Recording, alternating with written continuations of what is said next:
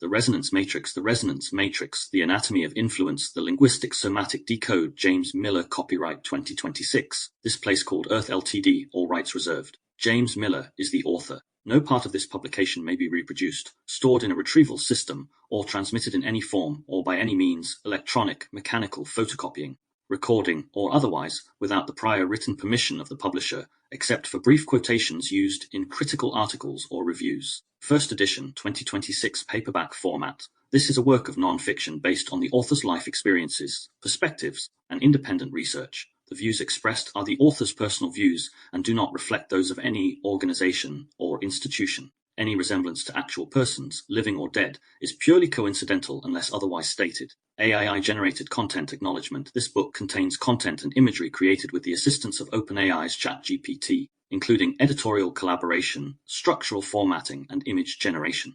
All final content was curated, edited, and approved by the author. Any AI-generated images are licensed for commercial use by the author and created explicitly for this publication. Cover and interior design. James Miller, OpenAI's ChatGPT, ISBN 979-8-89965-899-0 for permissions, questions, or speaking engagements. Contact j.c.miller@live.company.uk. Disclaimer: this book is intended for educational and informational purposes only. It reflects the author's personal experiences, perspectives, and independent inquiry, and is not a substitute for professional medical, psychological, psychiatric, legal, or financial advice. The concepts discussed, including nervous system regulation, trauma-related patterns, communication dynamics, and the Mirror-Linguistic Hypothesis, are presented as a framework for reflection and exploration. They are not presented as clinical diagnoses, treatment protocols, or guarantees of outcome. Readers should not use this book to self-diagnose, to discontinue or modify prescribed treatment, or to delay seeking professional help. If you are experiencing mental health distress, persistent anxiety or depression, intrusive thoughts, trauma symptoms, suicidal ideation, or any condition that affects your safety or daily functioning, please seek support from a qualified healthcare professional. If you believe you may be at immediate risk of harm to yourself or others, contact emergency services or your local crisis support provider right away. Any references to research, theory, or physiology are included to support discussion and should be interpreted within the limits of this book's scope.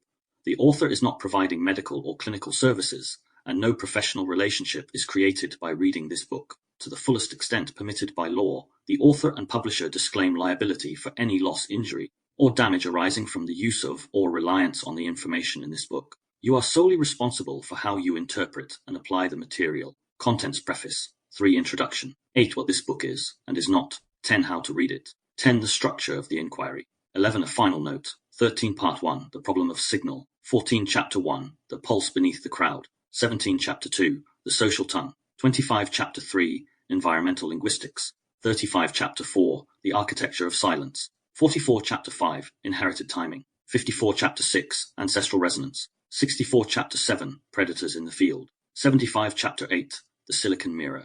85. Interlude I. The cost of interpretation. 95. Part 2. Re-entering experience. 102. Chapter 9. Stillness. After the system, let's go. 103. Chapter 10. Sensation returns. 112. Chapter 11. Orientation. Where am I? When am I? 122. Chapter 12. Discernment. Difference becomes readable. 131. Chapter 13. Boundary. Containment without performance. 141. Interlude 2. The nervous system as a timing instrument. 153. Part 3. The Mirror-Linguistic Hypothesis. 164. Chapter 14. What if language is regulatory? 166. Chapter 15. Meaning follows state. 181. Chapter 16. The mirror layer. 193. Chapter 17. The field before sentence. 204. Chapter 18. What the Mirror-Linguistic Hypothesis is not. 216. Chapter 19. Nervous system language as a working model. 227. Chapter 20. Ethics of state transmission. 241. Keystone. The Mirror-Linguistic Hypothesis. Concept paper. 253. Part 4. Linguistic Somatic Interaction. 309. Chapter 21. The pre-edit function.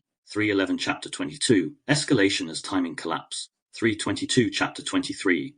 Gaslighting as state engineering. 331. Chapter 24. Seduction and recruitment. 343. Chapter 25. Deception and the split field. 353. Chapter 26. Pressure patterns. From bribery to coercion. 362. Chapter 27. Pressure patterns. From extortion to compliance. 372. Interlude 3. The phrase that steals timing. 382. Part 5. Participation instead of performance. 387 Chapter 28 Voice, Expression without Performance. 388 Chapter 29 Agency, Choice without Urgency. 398 Chapter 30 Reciprocity, Mutual Regulation. 408 Chapter 31 Coherence, Inner and Outer Alignment. 418 Chapter 32 Sovereignty, Presence without Defense. 427 Part 6 Open Questions. 437 Chapter 33 What We Still Don't Know. 438 Chapter 34 Risks of Instrumentalizing Language. 442 Chapter 35 Research Pathways and Adjacent Lenses. 445 Chapter 36 Closing, the Human Condition. 453 Glossary. 463 References and Bibliography. 468 Disclaimer. 475 The Resonance Matrix, The Anatomy of Influence. The Resonance Matrix, The Anatomy of Influence preface. This book began as a personal disruption, not a sudden conversion and not a neatly defined moment, but a gradual loosening of assumptions I didn't realize I was living inside. People call it a spiritual awakening, and I understand why. It carries that flavor, a shift in perception that isn't merely intellectual, but embodied, as though the world has not changed, yet the way you are present within it has. In the early stages, my focus was not on building a theory. It was about making sense of the internal rearrangement. I started noticing that the same core phenomena were being described across multiple disciplines, science, philosophy, psychology, spirituality, using different vocabularies, different metaphors, and different standards of proof, yet often pointing toward the same underlying dynamics. One tradition would describe meaning, another would describe prediction, another would describe the spirit, another would describe the state of the nervous system. The language changed, but the shape of what was being described did not always change with it. That realization was one of the first quiet fractures in the way I had been trained to understand reality. I began to suspect that the world was not simply out there, waiting to be interpreted correctly. Still, I was being participated in, co-constructed through attention, language, relationship, and the body's constant attempt to predict and survive. At first, I treated that suspicion as philosophy. Then I started to experience it as physiology, because these ideas are not neutral. They don't just sit in the mind like interesting concepts. They interact with posture, breath, tension, timing, and the felt sense of safety or threat. They influence how we speak, when we speak, what we omit, what we soften, what we defend, what we rehearse, and what we cannot quite say without losing ourselves. Over time, the inquiry moved from understanding to implementation. Not implementation in the sense of adopting a lifestyle or a set of practices, but implementation as honest self-contact. Noticing what I do when I am afraid. Noticing what I do when I want approval. Noticing the way my body contracts before I think I am anxious. Noticing how certain words produce an internal tightening while others produce a release. I began to see language not only as a tool for expressing thought, but as a force that shapes the state. I also began to see that my relationship with language was inseparable from my relationship with other people. Speech is rarely only about content. It is about timing. It is about consequence. It is about where we place ourselves in relation to others. It is about how much of ourselves we are willing to reveal, and what we expect will happen if we do. Much of what passes for communication is not really communication at all. It is protection, negotiation, performance, surveillance, and strategy, often occurring automatically beneath conscious intent. If the book has a central thread, it is this: language does not merely describe reality, it participates in shaping it, not as a mystical claim, but the resonance matrix, the anatomy of influence as a lived observation. Words act on nervous system states. They shape perception. They shape relationships. They shape identity. They can fragment experience or restore coherence. They can recruit urgency or allow space. They can place us in a defensive posture before we have decided to defend anything. This is the ground from which the resonance matrix emerged. The project began as a spoken exploration, a way of thinking out loud, testing language in real time, and tracking what happened in the body when certain phrases landed, when certain frames tightened the chest, when certain tones invited collapse, and when certain forms of speech made it possible to remain present without bracing. As time passed, the work asked more of me. Understanding was no longer enough. If I were going to speak about these dynamics, I needed to live inside the question more seriously. That meant moving from intuition to study, from pattern recognition to research literacy, from personal resonance to the willingness to locate this inquiry within a broader intellectual landscape, without losing the immediacy of lived experience that gave the inquiry its origin. That is the point at which the Mirror-Linguistic Hypothesis took shape. The hypothesis is not presented here as a settled scientific claim. It is presented as an attempt to name something many people recognize but struggle to articulate, that language functions not only symbolically, but somatically as signal, as timing, as relational cue, as state transmission. The hypothesis is a bridge between worlds, between the language of spirituality and the language of neuroscience, between the language of philosophy and the language of physiology, between the subjective and the measurable. This book is not a manual, and it is not a promise. It does not offer a neat ladder from broken to healed, nor does it pretend that clarity is permanent. It offers something else, a way of seeing, a way of noticing what has been normalized, the fragmentation, the performance, the self-editing, and recognizing that these are not personal failures, but patterned adaptations. Many of us have become fluent in speaking in ways that cost us our internal reference. The aim here is not to replace one form of certainty with another. It is to restore the reader's contact with the subtle mechanics that shape experience, especially the mechanics we often overlook because they are embedded in the ordinary conversation, tone, implication, silence, timing. The structure of the book reflects the path the inquiry itself followed. It begins by describing the problem as it appears in the world, the pressure fields, the social tongue, the architectures of silence, the inherited patterns, and the technological mirrors. It then moves inward, stillness, sensation, orientation, discernment, boundary, the slow return to the internal signal. Only then does it introduce the hypothesis formally, because without internal reference, the hypothesis becomes just another idea.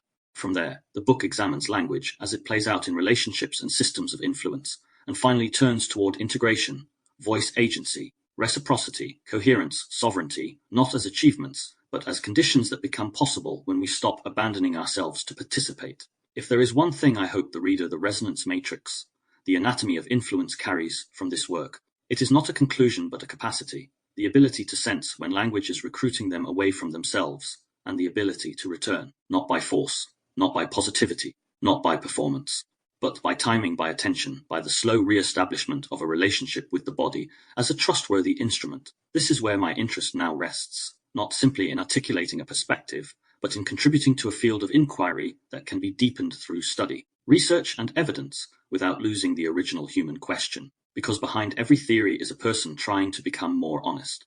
Behind every word is a nervous system attempting to survive, connect, and belong. The Resonance Matrix, the Anatomy of Influence Introduction. This book is about language, but not in the usual way. It is not primarily concerned with grammar, persuasion, or rhetoric, and it does not treat words as neutral labels attached to an objective world. Instead, it begins from a simpler observation. Language affects us, not only emotionally, but physiologically. The way we speak, listen, and interpret is entangled with breathing, posture, muscle tone, timing, and the subtle sense of safety or threat that shapes what becomes possible in a relationship. Most of us already know this in fragments. We have all felt a sentence land like a shove. We have all felt a tone create collapse, or a silence create alarm. We have all tried to explain something calmly, while our body was already bracing, and we have all experienced moments where a few words brought relief that logic alone could not produce. Yet modern life tends to flatten these realities. It treats communication as the exchange of information, and it treats misunderstanding as a failure of logic. In that framing, the body is irrelevant, state is irrelevant, timing is irrelevant. What matters is content, what was said, what was meant, what was intended, but lived experience rarely conforms to that model. The resonance matrix, the anatomy of influence, we do not speak from nowhere. We speak from within a nervous system, within a social environment, within a history, within a field of consequence. Much of our communication is not chosen. It is recruited. It is shaped by roles, incentives, social threat, belonging, humiliation, hierarchy, and the anticipatory reflex to avoid cost. What we call conversation is often an active negotiation of safety, even when the topic seems ordinary. This is why the same words can do different things in different mouths. It is why the same sentence can soothe you one day and infuriate you the next. It is why certain discussions escalate even when both people believe they are being reasonable. The primary driver is not always information. Often, it is the state of the nervous system. The central premise of this work is that language does not merely represent thought. It participates in the regulation of experience. To be clear, this is not presented as a final scientific claim, and it is not offered as a tool set for controlling emotion or optimizing relationships. It is offered as an inquiry into a dimension of communication that many people sense but rarely name. The book aims to make the invisible mechanics of language more visible. The ways it shapes perception, recruits urgency, stabilizes identity, transmits threat, and either fragments or restores coherence between what we feel and what we say. The resonance matrix, the anatomy of influence, what this book is, and is not. This is not a self-help manual. You will not find a sequence of steps, techniques, or do this to get that promises. Where practices appear, they are not prescriptions. They are invitations to notice. This is not a transcript of a podcast series. The spoken word that preceded this book served as a developmental space, a way of testing language in real time and observing its effects. The book is a synthesis, reorganized into a coherent progression, with repetition removed and concepts expanded where written form requires greater clarity. This is not a polemic. It does not ask you to adopt a worldview. It asks you to observe your own. How to read it. The most useful way to approach this book is slowly, not slow in the sense of laboring over every sentence, but slow in the sense of allowing the ideas to reach the body. The subject here is not only what language means, but what language does. If you read it as an argument, you may miss what is being pointed to. If you read it as a description of lived mechanics, it will likely feel more recognizable. At points you may find yourself reacting before you agree or disagree. That is not a flaw. It is part of the territory. The resonance matrix, the anatomy of influence language, is examined as a signal. It does not remain purely intellectual. The structure of the inquiry, the book unfolds in 6 parts, each one preparing the ground for the next. Part 1, the problem of signal, begins outward in the world. It describes how language operates in crowds, institutions, families, and digital environments, and how silence, performance, and inherited timing shape what can be felt and said. The aim is recognition, seeing the field you have been speaking in. Part 2, re-entering experience, moves inward. It restores contact with internal signals, stillness, sensation, orientation, discernment, boundary, not as spiritual ideals, but as physiological foundations for genuine perception. Without an internal reference, language becomes either performance or defense. Part 3. The Mirror-Linguistic Hypothesis introduces the developing framework at the center of the work, the proposal that speech is not only cognitive, but embodied and relational, that language functions as regulatory input within nervous systems and between them. This part, the resonance matrix, the anatomy of influence, contains a formal concept paper for readers who want the hypothesis stated clearly and directly. Part 4, Linguistic Somatic Interaction, returns to lived dynamics. It explores how influence patterns operate through timing, implication, escalation, distortion, seduction, coercion, and compliance, not as moral categories, but as observable pressure structures that shape state and behavior. Part 5, Participation instead of performance, shifts toward integration, voice, agency, reciprocity, coherence, sovereignty. These are not achievements to display, but conditions that become possible when internal reference is restored, and language is no longer primarily an act of self-abandonment. Part 6, Open Questions, closes the book without closing the inquiry. It marks limits, risks, and research pathways, and leaves the hypothesis where it belongs, as a living question that can be deepened through study evidence and lived observation. The resonance matrix, the anatomy of influence, a final note: if the work succeeds, it will not convince you of something new. It will help you notice something present all along, not as a concept to repeat, but as a dimension of experience you can recognize in real time. The way words shape state, the way state shapes meaning, and the way both shape what becomes possible between human beings. The resonance matrix, the anatomy of influence, part 1, the problem of signal. Most people assume the difficulty in modern life is a difficulty of information. Too much of it, too little trust in it, too much noise, too many opinions, too many competing narratives. And at one level, that is true. We live inside an environment saturated with claims, interpretations, alerts, and certainty performances. But beneath the information problem is a deeper problem, a problem of signal. In this book, signal does not mean data. It means internal reference. It means the body's capacity to register what is happening in sensation, in timing, in relational atmosphere, before that experience is overwritten by explanation, performance, or pressure. Signal is what lets you tell the difference between intuition and fear, between discomfort and danger, between a genuine yes and a socially recruited one, between your own pace and the tempo of a room. Signal is what makes meaning trustworthy because it is connected to something lived. When a signal is strong, language becomes a form of participation. You speak from contact. You listen with discernment. You can hold uncertainty without collapse. You can feel the field without being reorganized by it. When a signal is weak, language becomes something else. The resonance matrix, the anatomy of influence, it becomes a strategy. It becomes protection. It becomes maintenance. It becomes role play. It becomes the constant micro-adjustment of tone and phrasing to avoid cost. It becomes the performance of certainty when you are not certain, the performance of calm when you are not calm, and the performance of agreement when your body is quietly saying no. In that condition, the problem is not that people are stupid or dishonest or weak. The problem is that the environment has trained nervous systems to prioritize consequence over coherence. The most rewarded forms of speech are often the least connected to inner truth. The fastest, the sharpest, the most certain, the most socially legible. Part 1 explores this problem as it appears in the world, not as an abstract critique, but as a set of recognizable mechanics, the way crowds generate tempo and certainty, the way social belonging recruits language, the way silence becomes architecture, the way inherited relational timing shapes what can be said, the way predatory dynamics exploit signal loss, and the way technology amplifies these pressures through mirrors that never stop reflecting. This is not a moral argument, it is a phenomenological one.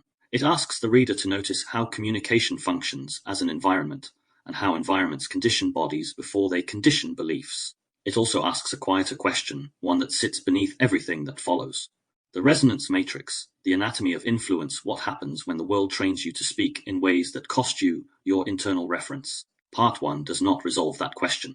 It makes it visible, because until the problem of signal is seen clearly, any attempt to improve communication becomes another form of performance.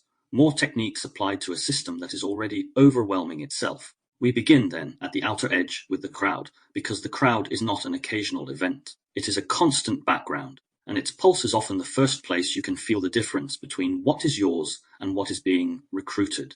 The resonance matrix, the anatomy of influence, chapter 1, the pulse beneath the crowd. There are moments when you can feel the crowd before you see it. Not always a literal crowd. Sometimes it is a workplace meeting, a family gathering, a comment thread, or a public debate playing in the background while you make tea. But the sensation is familiar. The air becomes slightly faster. The room acquires a direction. Your attention tightens. Your language begins to preform itself, as if your nervous system is preparing sentences before you have decided what you actually think. You can feel this most clearly when you enter a space already in motion. A conversation is underway. The tone is set. The pace is established. People are laughing a little too loudly, or speaking a little too sharply, or carefully choosing words with that particular smile that says, "I'm fine, but I am not relaxed." You arrive with your own internal state, but within minutes you notice yourself adjusting, not because you have been persuaded, but because the environment has shape, and your system begins to conform to it. This is one of the least acknowledged facts of communication. We rarely speak into emptiness. We speak into fields. A field is not a mystical idea here. It is a practical description of what happens when multiple nervous systems share space. The resonance matrix, the anatomy of influence, consequence, and attention. A field is what you feel when the temperature of a room changes without anyone naming it. It is what you sense when people know what they are allowed to say before the rules are spoken. It is what tightens your throat when the wrong subject comes up at the wrong time, and what loosens it when someone finally says what everyone has been thinking and feeling. Language does not only travel through a field, it helps create it. Before content arrives, there is tempo. Before an argument, there is posture. Before meaning, there is orientation. The crowd is often organized at the level of rhythm long before it is organized at the level of ideas. The group can become aligned without agreeing on anything, simply by matching pace, matching outrage, matching certainty, matching humor, matching suspicion. You can see this in small moments. Someone speaks with confidence, and the room leans in. Someone hesitates, and the room loses patience. Someone makes a joke that isn't really a joke, and the laughter performs belonging. Someone speaks plainly, and the silence that follows is not neutral. It is a signal about what is welcome. What is moving through the group is not only information, it is a nervous system state, the resonance matrix. The anatomy of influence, the contagious part you don't notice at first. Most people imagine influence as a visible act, persuasion, manipulation, propaganda, rhetoric, something intentional, something you could point to and name. But the crowd does not need intention to recruit you. It recruits through timing and consequence. It recruits through the body's constant question, am I safe here? The nervous system is built to sample the environment for cues long before the mind is ready to interpret them. That sampling is not a conscious scan. It is an automatic orientation toward risk and belonging. It decides how much you will reveal, how quickly you will speak, how carefully you will edit yourself, how strongly you will defend your position, and how much humor you will use to soften your honesty. This is why group dynamics can feel like gravity. You enter with a capacity for nuance, and within minutes, you find yourself simplifying. You enter with an honest question, and within minutes, you find yourself speaking like you already know. You enter with a calm body, and within minutes, your breathing has shortened slightly, your jaw has tightened slightly, and your language has begun to perform. The crowd not only influences what you say, it influences the internal conditions from which you speak. When those conditions shift, meaning shifts with them. The resonance matrix, the anatomy of influence, a sentence spoken from steadiness is not the same sentence spoken from fear. A truth spoken from coherence is not the same truth spoken from defense. The words may match on paper, but the nervous system hears the difference immediately and responds to it. The crowd's primary language, speed and certainty. If you want to recognize the pulse of the crowd, do not start by analyzing opinions. Start by noticing what happens to time. Crowds tend to speed things up. not always in obvious ways, but in subtle compressions, shorter pauses, faster replies, less space for uncertainty, more demand for immediacy, more pressure to be for or against rather than present. The crowd also tends to reward certainty. Certainty functions like a social currency. It stabilizes the group. It gives people something to align around. It reduces ambiguity, and ambiguity is uncomfortable in collective space because it slows decision-making and exposes differences. So certainty becomes valuable, even when it is false, even when it is forced, even when it is merely the performance of knowing. This is one reason why polarization is not only ideological, it is physiological. When the field speeds up, the nervous system shifts toward mobilization. When mobilization increases, the capacity for nuance reduces. When nuance reduces, speech becomes sharper. The resonance matrix, the anatomy of influence, and sharp speech further mobilizes the field. The crowd and the individual feed one another in a loop. People often blame groupthink as though it is a moral failing, but groupthink is frequently a state phenomenon, a reduction in internal reference under pressure to belong. When language becomes an instrument of belonging is not only emotional, it is regulatory. Most of us learn early that certain forms of speech create connection, while others create cost. The cost may be obvious: conflict, rejection, humiliation, or it may be subtle: a shift in tone, a loss of warmth, a slight withdrawal. Over time, the nervous system becomes skilled at avoiding that cost. It begins to filter language before language emerges. This is what I call the pre-edit function, the quiet internal process that decides what can be said without consequence. In crowd space, the pre-edit function becomes stronger. You speak less directly. You add disclaimers. You soften statements. You exaggerate agreement. You choose a language that signals membership rather than truth. You say what makes sense in that environment, and you may not realize that the environment is doing part of the thinking for you. This is not always sinister. Sometimes it is simply social intelligence. The resonance matrix, the anatomy of influence, but the more automatic it becomes, the more it can erode the internal signal. Because if your language is primarily calibrated for belonging, your nervous system begins to associate truth with danger, and when truth is associated with danger, the body will choose safety. Safety in social space often looks like performance. The quiet cost, internal signal goes missing. The most important effect of crowd pressure is not what it makes people believe. It is what makes people abandon. Under strong field conditions, people lose access to their own timing. They lose access to the body's subtle. They lose access to uncertainty as a legitimate state. They lose access to silence as an honest response. They lose access to the slow internal process by which meaning forms. They may still be articulate. They may still sound intelligent. They may even sound more convincing than ever. But the cost is often felt later privately as fatigue. Not just tiredness from effort, but the exhaustion of leaving parts of yourself behind to participate. The exhaustion of having to translate yourself internally after the fact. What did I actually mean? Why did I say it like that? Why did I agree? Why did I freeze? Why did I speak when I didn't want to? The resonance matrix, the anatomy of influence, if the book has a problem that it returns to repeatedly. It is this: much of modern communication separates us from ourselves, not through obvious coercion, but through normalized speed, normalized performance, and normalized detachment from the body as a source of truth. Recognizing the pulse beneath the crowd, there is a moment, sometimes small, sometimes startling, when you begin to notice the crowd's pulse without becoming it. You notice the tempo of the room, and you do not rush to match it. You notice the demand for certainty, and you do not immediately supply it. You notice the pressure to perform belonging, and you choose to remain honest about your state instead, not dramatically, not confrontationally, simply by not abandoning your own internal pace. This is not a withdrawal. It is not a claim of superiority. It is the first re-emergence of internal reference, and internal reference matters because it changes the role language plays in your life. When you have an internal reference, language becomes expression, not defense. The resonance matrix, the anatomy of influence. When you have an internal reference, you can enter a field without being reorganized by it.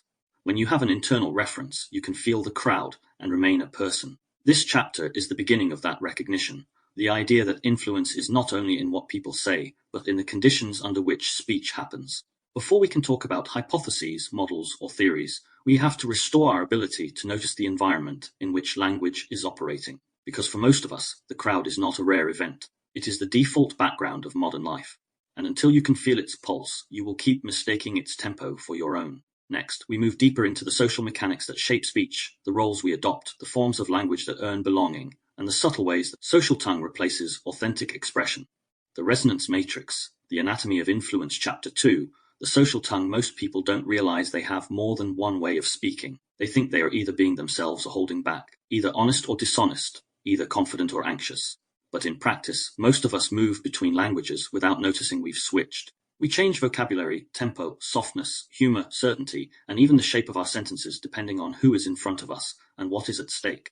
And we do it so quickly that it rarely feels like a decision. If Chapter 1 was about the pulse of the crowd, the field you enter and begin to match, Chapter 2 is about what you use to survive inside that field. The social tongue, not slang, not an accent, not personality. The social tongue is something more structural. The belonging language you have learned to speak to be acceptable, safe, legible, employable, likable, avoidant of conflict, or simply unremarkable. It is the voice that knows how to say the right thing. And in many modern environments, it becomes so rehearsed that it replaces internal reference without you noticing. The social tongue is not primarily about truth.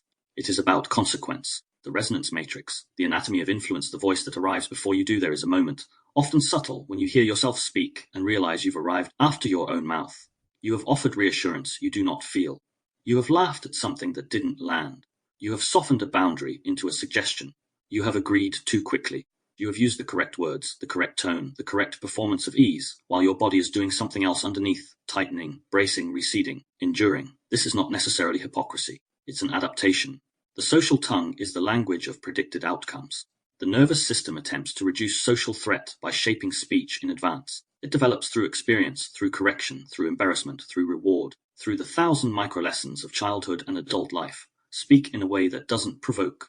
Say it nicer. Don't be so intense. Don't make it awkward. Be grateful. Don't upset them. Don't ruin the mood. The resonance matrix, the anatomy of influence, don't look stupid. Most of these lessons are not taught explicitly. They are learned through atmosphere, the same atmosphere that shaped your first understanding of safety. Over time, the social tongue becomes automatic. It speaks before you check in with sensation. It speaks before you locate what you actually mean. It speaks before you notice whether you are consenting, accommodating, freezing, fawning, masking, or negotiating. And because it works, because it reduces immediate friction, it becomes reinforced. The cost is not always obvious at first. Polite doesn't always mean benign in its healthiest form. Social language is simply social intelligence. Courtesy, tact, mutual respect, and a sensitivity to timing. There is nothing wrong with knowing how to navigate the realities of living with other human beings. But in many modern settings, politeness becomes something else. It becomes an instrument of suppression. Not always intentional suppression, but conditioned suppression. The kind that hides in phrases that sound reasonable. Let's keep it professional. This isn't the time. Let's not be negative. The resonance matrix, the anatomy of influence, we don't talk about that. Just move on. Be the bigger person. It's fine. The social tongue can be used to keep the peace. It can also be used to maintain denial. It can prevent conflict. It can also prevent truth. It can protect relationships. It can also protect against dysfunction. And the reason it's hard to see is that it often sounds like virtue. It sounds like maturity. It sounds like emotional control. It sounds like being a good person. But much of what we call emotional control is simply emotional management, the ability to keep discomfort invisible, to remain accepted. The social tongue becomes strongest wherever emotional truth carries cost. Workplaces, family systems, romantic dynamics, friendship groups, online communities, institutions, anywhere there is a hierarchy of belonging. The resonance matrix, the anatomy of influence, the pre-edit function, where the signal is lost in Chapter 1, I introduced the idea of a pre-edit function, the internal filter that decides what can be said without consequence. Here it becomes clearer. The pre-edit function not only filters words, but also removes them. It filters states. It decides what aspects of you are allowed to be present. It is the mechanism that converts an internal no into a socially manageable make. It converts uncertainty into a confident tone. It converts pain into humor. It converts anger into silence. It converts grief into productivity. It converts genuine excitement into a performance of coolness. It converts need into independence. It operates before speech. The person speaking may not even realize they have edited themselves. This is one of the reasons modern communication can feel so strangely disconnected. People are speaking, but no one is arriving. Language is moving, but contact is not increasing. Conversation becomes a kind of choreography, well-timed, well-mannered, socially calibrated, while the body remains unacknowledged. A relationship can remain fine 4 years inside that choreography, and then seemingly out of nowhere. A collapse, the resonance matrix, the anatomy of influence occurs. Burnout, resentment, sudden withdrawal, a rupture that surprises everyone. It isn't out of nowhere. It's the accumulation of signal loss. The social tongue is a mask, and the fatigue that follows the social tongue is a mask, but not always in a dramatic sense. Most masks are subtle. They look like being consistently easygoing, being consistently reasonable, being consistently helpful, being consistently unbothered, being consistently strong. These are praise traits until you realize they can also be survival strategies. The mask is not the problem. The problem is when the mask becomes the only face you are allowed to wear. This creates a particular kind of exhaustion, not just physical tiredness, but the fatigue of constant regulation through language, managing tone, managing impression, managing others' reactions, managing your own visibility. It is the fatigue of living as an interface. Many people can feel this fatigue but cannot name it because outwardly they are functioning. They are communicating successfully. They are not being rejected. They are not being punished. They are not being. The resonance matrix, the anatomy of influence abandoned. They are simply slowly disappearing from themselves. Social speech and the economy of legibility. There is another reason the social tongue becomes dominant. Modern environments reward legibility. Legibility is the state of being easily categorized and easily predicted.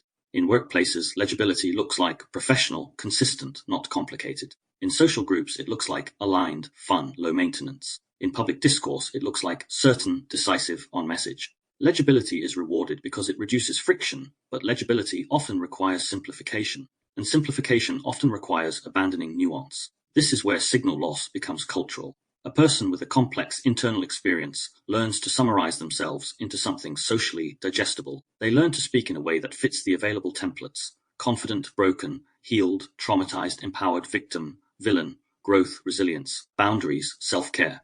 Even therapeutic language can become part of the social tongue, not because therapy is false, but because every vocabulary can be used performatively when belonging is at stake. The resonance matrix, the anatomy of influence. A person can speak fluently about their emotions while remaining emotionally absent. A person can speak fluently about boundaries while never actually setting one. A person can speak fluently about authenticity while performing authenticity as a social brand. This is not an accusation. It is a recognition of pressure. When social reward is tied to certain scripts, scripts proliferate. When the social tongue becomes a weapon, the social tongue doesn't only suppress truth, it can also weaponize it. Language that sounds mature and reasonable can be used to dominate, dismiss, or control without appearing aggressive. It can be used to corner someone while maintaining the appearance of calm. You're overreacting. You always take things the wrong way. I'm just being honest. You're being too sensitive. Let's be rational. These phrases often function less as communication and more as positioning. They claim authority over reality itself. Your experience is invalid. My framing is the correct one. The resonance matrix, the anatomy of influence. This is one of the reasons calm speech can sometimes feel threatening. Not because calm is bad, but because calm can be performed as a shield, while the language underneath is coercive. The social tongue can become predatory when it is used to maintain power while avoiding accountability. That is not the center of this chapter, but it is part of the terrain we are entering, because once you begin to see language as state-shaping, you begin to see that influence is not always loud. Often it is quiet. Often it is phrased well. Often it wears a smile. Reclaiming speech from the interface. The aim here is not to reject social language. You cannot live outside the social world. The aim is to restore choice, to make the switch between tongues visible.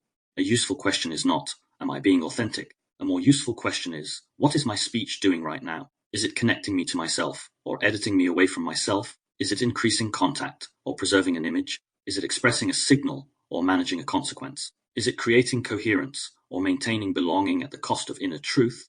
The resonance matrix, the anatomy of influence. When you can ask those questions in real time, the social tongue loses some of its automatic authority. It becomes a tool you can choose, rather than a language that chooses you. That choice is the beginning of something subtle but powerful, speech that comes from internal reference. Not impulsive speech, not unfiltered speech, not speech used as weaponry. Simply speech that remains connected to the body's truth, and that connection matters, because it is the foundation of everything that follows in this book. Without it, influence remains invisible. With it, influence becomes trackable, not only in other people, but in yourself. We are now ready to move into the next layer of the problem of signal, the places where words are not even required, because silence itself becomes a structure, where the field is organized not only by what is spoken, but by what is systematically withheld. In the next chapter, we examine silence, not as absence, but as architecture. The resonance matrix, the anatomy of influence. Chapter 3. Environmental linguistics. Most people think of language as something that happens between people. Conversation, argument, intimacy, persuasion, conflict. Long before you speak to anyone, you are already inside the language. It surrounds you, it precedes you, it greets you on screens and doors, in forms and policies, in brand slogans, warning labels, posters, notifications, headlines, receipts, menus, workplace dashboards, public announcements, and the endless micro-instructions of modern life. And the strange part is not that this language exists. The strange part is that most of it is treated as neutral. Environmental linguistics is the study of how language functions as part of the environment, not merely conveying information, but shaping perception, behavior, and nervous system state through constant exposure. It is language as atmosphere, language as architecture, language as behavioral scaffolding. In the context of this book, it is one of the most underrated sources of signal loss. Environmental language doesn't usually feel like communication, it feels like reality. The resonance matrix, the anatomy of influence, the linguistic landscape you stop noticing after a while. You stop seeing the words you live inside. You stop noticing the terms and conditions energy of modern existence.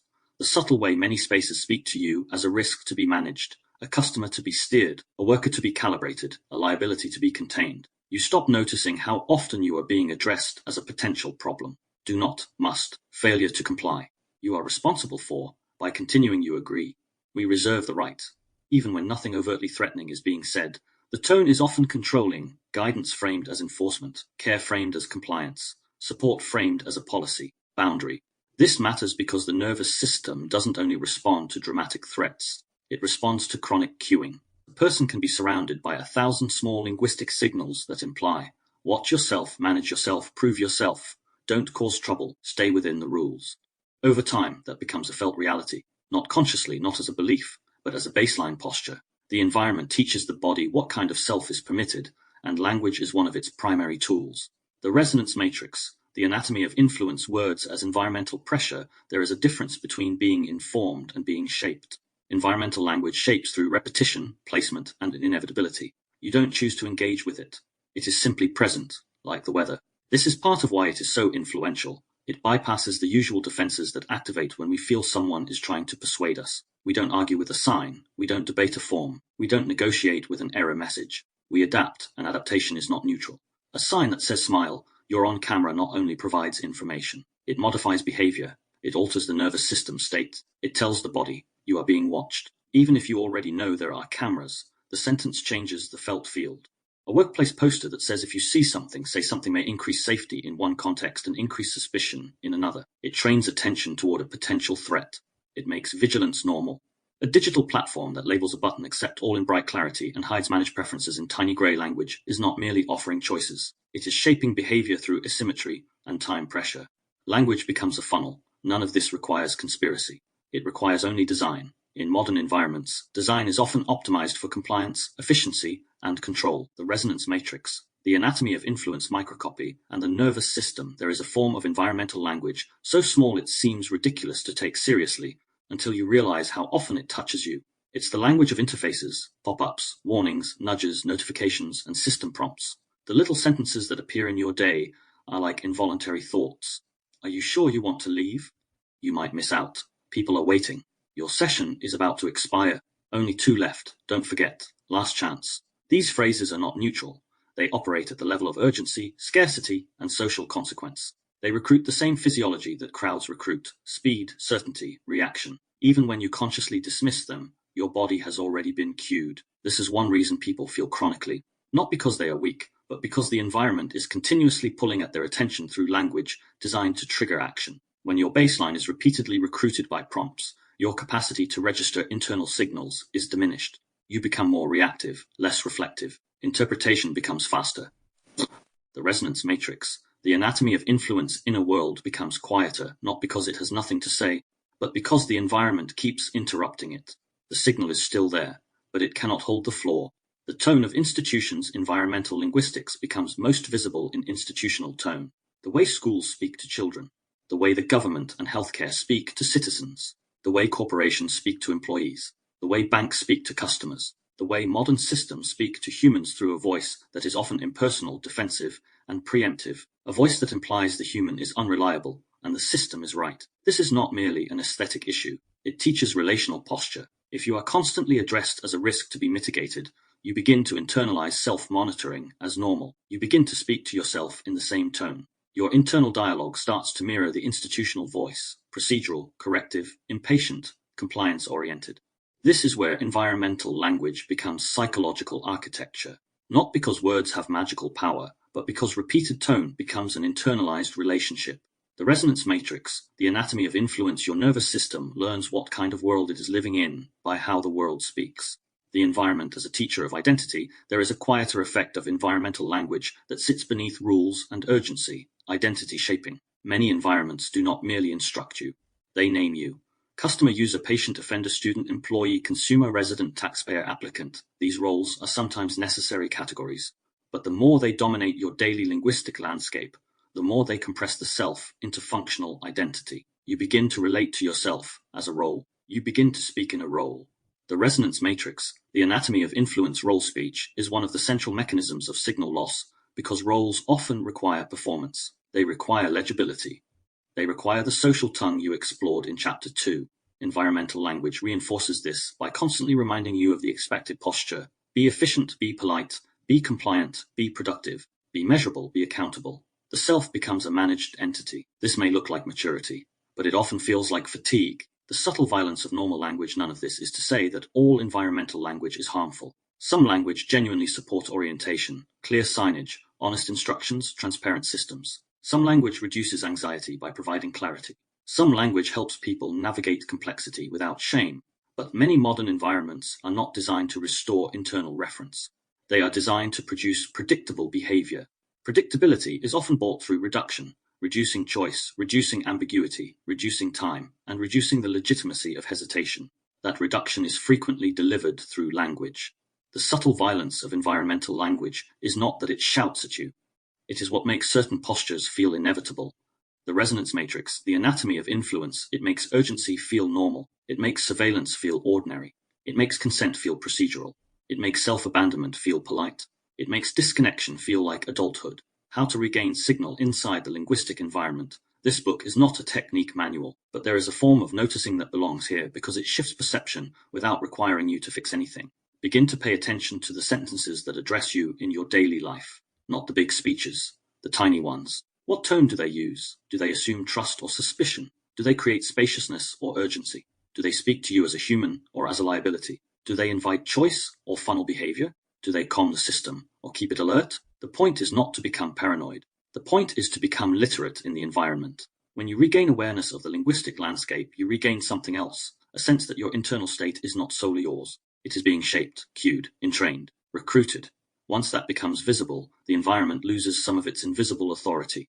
The resonance matrix, the anatomy of influence, you may still comply with the system, but you no longer confuse compliance with truth. You may still move through the world as it is, but you stop mistaking its tone for your identity. This is one of the beginnings of signal restoration, recognizing the difference between the environment's language and your own internal reference. If you cannot distinguish them, the world's voice becomes your inner voice, and that is the deepest form of silence. A hinge toward what comes next. Environmental language shapes behavior through what is present, but it also shapes behavior through what is absent. Every environment has topics that are not named, feelings that are not permitted, questions that are not asked, and realities that are treated as socially inconvenient. Some of the strongest pressure in a system is not expressed through speech at all. It is expressed through what is systematically not said. In the next chapter, we move into that territory, silence not as a pause, but as a structure, the architecture of the unsaid, and the way it conditions bodies long before it becomes a belief.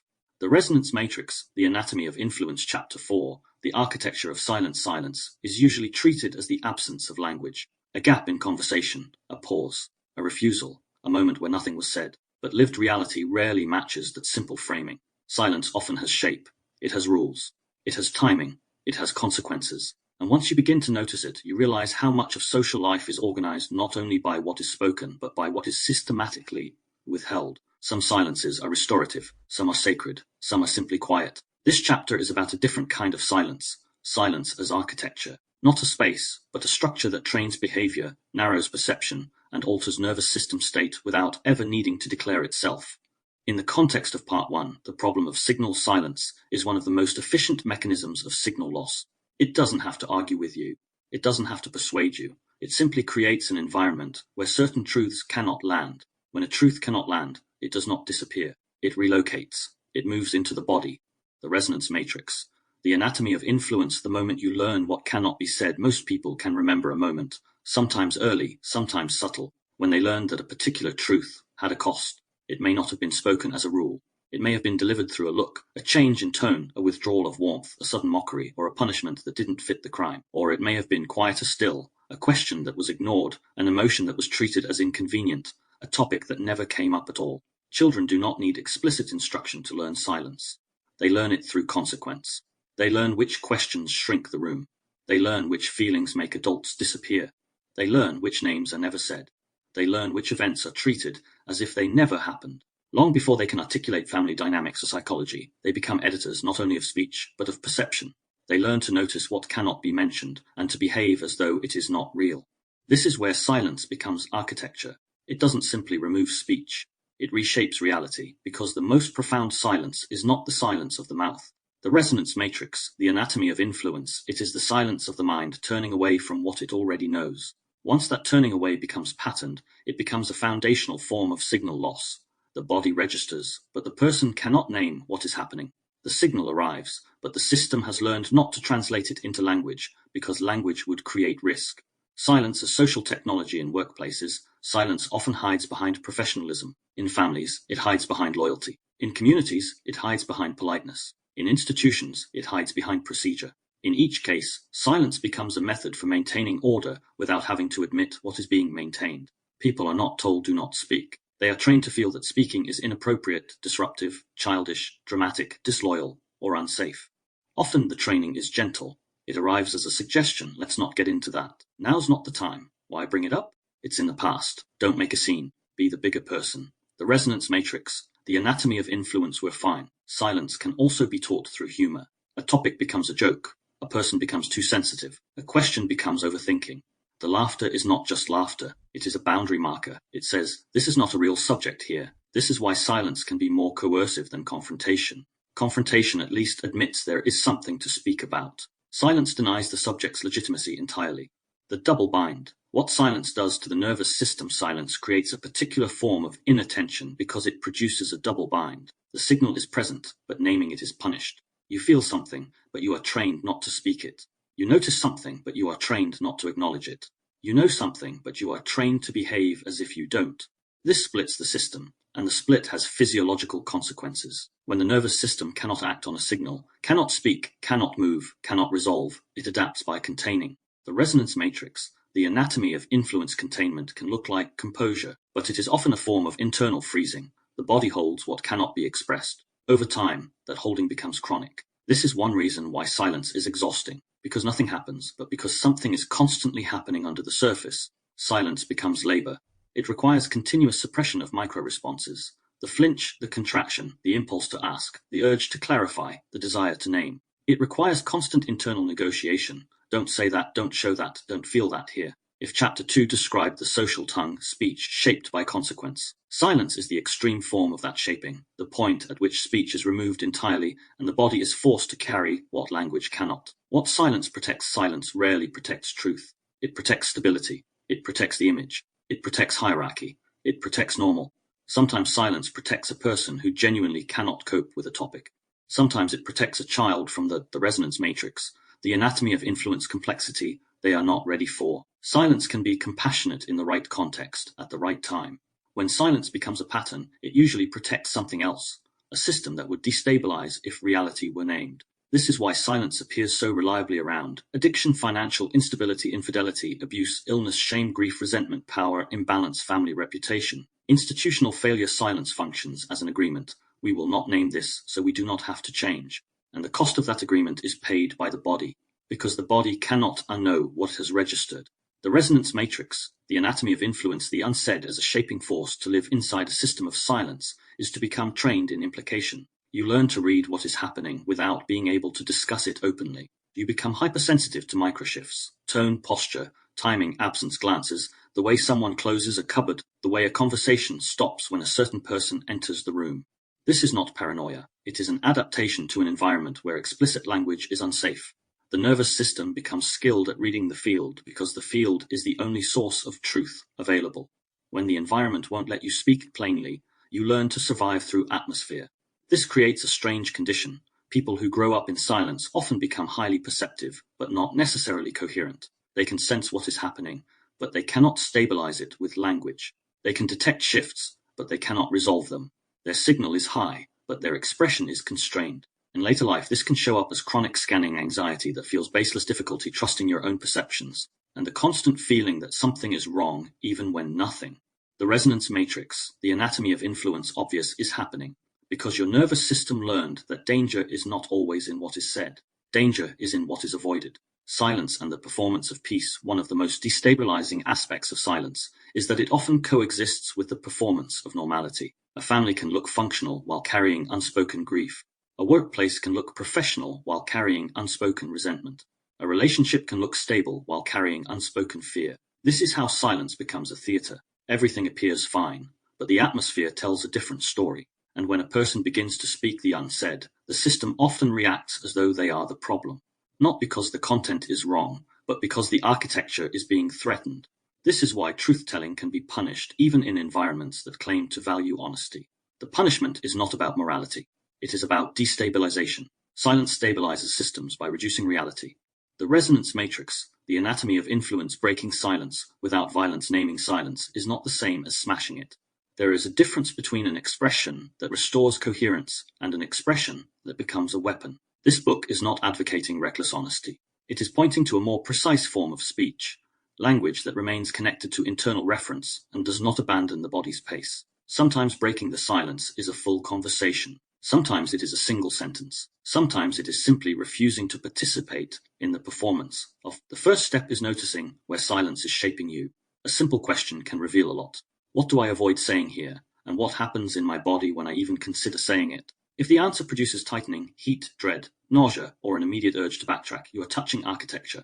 You are touching the place where the environment trained your nervous system to associate language with consequence. That association is not a moral weakness. It is a learned pattern, and learned patterns can be seen. The resonance matrix, the anatomy of influence, a hinge toward timing silence, is not only about what is forbidden. It is also about when something is permitted. Many people are not silenced absolutely. They are silenced temporarily. They are allowed to speak, but only later. Not now. Not like that. Not in this tone. Not in front of them. Not while they're stressed. Not when it might ruin the day. This creates a subtler form of suppression. Truth delayed until it no longer has force. Expression is postponed until it becomes inconvenient, irrelevant, or self-doubting. Signal repeatedly pushed out of time. This is where silence becomes timing. And timing becomes inheritance. In the next chapter, we move into that layer, not only what is unsaid, but the ways nervous systems learn when to speak, when to stay quiet, and how those timings shape identity, relationships, and the capacity to trust one's own internal signal. Next, we examine inherited timing, the unseen schedules we carry for permission, danger, and expression.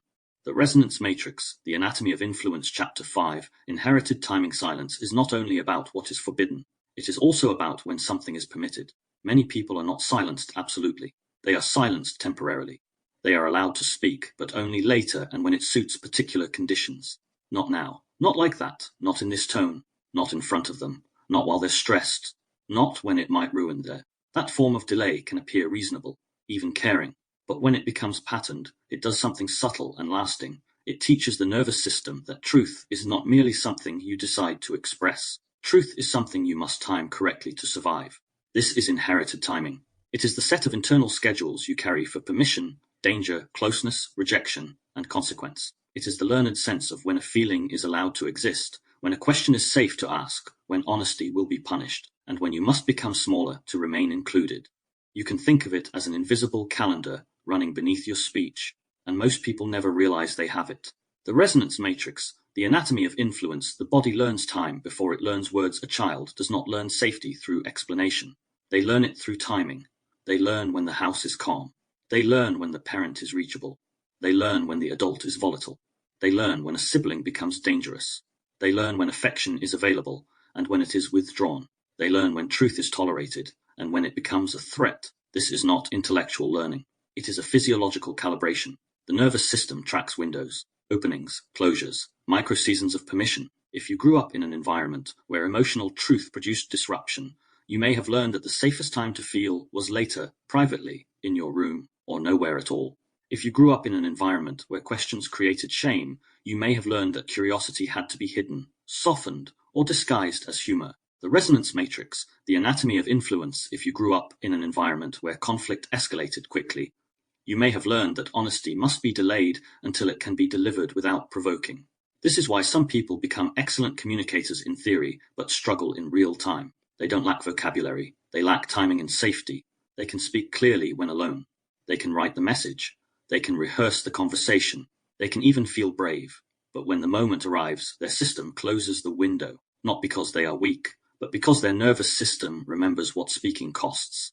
Delayed truth becomes weakened truth. There is a particular kind of self-doubt that forms when truth is consistently postponed. You notice something, you feel something, you want to name it, but your internal schedule says, not now, so you wait. The resonance matrix, the anatomy of influence, then you wait again and again. Eventually, the signal begins to decay, not because it was wrong, but because it was never permitted to fully land in language.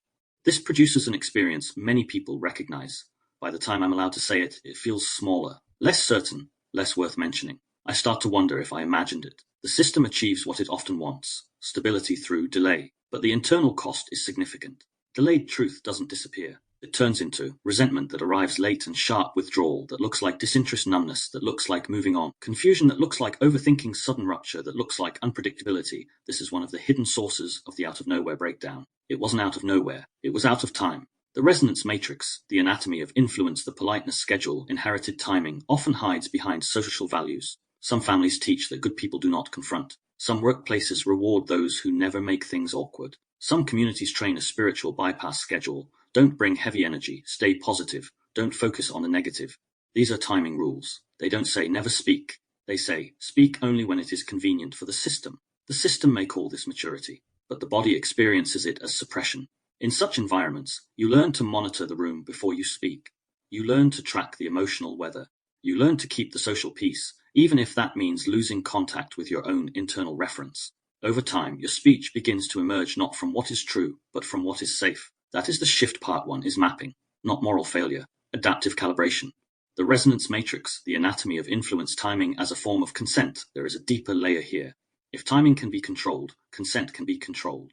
This is one reason timing rules are so common in hierarchical environments, not only in abusive systems, but in ordinary systems of authority. You may be allowed to express a concern, but only through the correct channel, at the correct time, in the correct tone, with the correct evidence, and without emotional intensity. You may be allowed to disagree, but only after you affirm, soften, reassure, and demonstrate loyalty.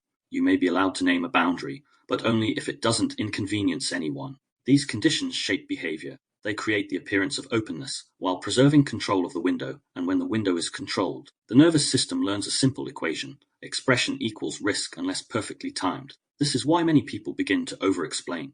They attempt to purchase timing safety through precision.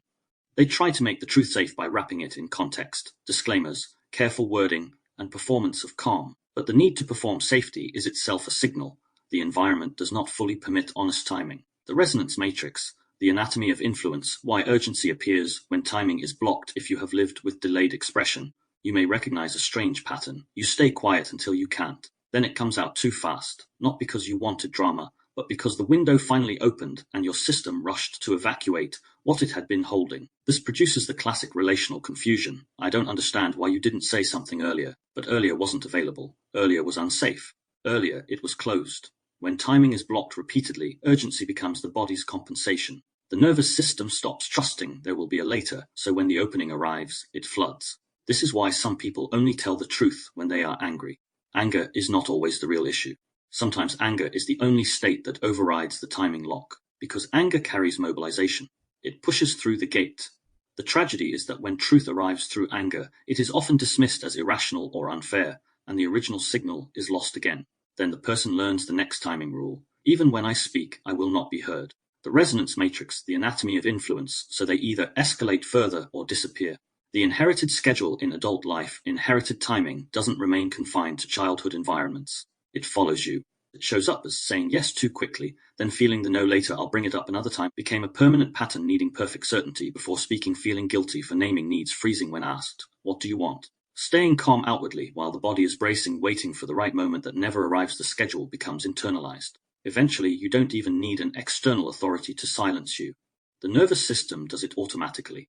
The pre-edit function becomes temporal. It doesn't just filter content, it delays it. That delay can look like patience, but it often functions as self-abandonment. Not dramatic self-abandonment, quiet self-abandonment. A life organized around later, restoring timing as an internal reference. The resonance matrix, the anatomy of influence. The resolution here is not to speak about everything immediately. It is to restore the ability to sense your own timing, not as a social negotiation, but as an internal truth. The key question is not, what should I say? The deeper question is, when did I first know this, and what happened when I tried to honor it? That question reveals the schedule. It reveals whether you learn to delay to maintain a connection. It reveals whether you learned that your truth must be convenient to be allowed.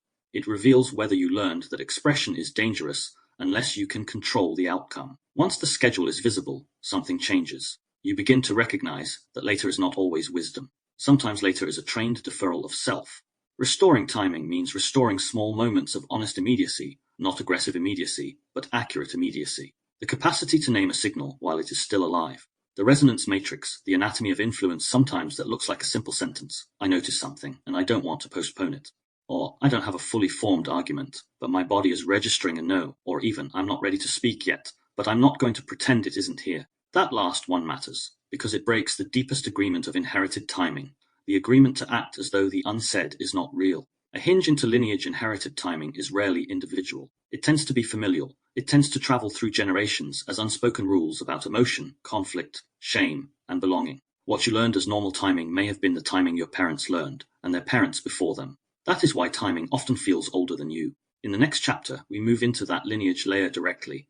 Ancestral resonance, the thermodynamics of what is carried, repeated, avoided, and transmitted not only through stories, but through states, roles, and the invisible timing rules that shape how a family survives. The resonance matrix, the anatomy of influence, chapter 6, ancestral resonance. Most people think of inheritance as something genetic. Eye color, height, temperament, illness, predispositions.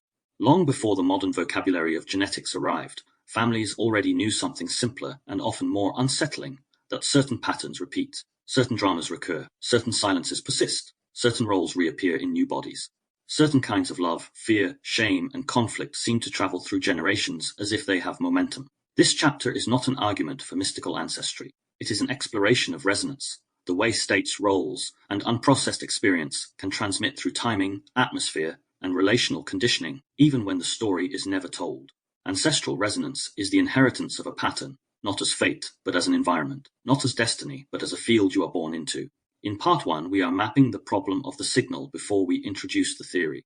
Here the problem becomes deeply personal. Your signal is not only shaped by crowds, institutions, and modern linguistic environments. It is also shaped by the private weather of lineage, the emotional physics of what a family has had to carry, avoid, endure, or deny. Often, the most powerful inheritance is not what was said, it is what was survived. The resonance matrix, the anatomy of influence, the family field you arrive in a family, is not only a collection of individuals, it is an atmosphere with memory. It has norms, taboos, rhythms, and implicit rules about what is permitted to exist. Those rules are often established long before you are born, in response to events you may never hear about: war, poverty, displacement, addiction, betrayal, humiliation, illness, early death, institutional harm, abandonment, violence, or simply chronic emotional absence. When a system survives something it cannot process, it adapts. It becomes efficient, it becomes controlled, it becomes avoidant, it becomes rigid, or it becomes chaotic. These adaptations stabilize the system, but they also shape the emotional climate in which the next generation is raised a part of. Children do not inherit the original event. They inherit the system that formed around it.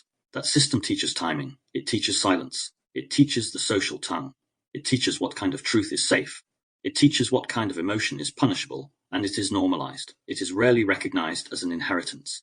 It is simply how things are. The resonance matrix, the anatomy of influence, unspoken history, and the shape of behavior. When a family carries unspoken history, language behaves strangely. Certain topics are avoided without anyone declaring them off limits.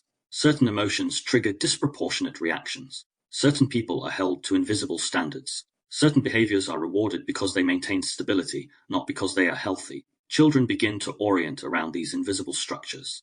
They learn the rules through atmosphere: who must be protected, who must be appeased, who must not be questioned, who must carry the tension, who must perform success, who must remain small. This is how roles form. And roles are one of the most powerful mechanisms of signal loss, because roles require performance. They require you to become predictable. They often require you to suppress signals that would destabilize the system. A child who becomes the good one learns that anger is dangerous. The resonance matrix, the anatomy of influence. A child who becomes the funny one learns that sadness must be disguised. A child who becomes the strong one learns that need is shameful. A child who becomes the problem learns that their signal is not trusted. These are not personality traits. They are survival assignments. They often echo across generations because they are functional to the system. The thermodynamics of lineage. There is a systems language way to describe this without moralizing it. A family system carries energy, not mystical energy, psychological energy, unresolved grief, suppressed rage, chronic fear, inherited shame, unprocessed trauma, and the constant labor of appearing normal while holding what was never integrated. When that energy cannot be expressed safely, it doesn't vanish, it moves, it gets redistributed. Sometimes it is externalized into conflict. Sometimes it is internalized into depression. Sometimes it is converted into perfectionism, addiction, or compulsive productivity. Sometimes it is displaced onto a scapegoat. Sometimes it becomes an ongoing narrative about who is difficult, who is. The resonance matrix, the anatomy of influence, ungrateful, who is sensitive, who is dramatic, who is selfish. In systems terms, this is a conservation principle. What is not processed must be managed, and management always has a cost. Ancestral resonance is the cost pattern repeating. It is the same management strategies appearing in different forms across time. The language changes, the era changes, the technology changes, but the timing rules remain. Why does the past repeat without being remembered? A common frustration for people who begin this kind of inquiry is the feeling of unfairness. I'm trying to heal something that isn't even mine. But mine and not mine is not always the most useful distinction. You didn't cause the original conditions, but you are living inside their consequences. This is why repetition can occur without conscious knowledge. You can repeat a pattern without knowing the story that created it, because what you're repeating is not the event. You're repeating the adaptation. For example, the resonance matrix, the anatomy of influence. If a previous generation survived danger by becoming emotionally numb, the next generation may inherit numbness as normal and then seek intensity elsewhere to feel alive. If a previous generation survived shame by becoming image-focused, the next generation may inherit perfectionism and fear of exposure. If a previous generation survived chaos by controlling everything, the next generation may inherit control as safety and panic when life becomes unpredictable. If a previous generation survived loss by never speaking about it, the next generation may inherit silence as the default response to pain and then feel broken for being unable to express. In each case, the inherited pattern is logical. It makes sense. It was functional. What was functional in one era can become damaging in another. That's how resonance becomes distortion. Language as a carrier of inheritance. We often think of inheritance as behavior, but language is one of its primary carriers. Not only the stories families tell, but the phrases they repeat. We don't talk about that. Don't embarrass us. Be grateful. You're fine. The resonance matrix. The anatomy of influence. Stop crying. What will people think? Handle it. Don't be weak. Family is everything. Some of these phrases are benign in isolation, but in the system they function as command codes. They set boundaries around what is permitted to exist. They shape the nervous system's relationship with reality. There are also linguistic absences, the words a family never uses. Apology, affection, fear, need, repair, boundaries, consent, grief, loneliness. Sometimes the inheritance is not in what is said, but in what language is missing. If a family lacks words for inner experience, children grow up with signals that cannot be named. The body feels, but the mind cannot organize. That gap becomes vulnerability. If you cannot name a signal, you cannot protect it. The resonance matrix, the anatomy of influence, the loyalty bind. One of the reasons ancestral patterns persist is loyalty, not sentimental loyalty, nervous system loyalty. A child's survival depends on belonging.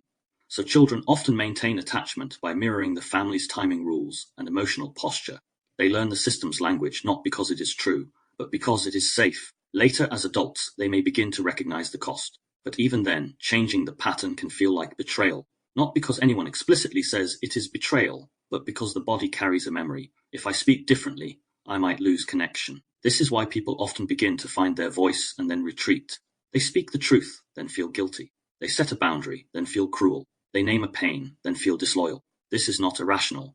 It is the residue of belonging being conditional. Ancestral resonance persists where love has been tied to compliance. The resonance matrix, the anatomy of influence, signal loss as a family norm. A family does not need overt abuse to create signal loss. It only needs consistent misattunement. If a child's internal reality is not mirrored accurately, if they are repeatedly told they are fine when they are not, dramatic when they are hurt, too sensitive when they are overwhelmed, they learn to distrust their own signal. That distrust becomes the foundation for later susceptibility to external influence. If you cannot trust your internal reference, you will reach outward for stabilization, to crowds, to institutions, to partners, to ideologies, to systems of certainty. This is one reason the problem of signal cannot be solved only by media literacy or critical thinking. It is relational. Signals are built where internal reality is permitted to exist, and signal collapses where internal reality must be edited for belonging. Restoring lineage without romanticizing it to speak of ancestral resonance is not to blame your family. It is to see the deeper logic of the system. Most families were not trying to harm their children. They were trying to survive. The resonance matrix, the anatomy of influence, but survival strategies become norms. Norms become identity. Identity becomes defended, and defended identity often resists change. The work, then, is not condemnation. It is differentiation. Differentiation means recognizing what you carry that is not you, and deciding what to keep. It means becoming able to say, this pattern makes sense, and I do not want to continue it. Not in anger, in clarity. Because clarity is a form of respect. Respect for reality, respect for what happened, respect for what it cost, and respect for the possibility of a different future. A hinge into predation dynamics. When the signal is weak, systems can shape you. When the signal is fragmented, language can recruit you. When timing is inherited, and silence is normalized, your inner world becomes easier to influence. Not because you are foolish, but because you have learned to abandon internal reference as a condition of belonging. This is where the next chapter moves. Not into paranoia, but into pattern recognition, how certain individuals and systems exploit signal loss, and how predation, the resonance matrix, the anatomy of influence, often appears not as violence, but as subtle recruitment into confusion, urgency, and dependence.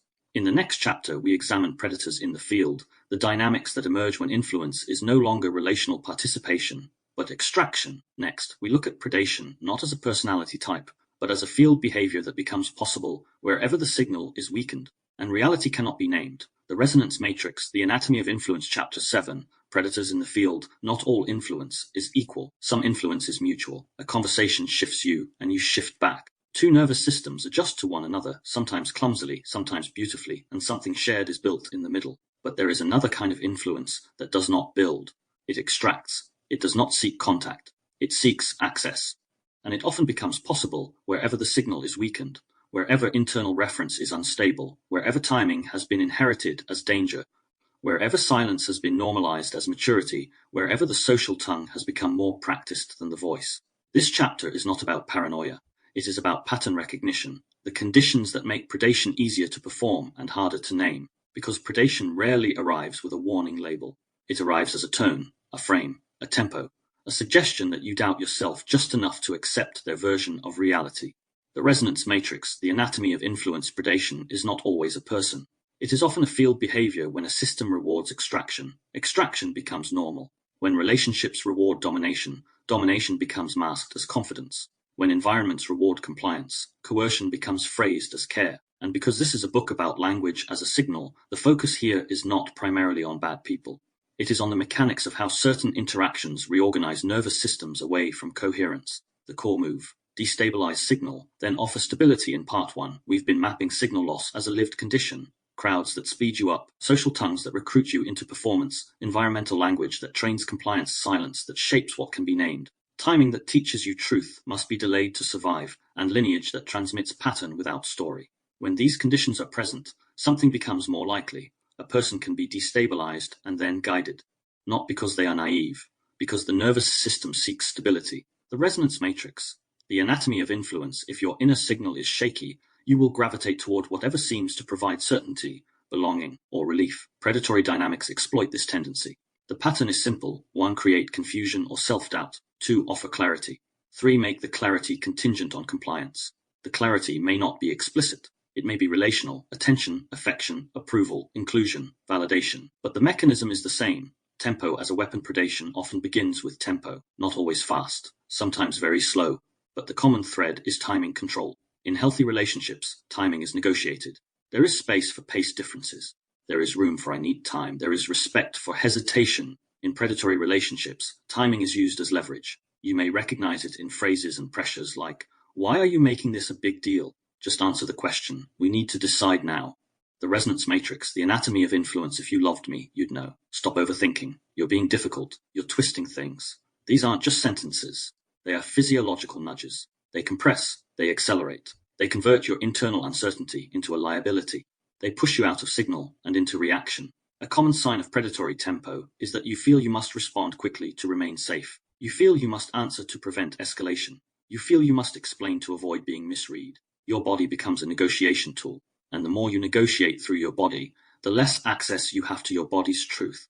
The language of plausible deniability. Predation rarely uses overt threats in modern social environments. It uses plausible deniability. It uses phrases that can be defended as harmless while still doing damage. The resonance matrix, the anatomy of influence, this is one reason people struggle to explain what happened. They can't point to a single abusive statement. Instead, the cumulative effect is destabilization, a gradual erosion of trust in their own perceptions. Plausible deniability language often looks like, "I was only joking. You're too sensitive. I didn't mean it like that. You always assume the worst. I can't say anything around you. You're imagining things." That's not what happened. The content is less important than the function. The function is to make your interpretation unreliable, to make your signal suspect, to shift the burden of coherence onto you. If you become responsible for maintaining coherence, you become easier to steer. The inversion, making you the problem for noticing one of the most characteristic features of predatory dynamics, is inversion. You name an impact. They respond as though your naming is the harm. The resonance matrix, the anatomy of influence, you point out a contradiction. They accuse you of being controlling. You ask for clarity. They imply you're paranoid. You request basic respect. They frame you as demanding. Inversion works because it triggers a deep survival reflex. The fear of being the difficult one, the fear of being rejected, the fear of being cast out of the field. If you've grown up with silence or inherited timing, you may already carry that fear. You may already have a nervous system that equates truth with consequence. Predation doesn't have to build that from scratch. It only has to press on it. Charm as control. Not all predation is harsh. Sometimes it is warm. Sometimes it is enchanting. Sometimes it feels like you have finally been seen. This is why predatory dynamics can be so confusing to articulate. They often begin with positive intensity. Attention becomes intoxicating. The nervous system registers relief, not the resonance matrix, the anatomy of influence, because the person is good, but because your signal has been hungry for attunement. Charm becomes control when the attention is conditional, the warmth is used to bypass your boundaries, the connection is used to accelerate intimacy faster. Your system can metabolize the specialness, isolates you from other references. Your hesitation is reframed as mistrust. Your no is treated as a problem to solve. The key marker is not whether it feels good. The key marker is whether you are allowed to remain coherent inside it. If you are allowed to slow down, ask questions, hold uncertainty, and still be respected, it's likely mutual. If slowing down produces punishment, withdrawal, mockery, guilt, or escalation, it's likely extraction. How predators recruit the social tongue. The social tongue is the language we use to avoid cost. Predatory dynamics often exploit it by creating an environment where your social tongue becomes your default. You begin to speak in a way that keeps things calm. You begin to phrase everything carefully. You begin to apologize for things. The resonance matrix, the anatomy of influence you haven't done. You begin to choose safety over clarity repeatedly. This can look like over-explaining basic needs, rehearsing texts before sending them, asking permission to feel, editing honest statements into soft versions, trying to prove you're reasonable, becoming increasingly polite in the face of disrespect. Politeness becomes a survival tactic. Survival tactics are not wrong. They are intelligent adaptations. But in predatory environments, survival tactics keep you trapped because the more you adapt, the more the system learns it can continue without changing. The body's early warning signals. Because this book is about signal, it matters to name the simplest truth here. Your nervous system often registers predatory dynamics before your mind can justify them, not through mystical intuition, but through pattern recognition. Common body signals include a tightening before a message arrives, the resonance matrix, the anatomy of influence, a sense of bracing during ordinary conversation, a drop in energy after contact, confusion after clarity, an urge to explain yourself even when you did nothing wrong, relief when they are absent, dread mixed with attachment, the feeling that you're always slightly in trouble. Again, none of these is proof, but they are signals.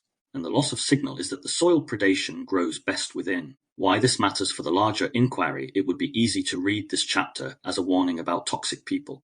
But part 1 is not building a villain narrative. It's building a structural understanding. When internal reference is weak, external pressures can define reality. That is true in relationships. It is also true in institutions, in the media, in ideologies, in digital environments. Predation in this sense is not an exception. It is an extreme expression of a cultural norm, influence without attunement. The resonance matrix, the anatomy of influence, a hinge into the technological mirror. Predation does not only occur person to person. Modern life has produced mirrors that reflect you constantly, measure you constantly, compare you constantly, and feed your attention back into systems designed to keep you engaged. These mirrors do not need malice to shape you. They only need incentives. In the next chapter, we move into the silicon mirror, where technology amplifies the problem of signal by accelerating tempo, rewarding performance, and training the nervous system to remain in a state of anticipatory orientation. Predation is easiest where the signal is weak. and the signal is weakened most efficiently where the mirror never stops. The Resonance Matrix, The Anatomy of Influence, Chapter 8. The silicon mirror predation does not require a predator. Sometimes it only requires a mirror that reflects you constantly, measures you constantly, compares you constantly, and feeds your attention back into systems designed to keep you engaged. A mirror that never sleeps, never forgets, and never allows your internal signal to settle without interruption. This is the silicon mirror, not simply technology, but the specific kind of technological environment that turns human attention into an economic resource. It does this not primarily through content, but through tempo, repetition, and constant relational cueing. Part 1 has been mapping the problem of signal as it appears in the world. The crowd pulse, the social tongue, environmental language, silence, inherited timing, lineage resonance, and predation dynamics. This chapter completes the arc by showing how the technological environment amplifies all of it at once and makes it feel normal. The silicon mirror is not one device. It is a field, and the field is always on. The Resonance Matrix, The Anatomy of Influence, the mirror that talks back. Traditional mirrors are passive. They reflect and then stop. The silicon mirror reflects and responds. It learns what captures you. It tracks what you pause on. It notes what makes you angry, what makes you jealous, what makes you fear, what makes you feel righteous, what makes you feel ashamed, what makes you feel superior, and what makes you feel less than. It doesn't need to understand you in any soulful sense. It only needs to predict your next micromove. This is why the mirror feels alive, not because it is conscious, but because it is adaptive. And once you are inside an adaptive mirror, your nervous system begins to orient to it as if it were a social environment. You begin to carry it as a background presence. You check without deciding. You respond without noticing. You brace without recognizing that you are bracing. The mirror's primary influence is not ideological. It is physiological. Tempo replaces attention. The simplest signature of the silicon mirror is speed. Not always an obvious speed. Sometimes it looks like convenience. The Resonance Matrix, The Anatomy of Influence, but the overall effect is compression. Fewer pauses, shorter windows of reflection, more rapid switching, more frequent cueing, and less time for the internal signal to form before the next prompt arrives. The environment trains you to live on the surface of your attention. Even when you are not distracted, you become oriented, waiting, scanning, ready for the next cue. This is a nervous system posture. You can feel it in the body. A slight forward lean, a subtle readiness, a constant anticipatory tension. The system is not resting. It is monitoring, not necessarily in fear, but in alert expectation. When attention becomes fast, meaning becomes thin. When meaning becomes thin, interpretation becomes dominant. And when interpretation dominates, the internal signal is continually overwritten by external frames. This is why people can consume enormous amounts of information and feel less clear than ever. The problem is not knowledge. It is pace. The Resonance Matrix, The Anatomy of Influence, the mirror trains performance. A mirror that includes an audience creates a specific kind of pressure. Performance. Pressure. In many online environments, speech becomes less about contact and more about legibility. The reward structures favor certainty over nuance, identity over complexity, outrage over grief, performance over presence, speed over coherence, wit over truth, alignment over inquiry. This is not because humans are shallow. It is because the environment selects for what travels. And what travels is often what triggers. The silicon mirror not only shows you other people, it shows you yourself as a social object, your opinions, your images, your brand, your position, your consistency, your status, your likability, your visibility, your relevance. This is where the social tongue becomes a cultural default. You begin to speak as if you are being watched, because you are. The Resonance Matrix, The Anatomy of Influence, not necessarily by a single person, but by the field itself.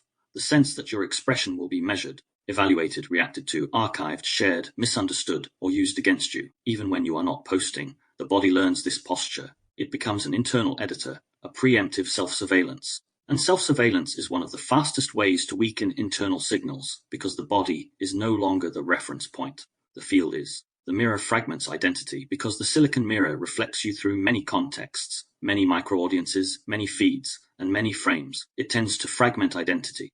You are one version of yourself in one space, and a different version in another. You are more political here, more spiritual there, more ironic there, more professional there, more restrained there, more provocative there. None of this is inherently wrong. Humans have always adapted to context, but the mirror accelerates it. It multiplies it, rewards it. Over time, the self can begin to feel like an interface, a set of curated outputs rather than an embodied center. The Resonance Matrix, The Anatomy of Influence, and when the self becomes an interface, the body becomes the background. The signal weakens because the signal is always slower than the performance. The body does not update in real time to match trends. It takes time, It needs integration. It needs silence. It needs the kind of emptiness modern environments treat as waste. This is why many people report the same strange experience. They can be highly connected and feel profoundly disconnected. They can be highly expressive and feel unable to speak. They can have endless opinions and no internal peace. The mirror has given them language, but it has not given them contact. The mirror amplifies emotional recruitment. One of the most powerful effects of the silicon mirror is emotional recruitment. Because emotional content holds attention, the mirror learns to present emotionally activating material. This activation doesn't have to be extreme. It can be subtle, a slight anger. The resonance matrix, the anatomy of influence, slight anxiety, a slight comparison, a slight moral judgment, a slight fear of missing out, a slight sense of threat. These microactivations create a baseline of inner agitation, not always conscious, but embodied. And once that baseline is present, interpretation becomes the default mode. You begin to read everything as potential meaning, potential danger, potential status, potential judgment. The nervous system remains in a semi-mobilized state. This is the deeper cost of the mirror. It keeps the system, and a system that is always up struggles to feel its own signal clearly, because the signal requires a downshift. Signal requires a capacity to rest inside sensation long enough for something honest to form. The mirror's hidden promise. Coherence through certainty. The mirror offers an implicit promise. It says, if you can just find the right explanation, the right identity, the right community, the right theory, the right enemy, the right narrative, you will feel coherent. But coherence is not achieved through narrative acquisition. The resonance matrix, the anatomy of influence coherence, is achieved through internal alignment. When the internal signal is weak, certainty becomes addictive, not because people are stupid, but because certainty provides relief. It narrows the world. It reduces ambiguity. It stabilizes belonging. It gives the nervous system a frame to hold. The silicon mirror becomes a distribution system for frames, endless certainty performances, endless identities to adopt, endless conflicts to join, and all of it can feel like meaning. But much of it is regulation by substitution, external structure replacing internal reference. The cost of the mirror is not that it lies. It's tempting to frame technology as misinformation, but the deeper issue is not always truth or falsehood. The deeper issue is what happens to your nervous system when your attention is continuously recruited. The resonance matrix, the anatomy of influence, even accurate information can destabilize you if it arrives at the wrong tempo and in the wrong field conditions. Even good ideas can become weapons when they are used to produce identity certainty rather than contact. Even real issues can become performance material when they must be displayed to remain socially legible. The mirror doesn't only distort content, it distorts timing, and timing is one of the main regulators of the signal, restoring signal in a mirrored world. This book is not a list of techniques, but it is worth naming the simplest shift available here. You do not need to reject technology to reclaim signal. You need to stop treating the mirror as your reference point. That shift begins in small ways. Noticing what happens in your body before and after engagement, noticing how quickly your mind begins to frame. Instead of feel, noticing the subtle pressure to check, respond, perform, and position, noticing the difference between connection and stimulation, noticing when you are being recruited into urgency. The resonance matrix, the anatomy of influence, noticing the internal desire to resolve discomfort by consuming more explanation. The point is not moral purity. The point is internal contact. The mirror becomes less powerful when you can feel the difference between being informed and being reorganized. The most dangerous mirror is not the one that shows you falsehood. It is the one that makes you abandon yourself while believing you are becoming more aware.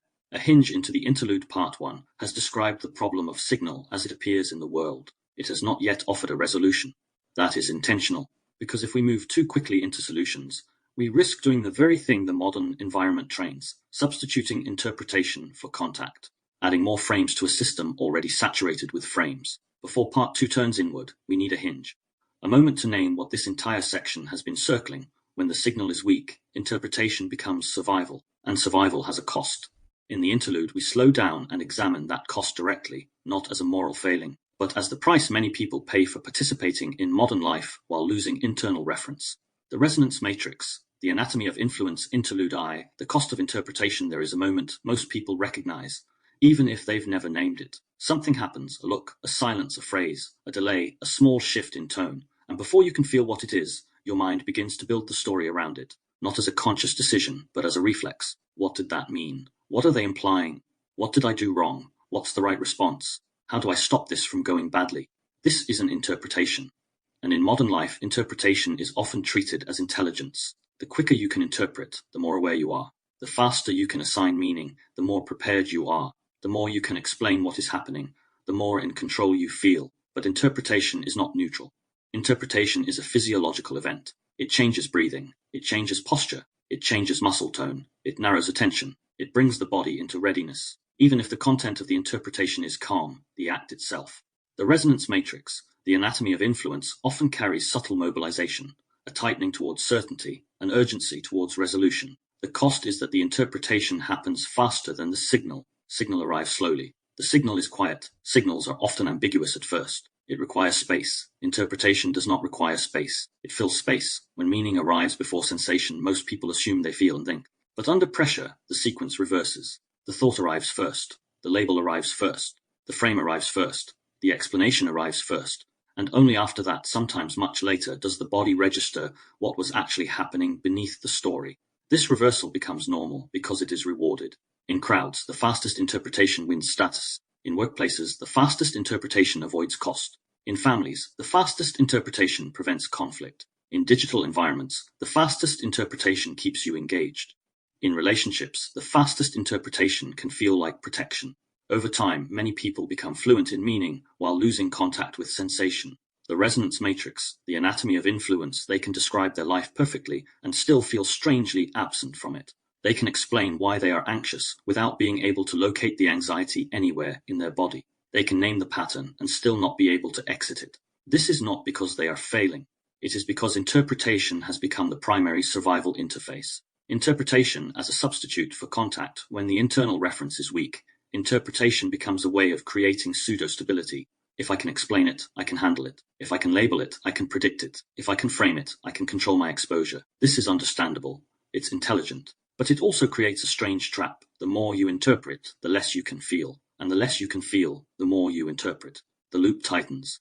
And the loop produces a specific kind of exhaustion. Not the exhaustion of activity, but the exhaustion of constant meaning production. The resonance matrix, the anatomy of influence. Many people are tired not because they are doing too much, but because they are continuously translating their experience into narratives the body never consented to carry. The interpretive posture, you can often detect interpretation not by what someone says, but by how their body holds itself while they speak. Interpretation carries a posture. It leans forward into outcome. It braces. It rehearses. It prepares arguments. It watches the room. It monitors the other person's face. It scans for threats. It tries to get ahead of the moment. This posture is common enough to be considered normal functioning, but it is rarely restful, and it creates a subtle disconnection. Your attention is not in your experience, it is in the prediction of your experience. This is where the problem of signal becomes more than philosophical. It becomes alive. You can be physically present and still not be here. The resonance matrix, the anatomy of influence, the cost you pay without realizing interpretation costs you in at least 4 ways. First, it costs simplicity. You lose access to the straightforward reality of a moment because you are busy building the meaning of the moment. Second, it costs time. By the time you finally speak, your words are no longer connected to the original signal.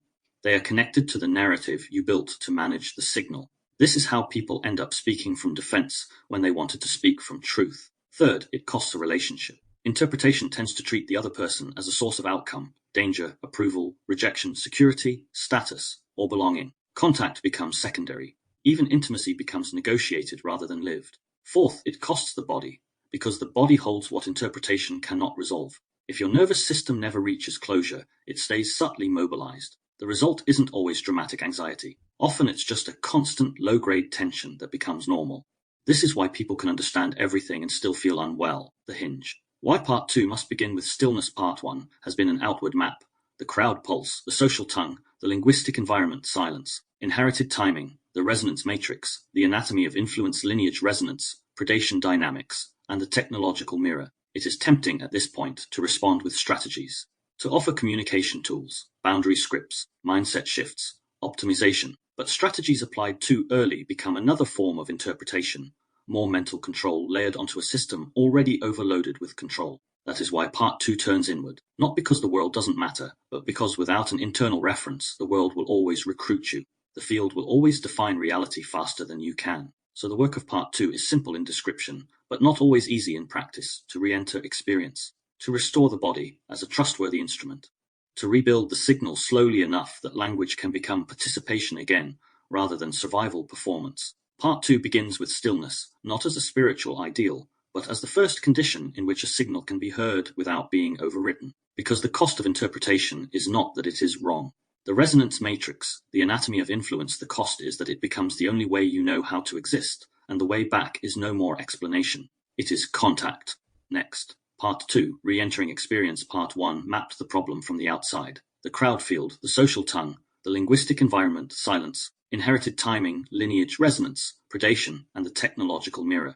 But mapping a field is not the same as exiting it. If you try to solve signal loss with more strategies, you often reinforce the very pattern the field trains: interpretation, replacing contact. Part 2 begins differently. It slows the tempo. It returns to the body as a reference point. Not to romanticize sensation, but to restore the conditions in which a signal can be heard without being overwritten. The movement here is not toward certainty. It is toward internal coherence, the quiet stability that allows language to become participation again, rather than performance or defense.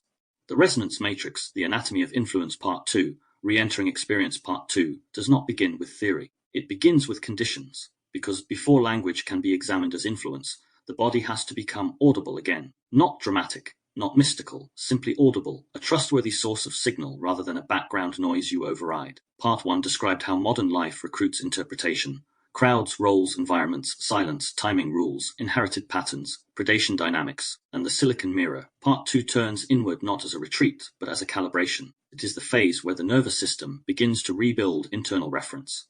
Sensation before narrative, orientation before meaning, boundary before performance, voice before persuasion. This is not about healing as an identity. It is about re-entering experience slowly enough that you can tell what is yours. The resonance matrix, the anatomy of influence. Chapter 9, Stillness. After the system lets go, stillness is often misunderstood. It is treated as a luxury, a spiritual achievement, or an aesthetic: quiet rooms, calm minds, peaceful faces. In the modern imagination, stillness is something you cultivate once life is under control. But in nervous system reality, stillness is something else. Stillness is what remains when the system stops bracing. It is not the absence of thought. It is the absence of mobilization. It is the moment the body realizes it does not need to be ahead of the moment. For many people, that moment does not feel peaceful at first. It feels unfamiliar, because a system trained to survive through anticipation often experiences stillness as exposure. Without the usual scanning, planning, interpreting, and managing, the internal world becomes louder. Sensation returns, unprocessed signal rises. The nervous system, no longer recruited outward, begins to reveal what it has been carrying. This is why stillness is not merely a mental practice. It is a physiological threshold. The resonance matrix, the anatomy of influence. The difference between stopping and settling: most people can stop. They can sit down, they can turn off a screen, they can lie in bed, they can take a day off, they can even go somewhere quiet. But stopping is not the same as settling. Stopping is behavioral, settling is autonomic. You can stop moving while still being internally mobilized. You can be physically still while your nervous system is running through outcomes. You can be lying down while the body is braced, jaw tight, breath shallow, and attention scanning. This is one reason rest often fails to restore. The system is not resting. It is pausing in a posture of readiness. Stillness is different. Stillness is the body letting go of readiness. And for those who have lived in high interpretation, high performance, or chronic self-monitoring, letting go can feel like losing control. It isn't losing control. It is returning to baseline. But the baseline can feel unsafe if you have not lived there for a long time.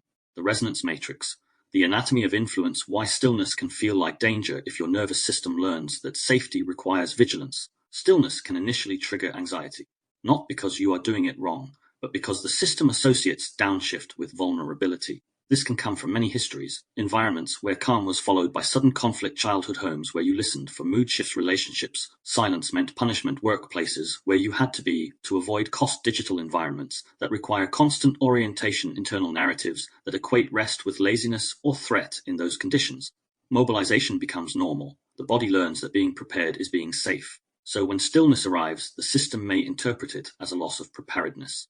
That interpretation can feel like restlessness, agitation, sadness without a clear cause, intrusive thoughts, the urge to check your phone, the urge to make plans, the urge to fix something, the sudden resurfacing of old memories. The resonance matrix, the anatomy of influence. Stillness opens space, and what has been compressed will expand into that space.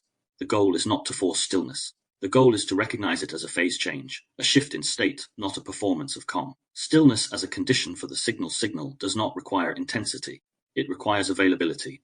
When the system is constantly oriented outward, the signal becomes faint. not because the body has nothing to say, but because there is no quiet long enough for it to be heard. Stillness is the first condition in which the signal becomes legible again, not as a concept, not as a sensation, but as pacing, as subtle information, what tightens, what opens, what collapses, what wakes up, what wants distance, what wants contact. In part 1, we explored how external fields shape language. Here we begin to explore how internal states shape language. Because if language is regulatory, then the state you are in while speaking matters as much as the words you choose. Stillness is not the end goal. It is the starting condition. It is where the nervous system stops performing and starts registering. The discomfort of unmasked time, the resonance matrix, the anatomy of influence. One of the most overlooked aspects of stillness is time. In mobilization, time feels fast. You move quickly, decide quickly, interpret quickly, scroll quickly, shift quickly.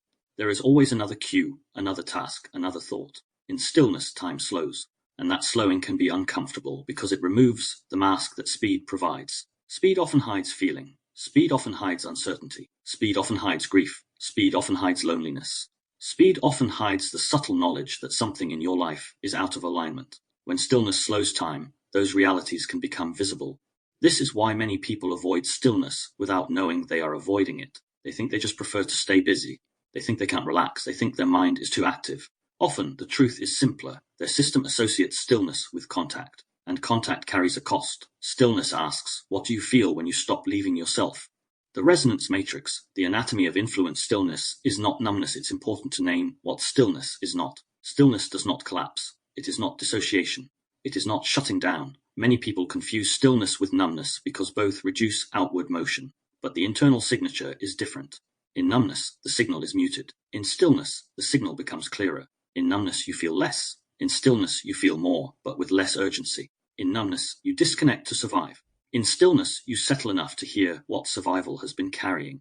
This distinction matters because part 2 is not about becoming quiet as a personality. It is about returning to regulation as a foundation for expression. Stillness is the first form of regulation that does not require explanation. The resonance matrix, the anatomy of influence. Letting go without doing. Modern minds want instructions. If you present stillness as a practice, the mind immediately tries to succeed at it. It monitors breathing. It measures calm. It evaluates thoughts. It tries to produce the outcome. But stillness is not produced by control. It is permitted by safety. Safety in this sense is not a belief. It is a felt sense that nothing needs to happen immediately. That moment can remain unresolved for a while. That you can exist without proving, fixing, responding, or performing. For a system trained by urgency, this feels almost irresponsible, but it is the beginning of internal authority. The mind doesn't like it because it cannot earn it. The nervous system begins to like it because it can finally exhale. The first return, noticing without interpretation. Stillness, is where you begin to practice a different sequence. Not meaning first, not the story first, no explanation first. The resonance matrix, the anatomy of influence, but noticing it first. A tightening in the chest, a jaw holding, a breath that won't deepen, a shoulder lifted, a heaviness behind the eyes, a warmth in the belly. A subtle urge to turn away, a subtle urge to move closer. These are not problems to solve. They are the beginnings of a signal. Part 2 is a slow re-entry into that language, not the language of concepts, the language of the body's reality. The body does not speak in sentences. It speaks in shifts. Stillness is where you begin to detect those shifts again. A hinge into sensation. Stillness is the point at which the system stops resisting what it carries. The next phase is where what it carries becomes clearer. Stillness opens the door. Sensation walks in.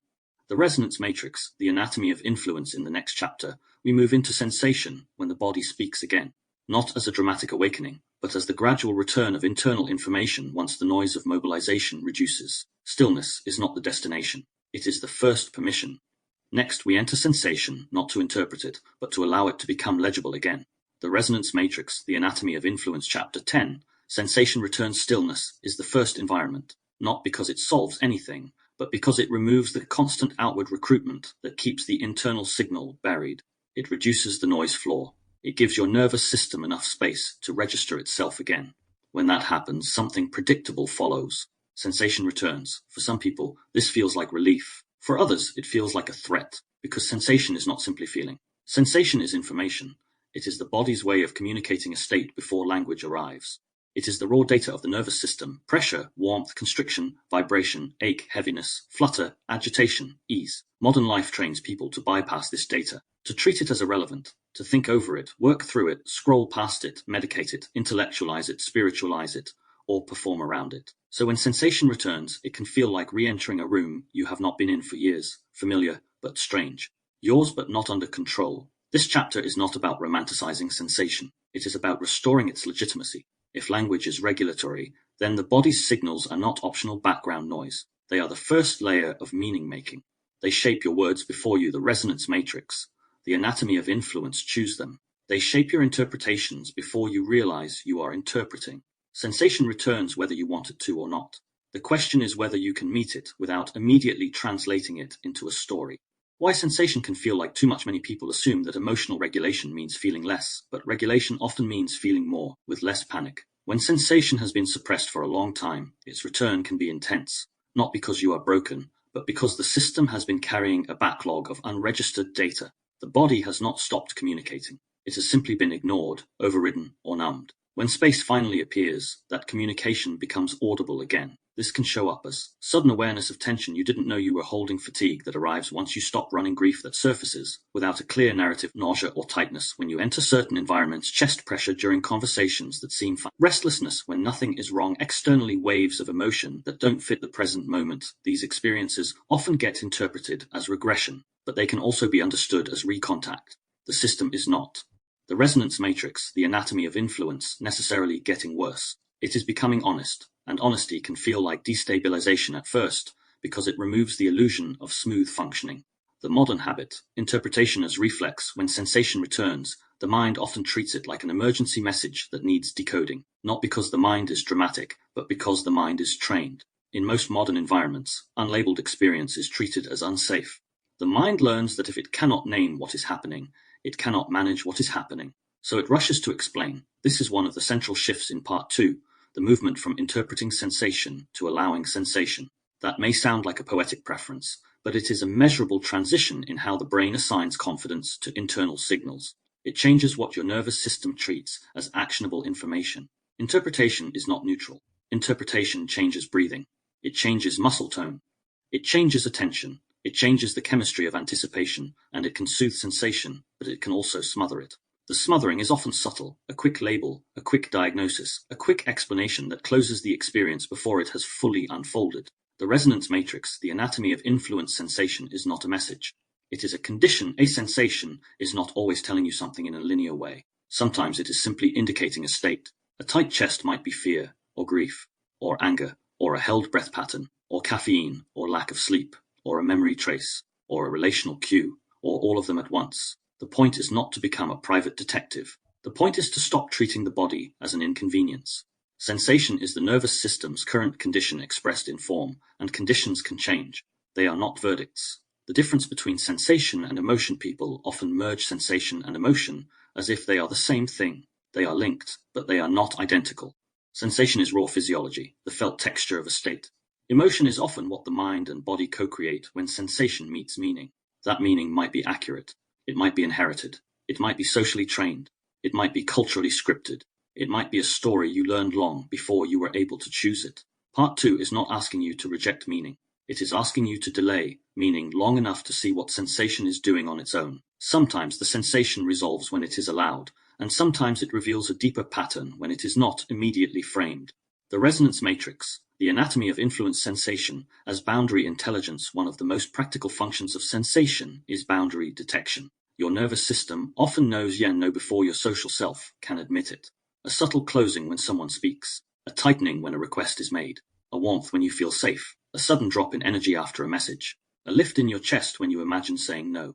These are not always perfect signals, but they are information. If you were trained into silence or inherited timing, you may have learned to distrust this information. You may have learned to override and perform You may have learned to delay your truth until it becomes resentment. Sensation returns as a chance to rebuild trust.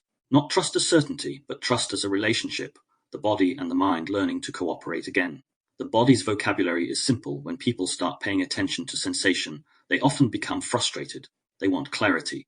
They want exactness. They want the body to speak in sentences, but the body's vocabulary is simpler. The resonance matrix, the anatomy of influence: tight, open, heavy, light, hot, cold, fast, slow, sharp, dull, contracted, expanded, stable, shaky. This simplicity is not a limitation. It's a feature. It keeps you close to living reality. It prevents you from turning every sensation into an ideology. The aim is not to become an expert interpreter of the body. The aim is to become present enough that the body doesn't have to shout to be heard. When sensation becomes memory, sometimes sensation returns with a quality that doesn't match the moment. You sit in a calm room, and your body feels panicked. Someone says something ordinary, and your stomach drops. Nothing is happening, but your system braces. In such moments, it can help to remember that the nervous system stores experience not only as narrative memory, but as state memory. Your body can react to a present cue as if it were the resonance matrix, the anatomy of influence past reality, because the cue resembles something earlier, a tone, a rhythm, a facial expression, a timing pattern, a kind of silence. This is not overreacting, it is a state recall. The body re-enters a familiar pattern, often faster than the mind can contextualize. If you respond with immediate interpretation, I'm broken, I'm paranoid, I'm too sensitive, you add shame to the state. But if you respond by allowing something in me is bracing, you create space for the state to pass without becoming identity. This is one of the quiet skills Part 2 rebuilds, the capacity to experience a state without becoming it. The return of sensation is not the return of chaos. Many people fear sensation because they associate it with being overwhelmed. They may have memories of emotional intensity that felt uncontained. They may have grown up around dysregulation. They may have been punished for feeling. They may have learned that sensation leads to instability. So when sensation returns, they attempt to manage it immediately. But the paradox is this: sensation becomes more chaotic when it is suppressed. The resonance matrix, the anatomy of influence suppression, does not remove sensation. It stores it, and stored sensation often returns later as a disproportionate reaction. Allowing, when done gently, can reduce chaos, not by fixing sensation, but by letting the nervous system complete cycles that were interrupted, a sigh that was held, a tear that was delayed, a tremor that was suppressed, a breath that never fully arrived. The body completes what it was prevented from completing. This is why people sometimes cry in stillness without sadness, shake after a stressful day, or feel waves of release after finally saying something true. The nervous system discharges, sensation returns and moves. A simple relational experiment, this work becomes clearer when you observe it in actual interaction. Consider a small everyday moment. Someone makes a joke that isn't really a joke. The resonance matrix, the anatomy of influence, you laugh, but something tightens. You say, I'm fine, but your body is not relaxed. That moment contains the entire arc of Part 1 and Part 2. Part 1, the social tongue, performance, timing rules, avoidance, interpretation. Part 2, returning to the signal, noticing the tightening, staying with sensation before the story. The question is not, what did they mean? The earlier question is, what happened within me? If you can answer that honestly, you begin to recover internal reference. You may still choose to let the joke pass, but you will no longer need to abandon your signal to do so. That is the beginning of sovereignty, later in the book, but it starts here, with sensation returning. A hinge into orientation. Sensation on its own is raw data, but to become useful, it requires context. Where am I right now? What time is it, internally and externally? What environment am I in? The resonance matrix, the anatomy of influence. What relationship is this? Is this presence, or is this a state recall? This is where the next chapter moves. Orientation is what allows sensation to become readable without being overinterpreted. It helps the nervous system locate itself in space and time so that the signal can be differentiated from memory, from projection, from cultural scripts, and from inherited timing rules. Stillness creates the environment. Sensation returns as a signal. Orientation gives the signal coordinates. Next, orientation. Where am I? When am I? The resonance matrix, the anatomy of influence. Chapter 11, orientation. Where am I? When am I? Sensation returns before it becomes meaningful. It arrives as raw information, tension, warmth, agitation, heaviness, fluttering, tightness, relief. But without context, sensation can be confusing. You can feel a wave of dread in a safe room. You can feel calm in a situation that should alarm you. You can feel attraction and threat tangled together. You can feel grief in the middle of an ordinary day. This is where orientation matters. Orientation is not a philosophical stance. It is a nervous system function, the ability to locate yourself in space and time, and to distinguish present reality from state recall. It is what gives sensation coordinates. It is what lets the signal become readable without forcing it into the story too quickly. In Part 2, we are rebuilding the internal reference. Stillness lowers the noise floor. Sensation returns as a signal. Orientation is what allows you to ask the simplest stabilizing questions. Where am I? When am I? And is what I'm feeling happening now, or is it happening again? The resonance matrix, the anatomy of influence, the difference between being aware and being oriented. Many people think they are oriented because they can describe the room, the situation, and the problem. But orientation is not description. Orientation is placement. You can be aware that you're in a meeting and still be internally somewhere else. bracing like a child, performing like a teenager, complying like an employee under threat, or shrinking like someone who expects punishment. Orientation is the moment the system realizes, I am here, this is now, that was then. This isn't positive thinking, it's a biological correction. When orientation is weak, the nervous system cannot reliably distinguish between present cues and historical meaning. The body treats familiar signals as if they are current dangers. It reacts to the tone as if it were a verdict. It reacts to silence as if it were abandonment. It reacts to disagreement as if it were exile. When orientation strengthens, the system gains a new capacity. It can feel activated without obeying it. The resonance matrix, the anatomy of influence where am I, is not just geography at the surface level, where you are matters. Certain environments cue certain states, crowded spaces, sterile institutions, offices with surveillance energy, homes where silence once meant danger, rooms where arguments happened, public spaces where you have been judged. But where is also relational. You are not only in a room, you are in a dynamic. You are in a hierarchy. You are in a friendship. You are in a family system. You are in a conversation with consequences.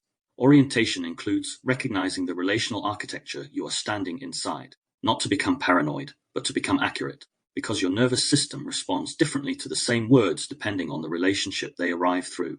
A gentle correction from someone you trust can feel supportive. The same correction from someone who once humiliated you can feel like a threat. That difference is not irrational. It's context. Orientation restores context. The resonance matrix, the anatomy of influence when am I, and the problem of state recall. Most people understand memory as narrative, facts, events, images. But much of what shapes modern communication is not narrative memory. It is state memory. The nervous system remembers the shape of certain experiences as conditions. Bracing, freezing, fawning, scanning, collapsing, trying to be perfect, trying not to be seen. These are not thoughts. They are physiological configurations that can be reactivated by cues that resemble the past. A tone that resembles your father's impatience. A pause that resembles your mother's withdrawal. A look that resembles social shame. A silence that resembles punishment. A demand that resembles conditional love. When those cues appear, the nervous system can shift into an old state before you realize it has shifted. Suddenly, you are living inside the timing rules of an earlier world, even though the room is different. This is why someone can say something mild, and you feel your chest tighten. This is why you can know you're safe, but still feel unsafe. It isn't because logic has failed. It's because orientation has been overridden by state recall. Orientation is the skill of noticing that override. The resonance matrix, the anatomy of influence noticing. This reaction might be older than this moment, and then relocating, but I am here now. Orientation as nervous system truth, not mental reassurance. Many people try to orient themselves with language that sounds calming. It's fine, I'm overreacting, don't be silly, nothing is happening. But those phrases often function as invalidation, not orientation. They can create an internal split. Sensation says one thing, language says another. That split weakens the signal further. True orientation doesn't argue with sensation. It contextualizes it. It says, something in me is bracing. I'm going to locate why. I'm going to confirm what is actually happening right now. This is why orientation is a bridge between sensation and discernment. It gives you a stable reference point from which you can begin to separate signal from noise. The 3 coordinate checks when your system is activated, and you want to restore internal reference without rushing into interpretation. Use 3 the resonance matrix, the anatomy of influence simple coordinate checks, not as a rigid technique, but as a pattern of grounding. Space. Where am I physically? Name the room. Name the objects. Name the exits. Name what is actually present. This helps the nervous system register present reality rather than imagined consequences. Relationship. Who am I with, and what is the relational context? Is this person safe? Is this a power dynamic? Is there a history here? Is this a situation where my nervous system expects cost? This turns vague anxiety into a specific context. Time. What time is it inside me? Am I reacting to it now or to something older? Does this feeling match the current situation, or does it feel disproportionate, familiar, repetitive? If it feels like an old pattern, note that without shaming it. This is not a therapy language. It's state literacy. Why orientation is the beginning of choice without orientation. You are not choosing your behavior. You are enacting a state. Your speech becomes reflexive. Your tone becomes inherited. Your timing becomes defensive. The resonance matrix, the anatomy of influence. Your yes becomes automatic. Your no becomes impossible. Orientation reintroduces a fraction of space between state and action. And in that fraction of space, choice becomes possible again. Not the dramatic kind of choice where you reinvent your life in a single moment. The quiet kind of choice where you can pause before you perform. Where can you breathe before you agree? Where you can feel your boundary before you negotiate it away. This is the kind of choice that later becomes agency, but here it begins as a simple internal relocation, orientation, and the restoration of language. If the mirror-linguistic hypothesis is correct, even as a developing framework, then language is not only describing experience, it is participating in the state. That means the words you use to orient yourself matter because they shape the next physiological step. The most damaging words during activation are often not insults from others. They are the inner phrases that deny reality, the resonance matrix, the anatomy of influence. I shouldn't feel this. I'm being ridiculous. I'm too much. I'm not allowed. Those phrases are not merely thoughts. They are regulatory instructions. They tell the nervous system to suppress, compress, and self-edit. Orientation invites a different kind of inner language. This is activation. This is familiar. This might be older than now. I don't need to solve it instantly. Notice the difference. Not motivational, not performative, just placing, just locating, just giving the system coordinates. A practical example. The mismatch moment you're having a normal conversation. Nothing obviously wrong. Something in you tightens. The resonance matrix, the anatomy of influence. If you go straight to interpretation, you might say, they don't respect me. This is going badly. I'm going to be rejected. I need to defend myself. But if you go to orientation first, you ask, where am I? In my kitchen, on a phone call, in a safe space. Who am I with? A colleague, a partner, a friend. And what is the history here? When am I? Am I responding to their words or to the way their pause resembles something older? That sequence doesn't remove sensation. It prevents it from becoming a premature story, and that is how the signal remains intact. The hinge into discernment orientation is not the final step. It is the stabilizer that allows discernment to become possible. Discernment is not just intellectual judgment. It is the moment the nervous system can finally differentiate. This is my signal. This is the field. This is present. This is remembered. This is a danger. This is discomfort. This is consent. This is performance. When orientation strengthens, the difference becomes readable, and that is the next chapter. Next, discernment, difference becomes readable.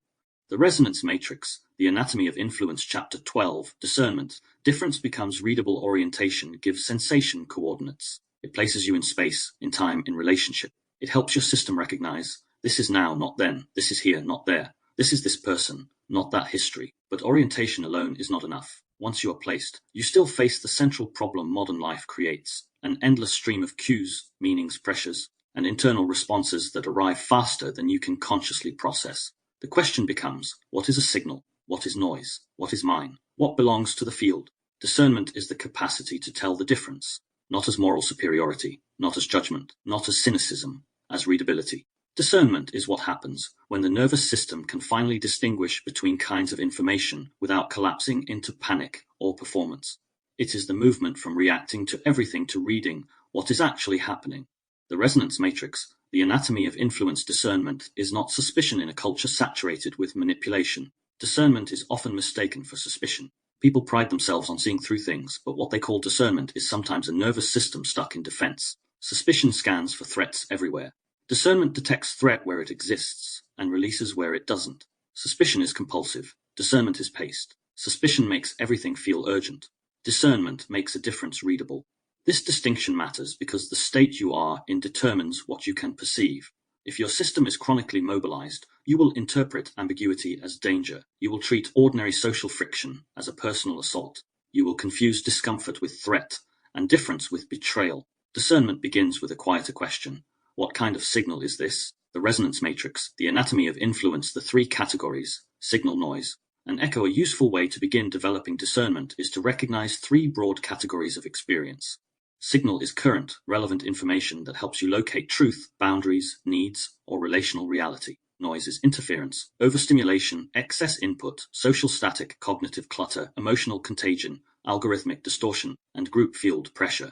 Echo is state recall, an internal response that belongs more to an earlier pattern than to the present cue, even if the present cue triggered it. Most confusion comes from mixing these categories. You feel a tightening and assume it is a signal when it is an echo. You feel an urge to defend and assume it is true when it is noise. You feel calm and assume it means safety when it is dissociation. Discernment is the capacity to sort, not perfectly, not instantly, but reliably enough that your choices stop being governed by misread cues. The resonance matrix, the anatomy of influence. Discernment is a nervous system skill, not a moral one. People often moralize discernment. They frame it as being wise, awake, strong, not gullible. But discernment is not primarily a personality trait. It is what the nervous system can do when it is regulated enough to perceive nuance. Nuance requires stability. When the system is flooded, everything becomes binary. When the system is braced, everything becomes personal. When the system collapses, everything becomes meaningless. Discernment lives in the middle zone, the state where you can feel sensation, remain oriented, and allow difference to be processed rather than reacted to. This is why Part 2 matters. It rebuilds the conditions in which discernment becomes possible. The difference becomes readable when you stop forcing conclusions. Many people treat uncertainty as a problem to eliminate. They rush to conclusions because conclusions feel like control, but conclusions are often just anxiety dressed as certainty. The resonance matrix, the anatomy of influence discernment, does not rush. It watches. It lets data accumulate. It allows the nervous system to stay present long enough that patterns reveal themselves without being manufactured. This doesn't mean passivity. It means pacing. Discernment is the ability to remain with a question without turning it into a verdict. The microsignals you can actually trust if language is regulatory. Then you need to learn which internal signals are trustworthy and which are reactive noise. This is not about becoming hypervigilant. It is about becoming literate. Some signals tend to be reliable. A consistent tightening that repeats in a specific context, a subtle drop in energy, when you agree to something you don't mean, a lift in breath or posture, when you imagine saying no, an immediate urge to explain yourself, when you feel unsafe, a feeling of clarity after a boundary is named, even if the mind resists it, a sense of expansion, when someone speaks in a way that includes you rather than manages you. The resonance matrix, the anatomy of influence discernment, is not finding one perfect signal. It is noticing clusters, repeated patterns, state shifts that have a recognizable signature. Discernment in conversation, the edge between words and state. Most people listen to words. Discernment listens to the space around words. It notices the timing. It notices pacing. It notices pressure. It notices the difference between someone sharing and someone steering, between someone expressing and someone extracting, between someone disagreeing and someone dominating. These differences are often not obvious cognitively, but they are often obvious somatically. Your body registers them before your mind can justify them. Discernment is the skill of trusting that registration enough to slow down and look. The resonance matrix, the anatomy of influence, the cost of misreading. When you misread a signal as noise, you override something important. You dismiss your own boundary. You talk yourself out of your own truth. You stay in situations that drain you because you call your response overthinking. When you misread noise as signal, you react to static. You escalate where nothing is escalating. You defend where no attack is happening. You build stories on incomplete data. When you misread echo as present reality, you live in the past without noticing you've time traveled. You punish the present for what the past did. You withdraw from people who are not your history, or you comply with people who resemble your old fear. Discernment reduces these costs, not by turning you into a perfect judge, but by restoring accurate contact. A simple discernment sequence here is the simplest discernment sequence that fits the arc we are building. 1. Stillness lowers the noise floor. 2. Sensation returns as raw data. 3. Orientation gives the data coordinates. 4. Discernment sorts the data into signal, noise, and echo. The resonance matrix, the anatomy of influence. This sequence matters because it prevents you from skipping steps. Most people try to discern from inside mobilization. They try to judge from inside panic. They try to interpret from inside shame. They attempt clarity without conditions. Part 2 is restoring conditions. Discernment does not require hardness. People often think discernment means becoming colder, more skeptical, less trusting. But real discernment can actually make you softer because you no longer need global defenses. When you can read differences, you don't need to assume danger everywhere. You don't need to arm yourself with cynicism. You can remain open while still being accurate. This is a major shift. Openness with boundaries is only possible when difference is readable. Discernment and language, the phrases that change the state. Because this book is built on language as participation, it matters how you speak while discerning. The resonance matrix, the anatomy of influence. Certain phrases pull you into escalation. What's your problem? You always. You're lying. This is insane. Other phrases slow the field down without collapsing it. Something about that didn't land for me. Can we slow this down for a moment? I'm noticing a tightening. I want to check what's happening here. I might be misreading this, but I'm feeling pressure. These phrases are not communication tricks.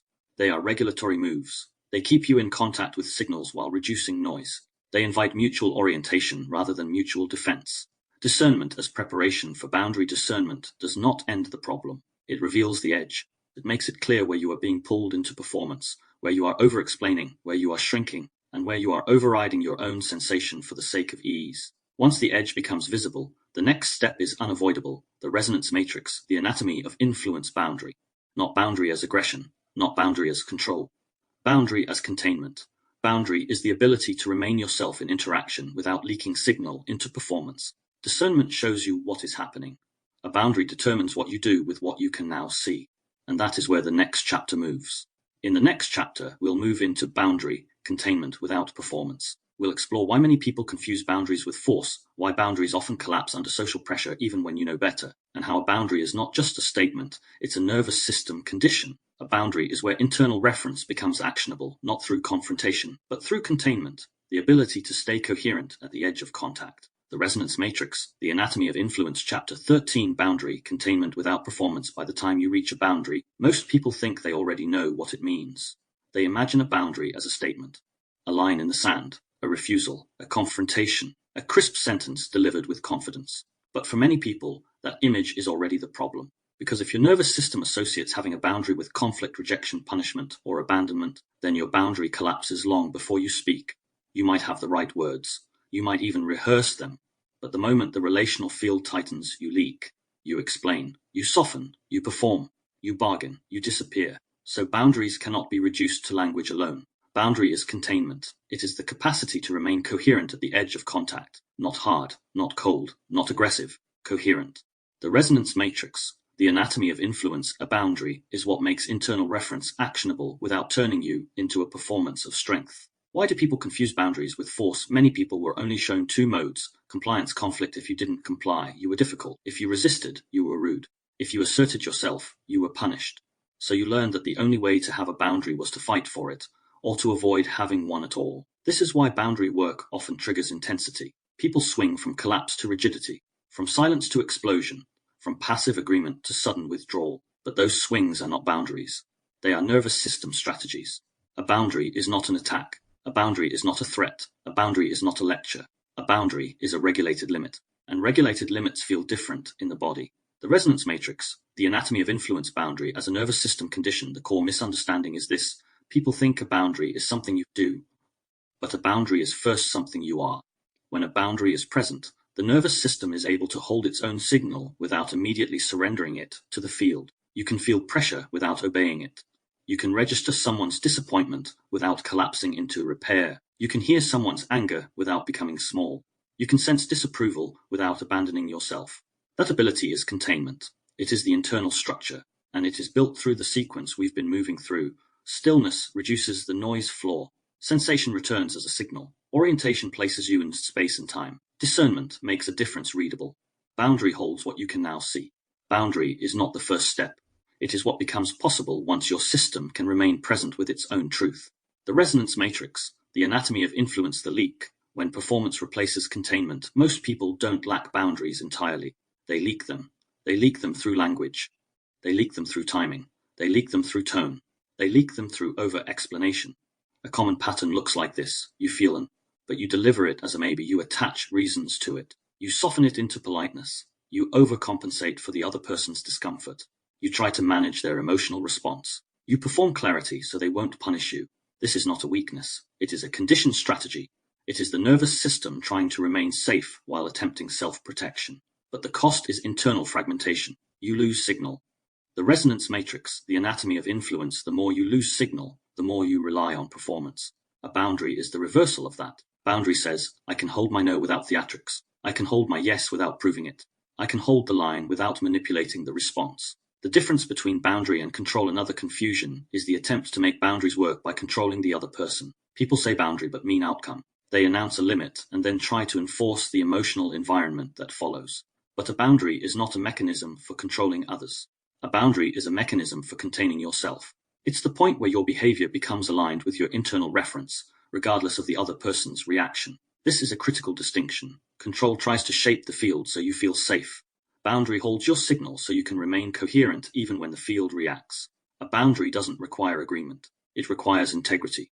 The Resonance Matrix, The Anatomy of Influence, containment without performance. The phrase containment without performance matters because many people can do boundaries only by adopting a persona. They speak in rehearsed scripts. They imitate assertive language. They try to sound confident, but inside they are bracing.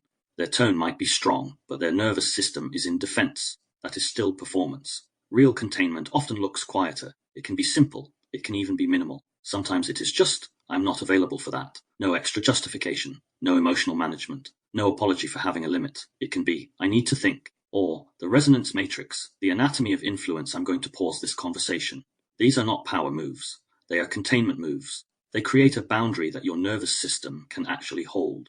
Boundary has a timing signature. One of the most revealing aspects of boundaries is timing. When you don't have containment, you tend to respond too quickly. You answer before you feel. You agree before you orient. You defend before you discern. Speed becomes a way of avoiding pressure. But boundary changes timing. A boundary often begins as a pause, a breath, a delay, not because you are avoiding, but because you are allowing the internal signal to stabilize before it becomes language. This is why the interlude that follows this chapter matters.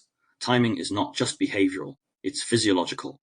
The resonance matrix, the anatomy of influence. When your nervous system is pressured, you rush to close loops. You fill the silence. You over-explain. You commit too early. You smooth too quickly. Boundary slows the loop. It restores your right to time. The moment a boundary is most visible at the edge. The edge is the moment where you feel pressure to override yourself. Someone asks for something. Someone pushes. Someone reacts. Someone withdraws. Someone makes you responsible for their feelings. The edge is where performance becomes tempting. A boundary is what you do at the edge, not afterwards, not in the shower, not in your head, at the edge. The edge moment often feels like the resonance matrix, the anatomy of influence, a tightening in the chest, a heat rise in the face, a flutter in the stomach, an urge to explain, a fear of being disliked, a fear of consequences. A boundary does not require you to eliminate these sensations. It requires you to remain oriented while they exist. You can feel the fear and still hold the line. That is containment. Boundary language that preserves coherence. Because this project is about language as regulatory participation, boundary language matters. Not for persuasion, but for physiology. Boundary language that preserves coherence tends to have three qualities. 1. Shorter words reduce leakage. 2. Clear clarity prevents bargaining. 3. Non-performative, no moralizing, no proving, no explanation unless necessary. Examples: no, not today. The resonance matrix, the anatomy of influence. I'm not available. I'm going to pause this. I'm not comfortable with that. I need time. Notice what isn't present. No lecture. No defense. No excessive softness. No threat. No attempt to control the other person's interpretation. Boundary language is often boring. That's part of its power. It means you are not performing to your limit. You are living it. The internal boundary, the place you stop negotiating with yourself. Not all boundaries are interpersonal. Some of the most important boundaries are internal. The boundary is where you stop abandoning your own signal. The boundary where you stop calling your discomfort nothing. The boundary where you stop explaining away the tightening.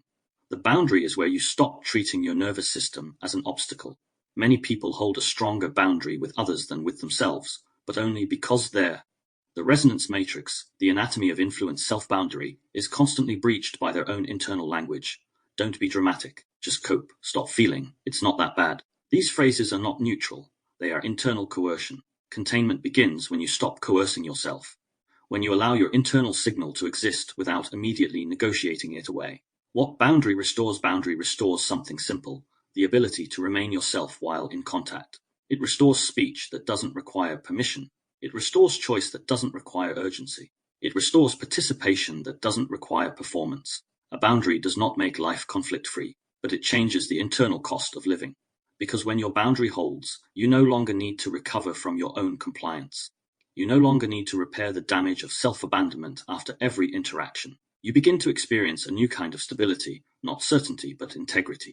The resonance matrix, the anatomy of influence, the hinge into timing. A boundary cannot be sustained without timing, and timing cannot be understood purely cognitively. The nervous system has its own temporal logic. It speeds up under threat. It delays under collapse. It freezes in uncertainty. It fawns to reduce risk. It bargains for safety. And it often confuses urgency with necessity. In the next section, Interlude 2, the nervous system as a timing instrument, we'll slow down and examine this directly. We'll explore why people say yes too fast, why silence feels dangerous, why explanation becomes compulsion, and why the body experiences time differently under pressure. This interlude acts as a hinge. It deepens Part 2's internal reference building before we move into the next phase of the book, where agency and relational regulation become central. The resonance matrix, the anatomy of influence. Interlude 2, the nervous system as a timing instrument. Most people think their life is shaped by decisions, but a quieter truth runs underneath almost every decision you have ever made. You made it at a certain speed. You chose at a certain tempo. You spoke at a certain time. You agreed too early. You waited too long. You answered before you felt. You explained before you oriented. You repaired before you knew what needed repairing. These are not simply behavioral habits. They are timing signatures, and timing signatures do not come from intellect. They come from the nervous system. Your nervous system is not just a detector of threat and safety. It is a regulator of time. It sets the pacing of perception, the velocity of speech, the length of your pause, the tolerance you have for silence, and the urgency you feel to close open loops. This is why a boundary is not just a limit. A boundary is a timing event. It is the moment you reclaim your right to pause. The resonance matrix, the anatomy of influence, the invisible urgency. If you listen closely to your own speech, you will notice how often it carries urgency without stating it. Not loud urgency, quiet urgency, the kind that lives at your pace. You speak quickly when someone is displeased, even if they are not threatening you. You fill the silence when there is nothing to fill. You offer reasons when no explanation was asked for. You agree to things while still deciding. You promise while still uncertain. You soften your no so quickly that it becomes a yes again. This is not because you are weak. It is because your system has learned that delay can be dangerous. In many environments, especially early ones, timing was survival. The child who answers too slowly gets mocked. The child who hesitates gets punished. The child who pauses gets questioned. The child who doesn't respond immediately gets accused. So speed becomes a defense, not a choice. A defense, and over time, it becomes a personality trait in disguise. The resonance matrix, the anatomy of influence. I'm just quick. I'm decisive. I don't like dragging things out. I hate awkward silence. Often what you call preference is protective timing. The nervous system does not experience time evenly in calm states. Time is spacious. You can wait. You can delay the response. You can hold an open question without panic. But when the system is activated, time changes. The future rushes toward you. Consequences arrive early. Silence becomes a threat. Ambiguity becomes intolerable. You don't just feel pressured, you feel out of time. This is why people say things they regret. Not because they lacked intelligence, but because their system shortened the window of choice. And this is why people lose boundaries in the moment, even when they know what they want. It isn't a lack of clarity. It's a collapse of timing. The resonance matrix, the anatomy of influence, 3 timing distortions. You can begin to recognize your own timing instrument by noticing 3 distortions appear repeatedly in modern relational life. Acceleration. When the system tries to outrun consequence, acceleration often looks like replying instantly, explaining too much, agreeing too early, over-talking. Joking to defuse, shifting tone to keep the peace. Acceleration is the nervous system attempting to control the field by increasing speed. It believes, if I move fast enough, I can prevent rupture. But speed often creates rupture, because speed collapses discernment. It skips sensation. It bypasses orientation. It turns boundaries into performance. The resonance matrix, the anatomy of influence. Delay, when the system cannot enter the edge. Delay is different from pausing. Pausing is oriented. Delay is avoidance. Delay often looks like procrastinating conversations, forgetting to reply, waiting for perfect words, rehearsing endlessly, needing certainty before speaking, postponing decisions that require presence. Delay is the nervous system trying to preserve safety by staying out of contact.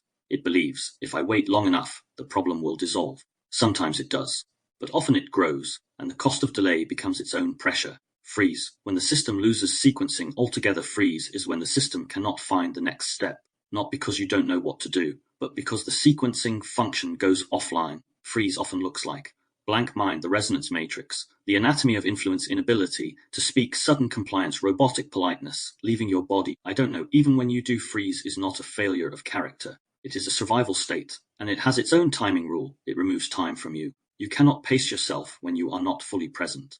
Silence as a timing test. Silence is one of the clearest ways to measure the nervous system's relationship with time. For some people, silence is space. For others, silence is danger. Silence is where they were judged. Silence is where punishment arrived. Silence is where love was withdrawn. Silence was where they had to guess what was coming. So they fill it. They perform through it. They talk their way back into safety. But silence is not merely an absence of sound. The resonance matrix, the anatomy of influence. Silence is a nervous system mirror. It reveals whether you can remain coherent without managing the field. A boundary is often nothing more than your ability to let silence exist, to let the other person react, to let the pause do its work. Timing and the compulsion to explain. Over-explaining is often misunderstood as communication. It is frequently regulated. The nervous system tries to keep itself safe by making itself legible. It believes, if I give enough context, I will not be punished. If I make my intention clear, I will not be misread. If I soften it enough, they will not leave. But the compulsion to explain is usually a timing problem. It is an attempt to close the uncertainty fast, to close the loop before the other person can interpret you incorrectly. When you do this repeatedly, you train your system into a relational rule. I must justify my existence in real time. The resonance matrix, the anatomy of influence boundary, breaks that rule. A boundary allows misinterpretation to exist without immediate correction, not because misinterpretation is good, but because your nervous system must learn. I can survive being misunderstood. Your yes has a tempo. The simplest place to observe timing is your yes. Do you say yes quickly and regret it later? Do you feel relief after saying yes, even when the yes costs you? Do you experience a tightening after you agree, like something in you went quiet? Often, the problem is not your character. It is your speed. A fast yes is often a fawn response disguised as kindness. A delayed yes is often avoidance disguised as thoughtfulness. A frozen yes is often compliance disguised as neutrality. Discernment makes this readable. A boundary contains it. Timing is the instrument that makes it sustainable. The resonance matrix, the anatomy of influence, the return of flow choice. One of the most mature nervous system capacities is the ability to choose slowly, not indecisively, slowly. Slow choice means you feel a request without immediately answering it. You can pause without apologizing for pausing. You can take time without fearing punishment. You can delay without collapsing into guilt. You can say I need to think and mean it. Slow choice is not a communication technique. It is a bodily state. It is what becomes possible when you stop treating urgency as truth. Time as influence. If this book is about influence, timing is one of its quiet engines. Influence is rarely just what is said. It is often when it is said. Pressure is timing. Manipulation is timing. Seduction is timing. The resonance matrix, the anatomy of influence coercion, is timing. So is intimacy. So is safety. So is repair. A person who controls timing can shape the entire relational field without ever raising their voice. They can rush you. They can delay you. They can leave you hanging. They can respond at the exact moment you become uncertain. They can speak right when you're most vulnerable. This is why timing belongs in part 2. Because before you can understand influence as a concept, you have to become literate in your own pacing. You have to recognize how your nervous system is already being shaped by temporal pressure, and you have to reclaim your right to time. A quick reorientation if you want a single sentence that captures this interlude. It is this: your nervous system does not only sense danger, it senses deadlines. The resonance matrix, the anatomy of influence. Sometimes real deadlines exist, but often the urgency you feel is inherited, a rule from an earlier environment, a timing imprint, a learned belief that delay equals risk. As part 2 closes, the work becomes simpler but deeper. Can you hold your pace? Can you keep your signal? Can you stay with sensation long enough to let meaning form? Not through interpretation, through participation. In the next part of the book, we move from restoring internal reference to exploring how language actively shapes regulation, identity, and relational reality. Part 3 introduces the Mirror-Linguistic Hypothesis directly, not as a doctrine, but as a developing framework that attempts to name what has already been revealed experientially in Parts 1 and 2. That words do not merely describe our lives, they pace them, shape them, and in subtle ways, participate in the nervous system that lives them. The resonance matrix, the anatomy of influence. Part 3, the mirror-linguistic hypothesis. Most people treat language as a transparent tool, a way of describing what is already there, a way to exchange information, report feelings, and negotiate outcomes. And in one sense this is true. Language points, it labels, it organizes, it translates. But parts 1 and 2 have been tracing something quieter underneath that familiar function. They have shown that speech does not occur in a vacuum.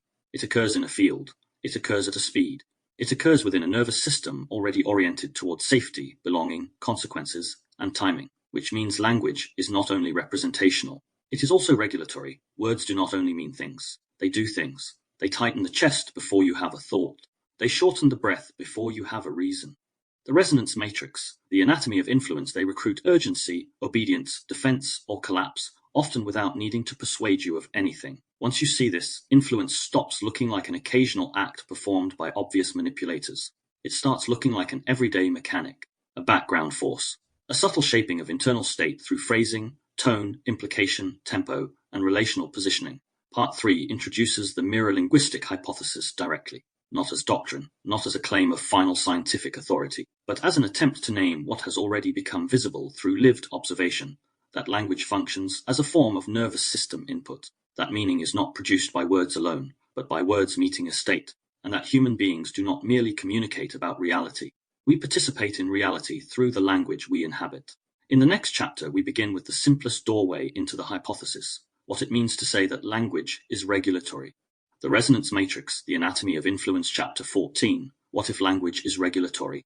There is a moment most people recognize, even if they have never named it. Someone says a sentence that is ordinary on the surface, but your body reacts as if something has shifted in the room. not because of the content, because of what the sentence does. Can we talk?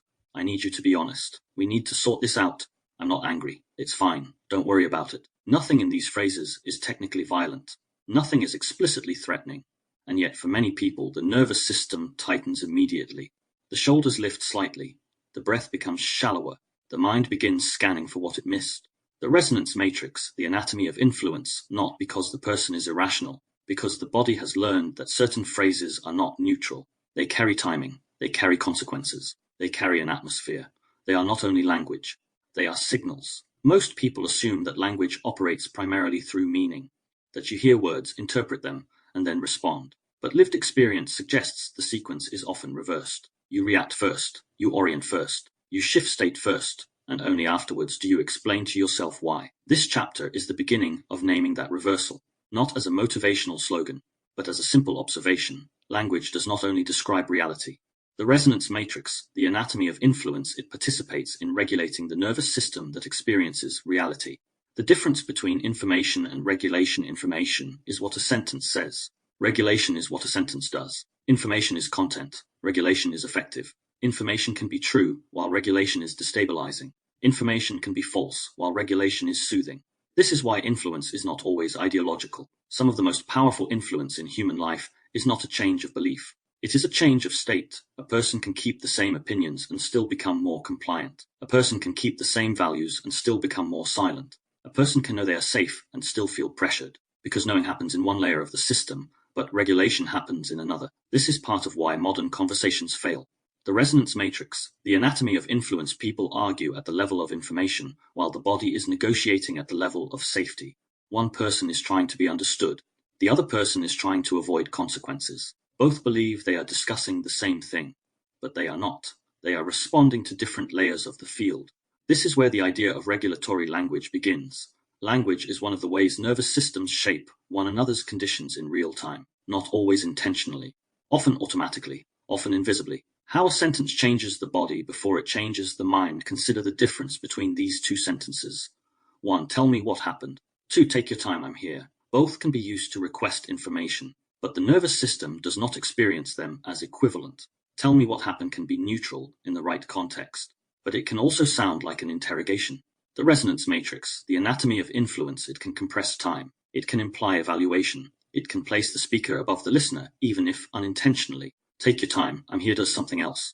It expands time. It signals safety. It reduces the urgency to perform a coherent narrative immediately. And because of that, it changes what becomes possible to say. Not because it changed the facts, because it changed the internal conditions under which facts can be spoken. That is a regulation. Language as regulation is not just about calming down. It is also about how language mobilizes. This is how it can pressure. This is how it recruits defense. This is how it can collapse someone into a state of compliance. This is how it makes honesty unsafe. This is how it makes complexity inconvenient. How it makes silence feel like danger. The resonance matrix, the anatomy of influence. This is why a single phrase can reshape an entire conversation without meaning anything different on paper. The nervous system does not only hear words. It hears context. It hears the tone. It hears timing. It hears what the phrase implies about the relational environment. Am I safe here? Am I being judged? Is there time? Is there a consequence? Do I need to manage this person? Do I need to manage myself? And the body answers these questions faster than language can explain them. Regulatory speech is happening, even when nobody is trying to influence. A common misunderstanding is that if language is regulatory, then everything becomes manipulation. That is not the claim. Regulation is not always intentional. The resonance matrix, the anatomy of influence, it is not always strategic. It is not always moral or immoral. It is simply part of contact. Two nervous systems in interaction are always shaping one another through eye contact, through posture, through proximity, through pacing, through facial expression, through silence. Language is one of the most precise tools for shaping that field, but it is not separate from it. This is why the same sentence can soothe you in one person's presence and irritate you in another. It isn't only the words, it's the relational signature the words arrive inside. Some people say, "Are you okay?" and your system settles because the question contains you. Another may ask, "Are you okay?" and your system tightens because the question is actually surveillance, not because the words are different. The resonance matrix, the anatomy of influence, because the state transmission is different. This is where the mirror-linguistic hypothesis begins to form. Language is one of the ways internal states are mirrored, modulated, and transmitted between human beings, not magically, mechanically. through patterned signals that the nervous system learns over time. The sentences that carry pressure without stating it. One of the clearest ways to recognize regulatory language is to look for phrases that contain pressure without openly declaring pressure. These are the phrases that do not need to threaten you because they recruit a timing collapse automatically. They imply a cost. They imply a window. They imply that you must respond correctly. They sound like ordinary conversation, but the body hears them as a consequence. Examples: be honest with me. Don't take this the wrong way. The resonance matrix, the anatomy of influence. I'm not trying to start an argument. It's not a big deal, but we need to talk. I just think it's interesting that, after everything I've done, each of these phrases can be innocent, but they can also carry an implied frame. I am about to evaluate you. You may be in trouble. There is a correct response. You must manage my reaction. There is not much time. And if you grew up in an environment where emotional consequence was unpredictable, that implication alone is enough to shift the nervous system. The body does not wait for the explicit accusation. It moves at the level of pattern. This is why people often say, I don't know why I'm reacting like this. They do know, but not consciously. Their system recognizes the shape. Regulatory language is not only interpersonal, it is also internal. Many people live inside an internal voice that is not neutral at all. They speak to themselves in ways that produce mobilization, collapse, or compliance. The resonance matrix, the anatomy of influence. They use language as an inner manager, a private authority, a constant evaluator. Stop being dramatic. Just get on with it. You're fine. Don't ruin this. Don't make it awkward. Be normal. Try harder. Why are you like this? These phrases do not only carry meaning. They carry the state. They produce muscle tone. They change breathing. They change posture. They change the felt sense of permission to exist, and they often do this while the person believes they are simply thinking. This is one reason why people can understand their trauma intellectually and still feel trapped by it, because their internal language is continuing to regulate them into the same positions the external environment once demanded, not as a belief, as a bodily pattern. The resonance matrix, the anatomy of influence. What regulatory actually means here in this book. Regulatory does not mean words are magical spells that control reality. It also does not mean say positive things and you'll feel better. Regulatory means something simpler and more grounded. Language functions as input to the nervous system. It can increase arousal. It can decrease arousal. It can recruit defense. It can invite openness. It can tighten time or expand time. It can stabilize a sense of self or fragment it. It can make it easier to remain present or harder. And it does this not only through semantic content, but through pacing, implication, relational positioning, and the history carried inside certain phrases. This is why two people can be saying the same thing and still be in different realities, because the sentence is not arriving in an empty system. It is arriving in a state, and the state is already shaping what the words will become. The resonance matrix, the anatomy of influence, which leads directly into the next hinge. Meaning follows state. Not always, not absolutely, but often enough that ignoring it produces confusion, conflict, and a constant sense that communication isn't working. Why this matters for influence. Influence becomes more visible when you stop treating it as persuasion. Persuasion is a subset. Influence includes the shaping of the state. If you can shape the other person's urgency, you shape what they will agree to. If you can shape their shame, you shape what they will admit. If you can shape their fear, you shape what they will tolerate. If you can shape their pace, you shape what they will decide. This is not always malicious. A therapist does this. A good friend does this. A safe partner does this. A wise teacher does this. The resonance matrix, the anatomy of influence. They change the field so your nervous system can organize differently, and therefore your mind can think differently. But a coercive person does it too. So does a manipulative system. So does a well-designed interface. So does a crowd. In each case, the key is not always the argument. It is the state shift. This is why Part 3 exists. Parts 1 and 2 restore the reader's and listener's ability to notice the mechanics. Now we begin naming them directly, not to create paranoia, but to create literacy. If language is regulatory, then learning to recognize what language does to you and through you becomes part of reclaiming internal reference, not as a technique, as a way of seeing. A first simple experiment. You don't have to perform, you do not need to test anything. The resonance matrix, the anatomy of influence. Just notice something the next time you are in conversation, or even reading a message. Notice how quickly your body forms an opinion before you consciously decide what the sentence means. Notice if you speed up. Notice if you tighten. Notice if you feel the urge to explain. Notice if you feel pulled into performance. Notice if you suddenly want to fix the mood. These are regulatory effects. They are not flaws. They are data. And once you start noticing them, you begin to realize that communication is not only the exchange of information, it is the exchange of conditions. Where this goes next, if language is regulatory, then one of the most important questions becomes, Why do the same words land differently at different times? Why does one sentence soothe you on Tuesday and irritate you on Friday? The resonance matrix, the anatomy of influence. Why can you know something is harmless and still feel threatened? Why can two people be saying the same thing and still escalate? The answer is not only psychological, it is physiological. Meaning is not a static property of words. Meaning emerges when words meet a state. And that is the next chapter. In the next chapter, we move into meaning follows state, how nervous system condition shapes interpretation, why the mind produces different meanings under different states, and why influence often operates by shifting the body before it shifts the belief.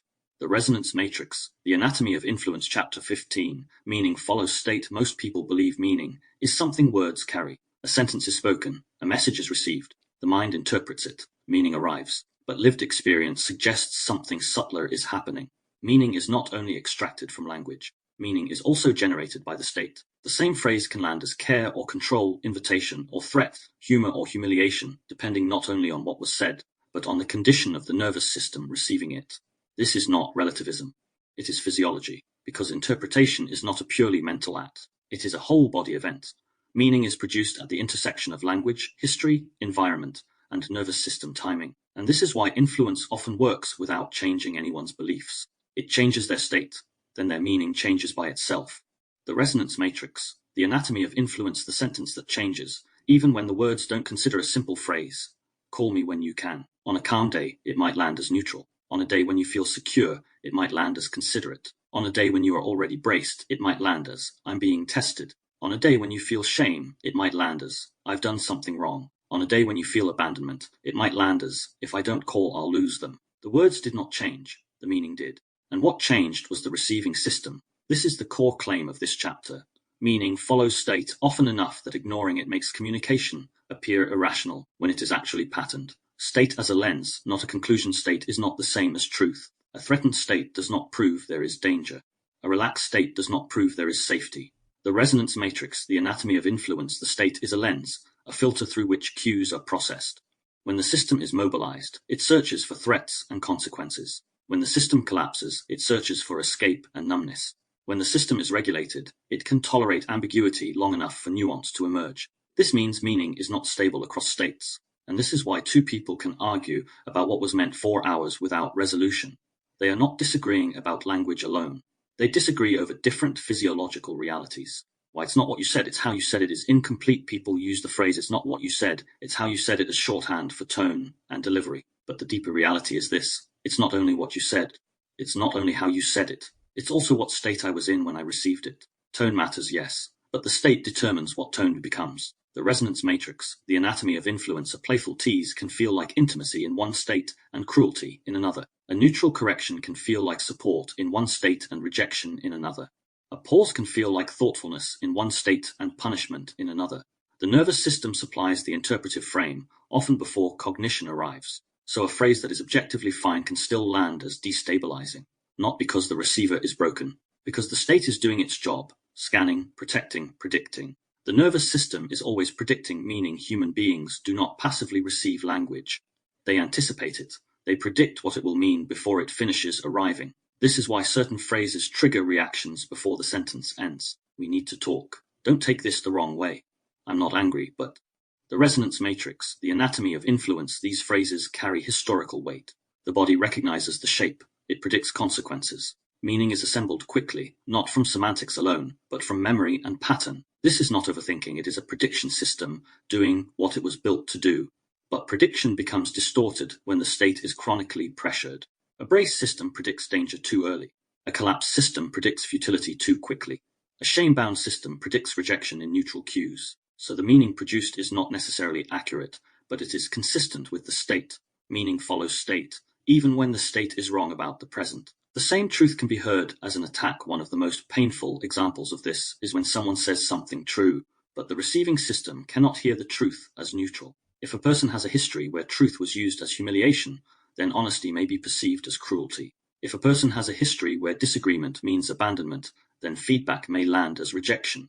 The resonance matrix, the anatomy of influence, if a person has a history where needs were punished, then requests may land as demands. So you get the strange modern phenomenon where the content is reasonable, but the reaction is intense. People then argue about content. But the real issue is the state. A system that is braced cannot receive nuance. A system that expects punishment cannot receive honesty. A system that learned love is conditional cannot receive boundaries without interpreting them as withdrawal. Meaning follows state, and the state was shaped long before this conversation began. How does this create loops in relationships? This dynamic produces relational loops that look like communication problems, but are actually state mismatches. One person speaks from a regulated state and assumes the other can receive it. The other receives from a pressured state and hears a threat. They react defensively. The first person then becomes pressured by the defensive reaction. Now both systems are mobilized. The resonance matrix, the anatomy of influence meaning changes again. Tone changes, timing collapses. Words that would have been harmless now become weapons because the field has shifted. This is why the same couple can have the same conversation on different days with totally different outcomes. Not because the facts changed, because the state did. Meaning follows the state internally. 2. This doesn't only happen between people, it happens inside you. The same memory can feel resolved in one state and devastating in another. The same decision can feel right in one state and terrifying in another. The same identity story can feel empowering in one state and hollow in another. When you are regulated, you can hold complexity. When you are braced, you demand certainty. When you are collapsed, you lose meaning altogether. So the meaning is not simply what you think. The resonance matrix, the anatomy of influence meaning, is what your system can generate in the current condition. This is why inner language matters so much. Your internal phrases do not merely describe how you feel, they shape what your feeling becomes. I can handle. This is not a slogan. It's a regulation cue. So what is not dismissiveness? It can be a stabilizer. I'm not safe is not always a fact. It might be a state report. If you treat state reports as eternal truths, you become trapped in them. If you treat them as conditions, you can work with them. A practical distinction, meaning versus signal, this is where part 2's work becomes essential. Sensation is a signal. Meaning is what the mind builds around that signal. Signal can be accurate without meaning being accurate. You can feel tightness as a real signal of activation, while your meaning, I'm in danger, is an old echo. The resonance matrix, the anatomy of influence, you can feel warmth as a real signal of connection, while your meaning, this will last forever, is wishful projection. Discernment is learning to respect the signal without obeying premature meaning. Meaning follows state, but you can learn to pause long enough for state to settle before meaning hardens into a story. This is one of the quiet freedoms that emerges as internal reference strengthens. You stop treating your first interpretation as final. Influence as a state shift before a belief shift. Once you see that meaning follows state, influence becomes easier to recognize. If someone can shift your state, they can shift your meaning. They don't need to convince you. They just need to pressure your timing, destabilize your orientation, trigger your shame, or recruit your fear. Then your system will generate meanings that serve survival. Comply, apologize, explain, withdraw, attack, freeze. The resonance matrix, the anatomy of influence systems, do this too. Work environments, institutions, online platforms, crowds. Any structure that manipulates urgency manipulates meaning because urgency changes state. This is why propaganda often works through atmosphere, not argument. It makes you feel a certain way, then meaning follows. It makes you brace, then interpretation narrows. It makes you outraged, then nuance becomes impossible. Meaning follows state. What changes when you know this? You stop fighting only at the level of words. You begin to notice the field. You begin to notice timing. You begin to notice whether you are oriented. You begin to ask, what state am I in right now? The resonance matrix, the anatomy of influence, because if meaning follows state, then the first step toward clear meaning is not better reasoning. It is better conditions, stillness, sensation, orientation, discernment, boundary. These are not soft concepts. They are the infrastructure of accurate meaning. Without them, you will interpret from inside pressure, and your meaning will be shaped by survival rather than truth. Where this goes next, the mirror layer. So far, we've said that language is regulatory and that meaning follows state. But there is one more mechanism that makes this real in everyday life. Human beings mirror, not in a simplistic copying sense, but in a relational sense. We entrain, we sync, we modulate each other's tempo tone, an internal condition through interaction. The resonance matrix, the anatomy of influence, this is where the mirror-linguistic hypothesis begins to take its name seriously. In the next chapter, we move into the mirror layer. We'll explore how state transmission happens between people, why certain voices calm you while others activate you, how conversational rhythm shapes nervous system timing, and why language is one of the primary interfaces through which we mirror, modulate, and share internal states, often without realizing we are doing it. The resonance matrix, the anatomy of influence, chapter 16. The mirror layer. If meaning follows state, the next question is unavoidable. Where does the state come from? Sometimes it comes from sleep, hunger, hormones, stress, pain, or unresolved emotion. Sometimes it comes from memory, anticipation, or old fear waking up inside a new situation. But a large amount of state is not generated privately. It is generated relationally. It moves between people, not as ideas, but as physiology. Not as logic, but as tempo, tone, and nervous system positioning. This is what I mean by the mirror layer, not mirroring in the simplistic sense of copying facial expressions, and not as a mystical telepathy. The mirror layer is the lived reality that human beings regulate one another through contact, through rhythm, proximity, voice, timing, and the subtle cues that tell the body whether it is safe, included, threatened, or on trial. We do not just speak to exchange meaning. The resonance matrix, the anatomy of influence, we speak to establish a field, and once the field is established, meaning follows it. The shift you feel before you understand it. You can recognize the mirror layer most clearly in the moments where your state changes without your consent. You are calm, then you speak to someone and become tense. You are stressed, then you speak to someone, and your system settles. You walk into a room and feel heavy. You read a message, and your chest tightens before you have interpreted a single word. You get on a phone call and feel your breathing change. You leave an interaction and realize you've been holding your jaw the whole time. The mind might call this mood, but the body experiences it as entrainment, your nervous system adjusting to another nervous system. This is not a weakness. It is one of the basic mechanisms of social mammals. Human beings do not only live in environments of objects. We live in environments with people, and people are not neutral.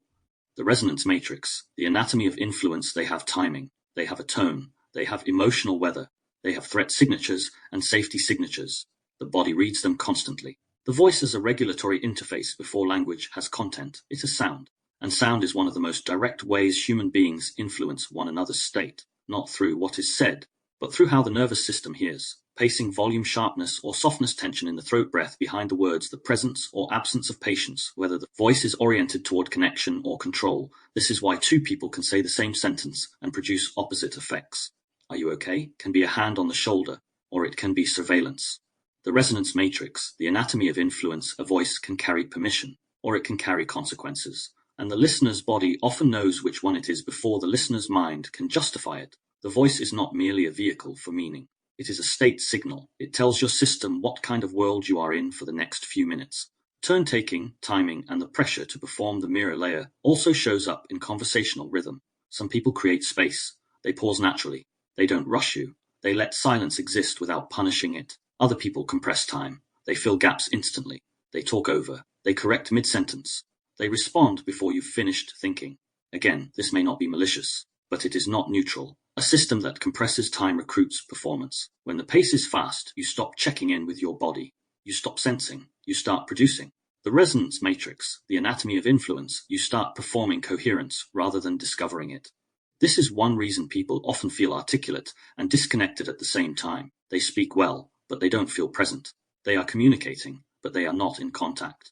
The mirror layer is where the nervous system decides whether contact is possible, long before the mind decides what the conversation is about, the invisible agreement, whose state sets the tone. In many relationships, one nervous system becomes the reference point, not formally, not consciously, but functionally. One person's mood becomes the weather.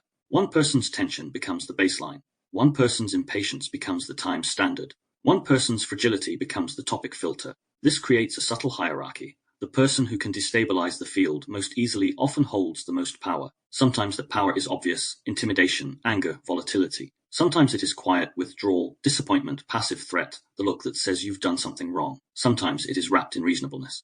The resonance matrix, the anatomy of influence. A person can remain calm and still dominate the field if their calmness is used as a position of authority over reality.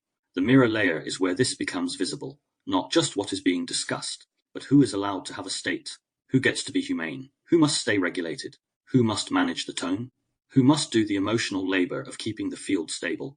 Once you see that, you stop treating influence as an occasional event. You begin to see it as a constant background negotiation of nervous system conditions. Why do some people feel safe and others feel an expensive threat? There are people you can be around, and your system relaxes. You don't have to monitor your tone.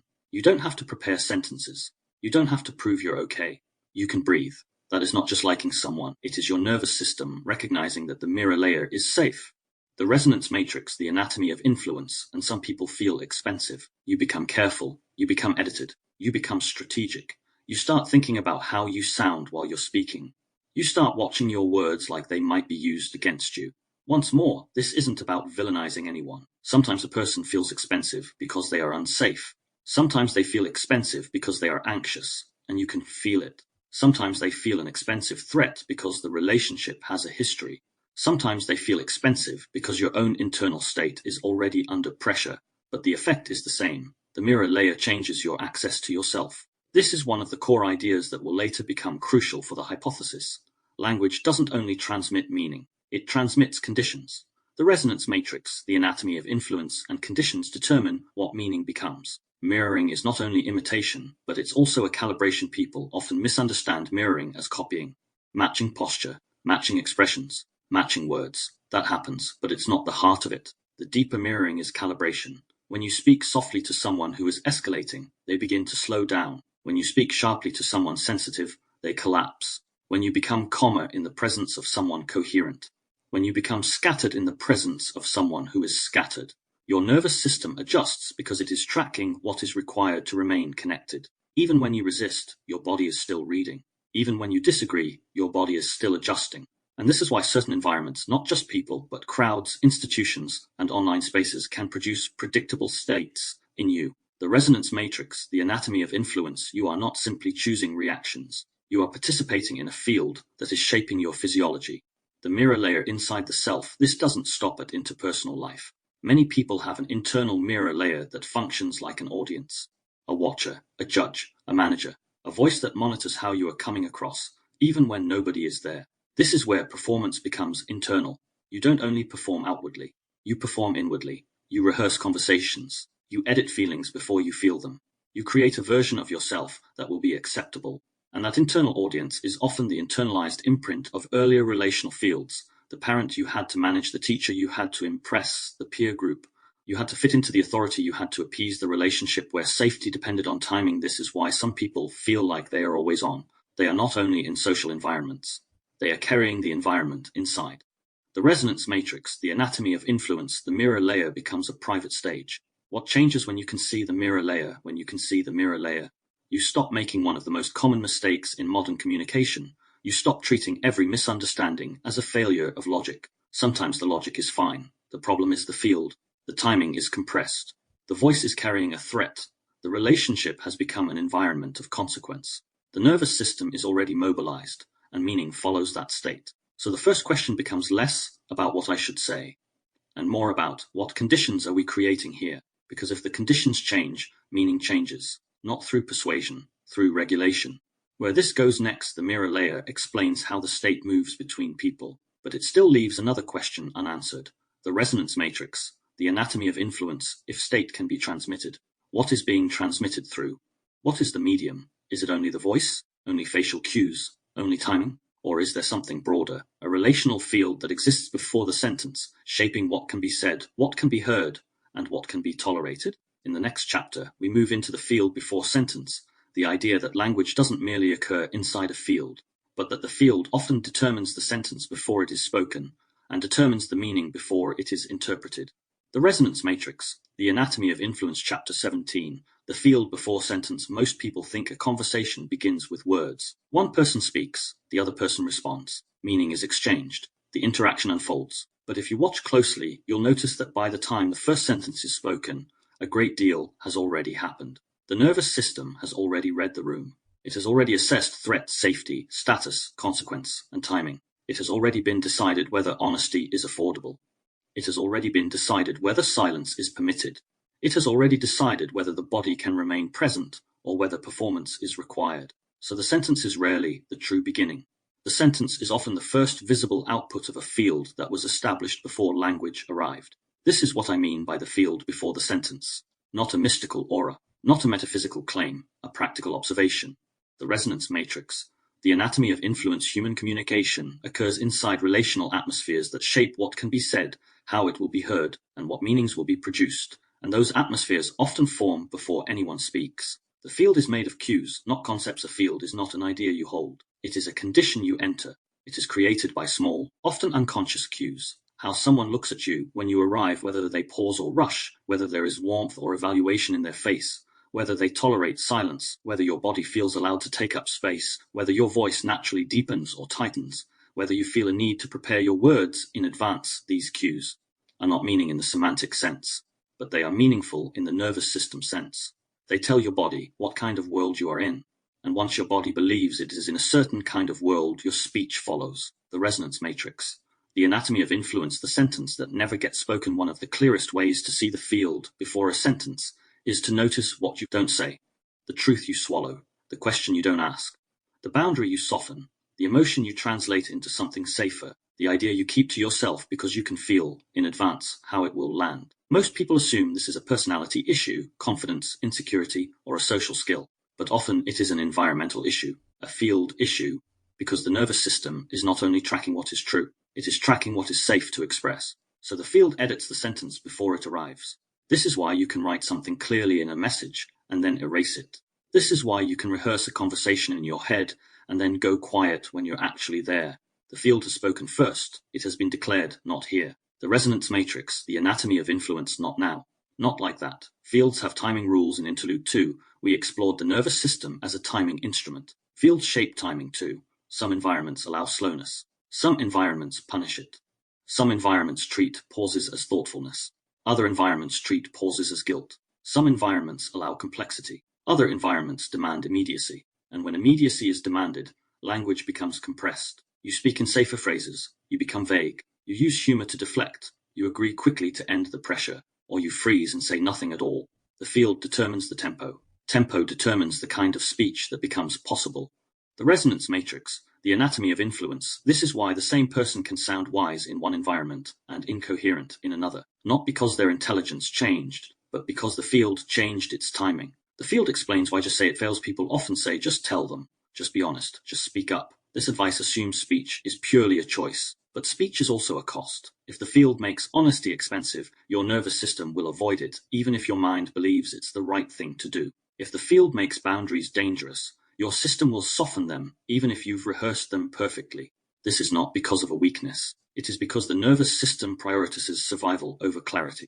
The field before the sentence is the mechanism behind that. The field determines what survival requires. Then speech adapts. The social field and the loss of internal reference, parts 1 and 2, were about restoring internal reference, the ability to feel, signal, orient, discern, and contain.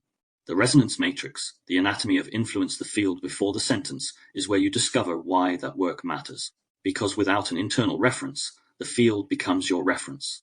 You become tuned to social consequence instead of internal truth. You become fluent in what keeps the environment smooth, rather than what keeps you coherent. You start measuring yourself by the field's responses. Was that acceptable? Did I upset them? Did I sound foolish? Did I say it right? Did I take too long? Will I be punished later? This is the beginning of performance, and performance is not just acting. It is a nervous system strategy for remaining connected in a field that feels conditionally safe. In performance, language becomes less about participation and more about risk management. The resonance matrix, the anatomy of influence, the field, is how influence happens without arguments. Influence often fails when we imagine it as persuasion. We picture a manipulator presenting an idea and convincing someone to believe it. Many of the strongest influences do not operate through explicit arguments.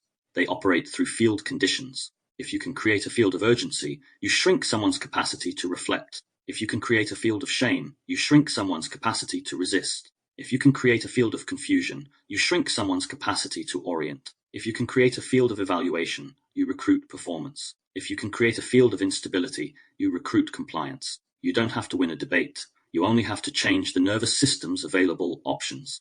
Then meaning follows state, and the sentence that emerges is already shaped. This is why propaganda is often atmospheric. Why institutions rely on timing pressure. Why certain relational dynamics control you without overt coercion. The field is the mechanism. The resonance matrix, the anatomy of influence. The field can be created by a single person. It is tempting to think field means a crowd, but fields occur in one-to-one interactions too. Some people carry a field with them. They bring consequences into the room. They bring evaluation. They bring volatility. They bring withdrawal. They bring urgency. Again, not always intentionally, but reliably. And your nervous system responds. Your sentences become shorter. Your humor becomes more defensive. Your voice becomes tighter. You begin to choose words for safety rather than truth. This is why you can feel small around certain people, even when they are not openly aggressive. The field speaks before the sentence.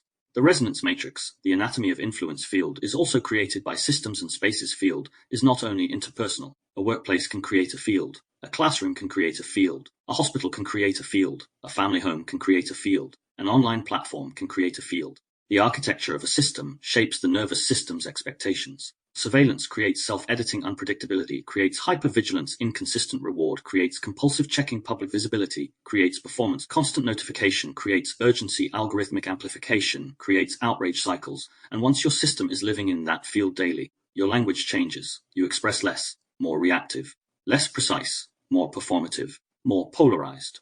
The resonance matrix, the anatomy of influence, because your nervous system adapts its language to the environment it lives in. Field before sentence. The question that restores agency. Once you can perceive the field, you begin to recover a crucial form of agency. You stop assuming that your words alone are the problem. You stop treating communication as a purely linguistic skill. You start asking the deeper question, what field are we in right now? Because if you can name the field, you can sometimes change it, not by controlling the other person, but by altering timing, tone, or structure. You can slow down, you can pause, you can name pressure, you can step out, you can stop responding in urgency. You can create containment. You can reclaim internal reference. Sometimes the most powerful communication move is not a better argument. It is a different field. The resonance matrix, the anatomy of influence, a subtle warning. Field awareness is not paranoia. Seeing fields can make people suspicious. They start analyzing every tone. They start scanning for manipulation everywhere. But that is not discernment. That is mobilization. Field awareness must be paired with regulation. Otherwise, you become trapped in interpretation again, which is what Part 1 warned about. The purpose here is not to overread. It is to become accurate enough that you stop being unconsciously shaped. The field before the sentence is about literacy, not fear. Where this goes next, if language is regulatory, if meaning follows state, if there is a mirror layer where state is transmitted, and if the field shapes the sentence before it arrives, then the next step is to clarify what the mirror-linguistic hypothesis is not, because many frameworks already exist that talk about language, influence, persuasion, or mindset. The resonance matrix, the anatomy of influence, and some of them overlap superficially with what we're describing. But the mirror-linguistic hypothesis is not neuro-linguistic programming, NLP. It is not semantics. It is not persuasion science. It is not positive thinking, and it is not a technique for control. In the next chapter, we'll map those contrasts carefully. We'll clarify the boundaries of the hypothesis, so the reader can understand what this framework is attempting to name, and what it is deliberately refusing to become. The Resonance Matrix, The Anatomy of Influence, Chapter 18. What the mirror-linguistic hypothesis is not. When you introduce a new framework for language, people reach for familiar categories. They try to file it under something they already know. That sounds like NLP. That's just semantics. That's persuasion psychology. That's positive thinking. That's mindfulness with words. Some of those frameworks contain useful observations. Some contain practical tools. Some contain distortions. Some are used responsibly. Some are used to manipulate. But if the mirror-linguistic hypothesis is going to remain coherent and not become dogma, hype, or a sales pitch, then it needs clear boundaries, not to create separation for its own sake, but to keep the reader or listener oriented. So this chapter is a set of contrasts, a clarification of what kind of claim the mirror-linguistic hypothesis is actually making and what it is refusing to become. The resonance matrix, the anatomy of influence, MLH, is not NLP, neuro-linguistic programming, at its core, is often presented as a set of techniques for influencing internal experience and interpersonal outcomes through language patterns, reframing, and modeling. Sometimes people use it therapeutically. Sometimes it's used in coaching. Sometimes it's used in sales. And sometimes it's used in ethically grey ways. But MLH is not a technique set. It is not an optimization program. It is not a method for getting what you want from people. The aim of MLH is not, how do I phrase this so they comply? It is closer to, what is language doing to the nervous system state, and what does that change in perception, timing, and contact? NLP often begins with an outcome. MLH begins with a signal. NLP tends toward patterns that work. MLH tends toward conditions that are true. The risk with collapsing MLH into NLP is that you turn the entire inquiry into a toolbox. The resonance matrix, the anatomy of influence, a toolbox, invites instrumentalization. Language becomes a lever. But the core ethical orientation of this project is the opposite. Language is not only a lever, it is a shared environment. You don't use an environment, you participate in it. MLH is not semantics. Semantics is the study of meaning in language, how words relate to concepts, reference, truth, conditions, categories, and interpretation. It is essential, but it is incomplete for what we're exploring, because semantics often treats meaning as primarily cognitive, a mapping between symbols and ideas. MLH does not deny that mapping. It claims that meaning is also physiological and relational. Two people can understand the same semantic content and still experience two different realities because their nervous systems are in different states. Meaning follows state. Field shapes a sentence. The resonance matrix, the anatomy of influence. So while semantics asks, what does this sentence mean? MLH is also asking, what does this sentence do to the body? What state does it recruit? What timing does it compress or expand? What relational posture does it imply? What kind of world does it create for the listener? In other words, semantics alone cannot explain why a sentence that is fine on paper can still be destabilizing, or why a sentence that is not persuasive can still be coercive. The missing variable is state.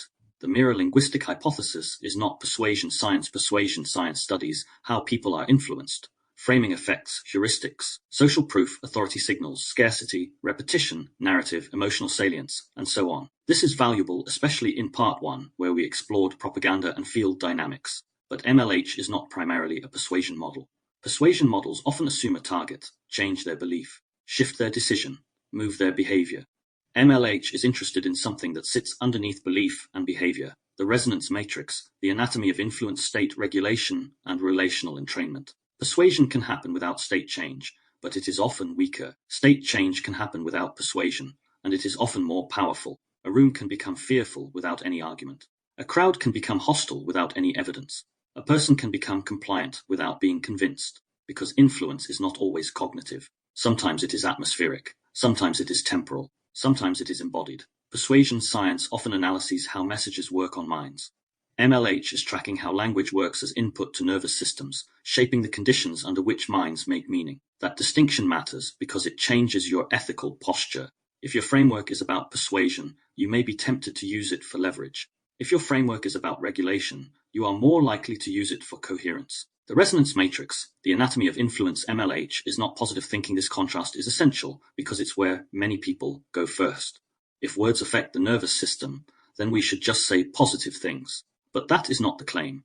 The nervous system does not respond well to forced positivity when a signal is being denied. If you are frightened and you tell yourself everything is fine, the system often tightens more because it detects a mismatch. If you are grieving and you tell yourself be grateful, the system often collapses because it hears invalidation. If you are angry and you tell yourself stay calm, you may become controlled but not coherent. MLH is not asking you to replace negative language with positive language. It is asking you to become accurate about the state.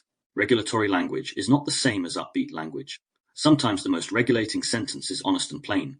I'm not okay right now. Something in me is bracing. That didn't land for me. The resonance matrix, the anatomy of influence. I'm overwhelmed. I'm here, but I'm not ready to speak yet. These are not positive. They are coherent. And coherence is more stabilizing than positivity because it reduces internal contradiction. So the aim is not to manufacture optimism. The aim is to align language with signal so the nervous system can stop fighting itself. The mirror-linguistic hypothesis is not a replacement for therapy, medicine, or research. This framework is exploratory. It is not claiming to diagnose. It is not claiming to cure. It is not claiming that language alone can resolve trauma, depression, neurodivergence, or physiological illness. Language participates in regulation. That is a large claim, but it is not an absolute claim. Bodies are shaped by many variables: sleep, nutrition, stress load, history, environment, chemistry, pain, injury, and social conditions. MLH is a lens, not a miracle, and this matters because frameworks become dangerous when they pretend they can do everything.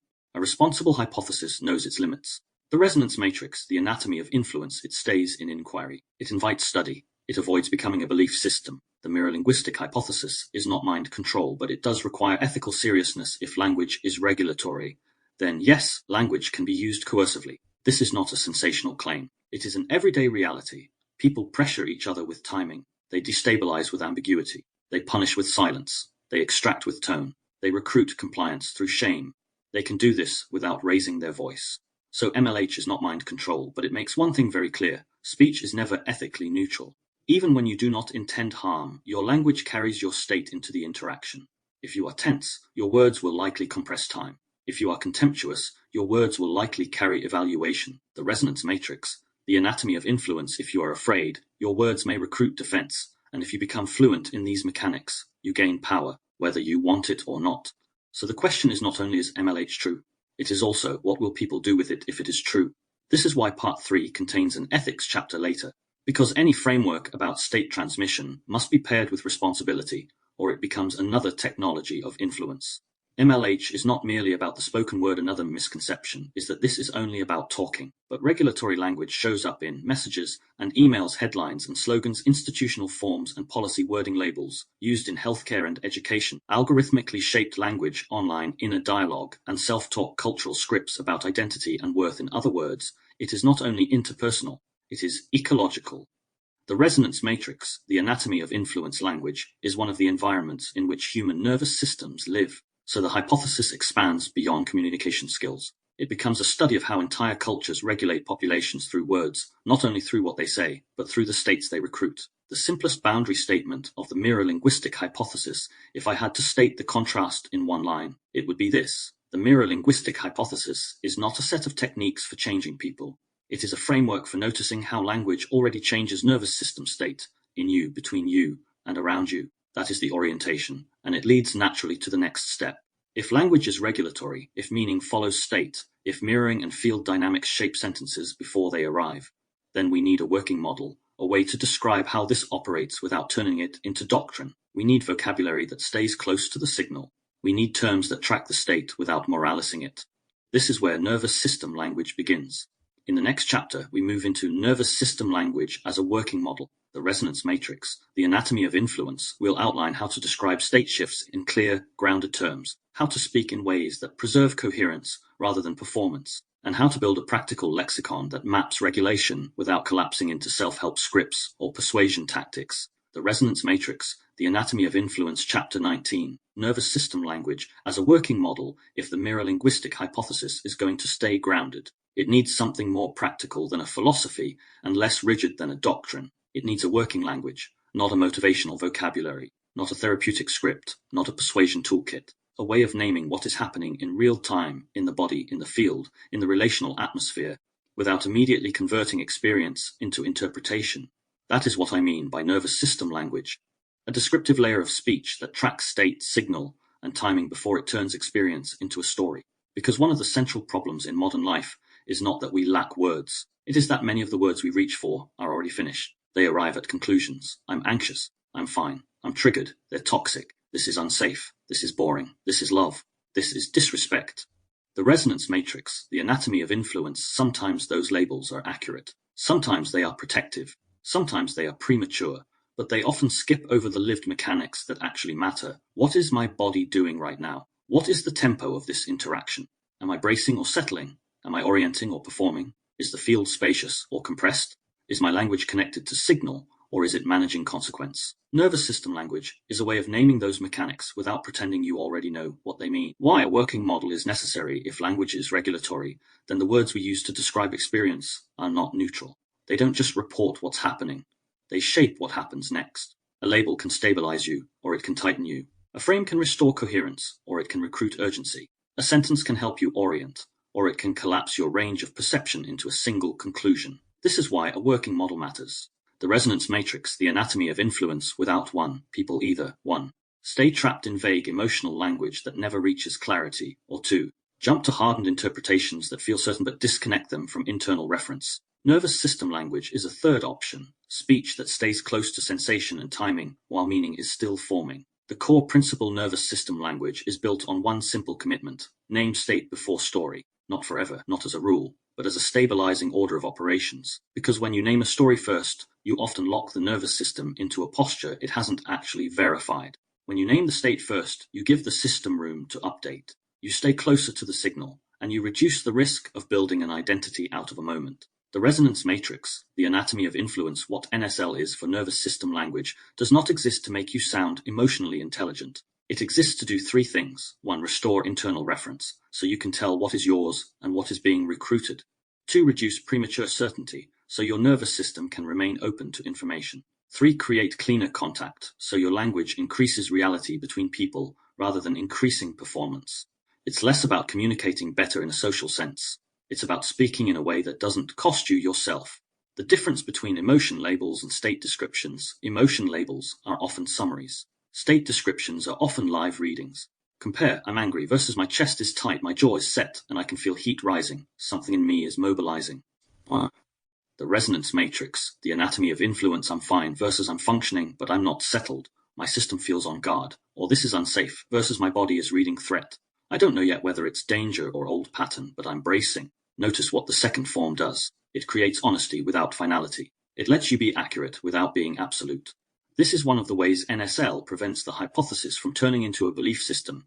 It keeps language in contact with the living moment. The three-axis map to keep NSL usable, it helps to track state along a few simple dimensions. You don't need a complicated taxonomy.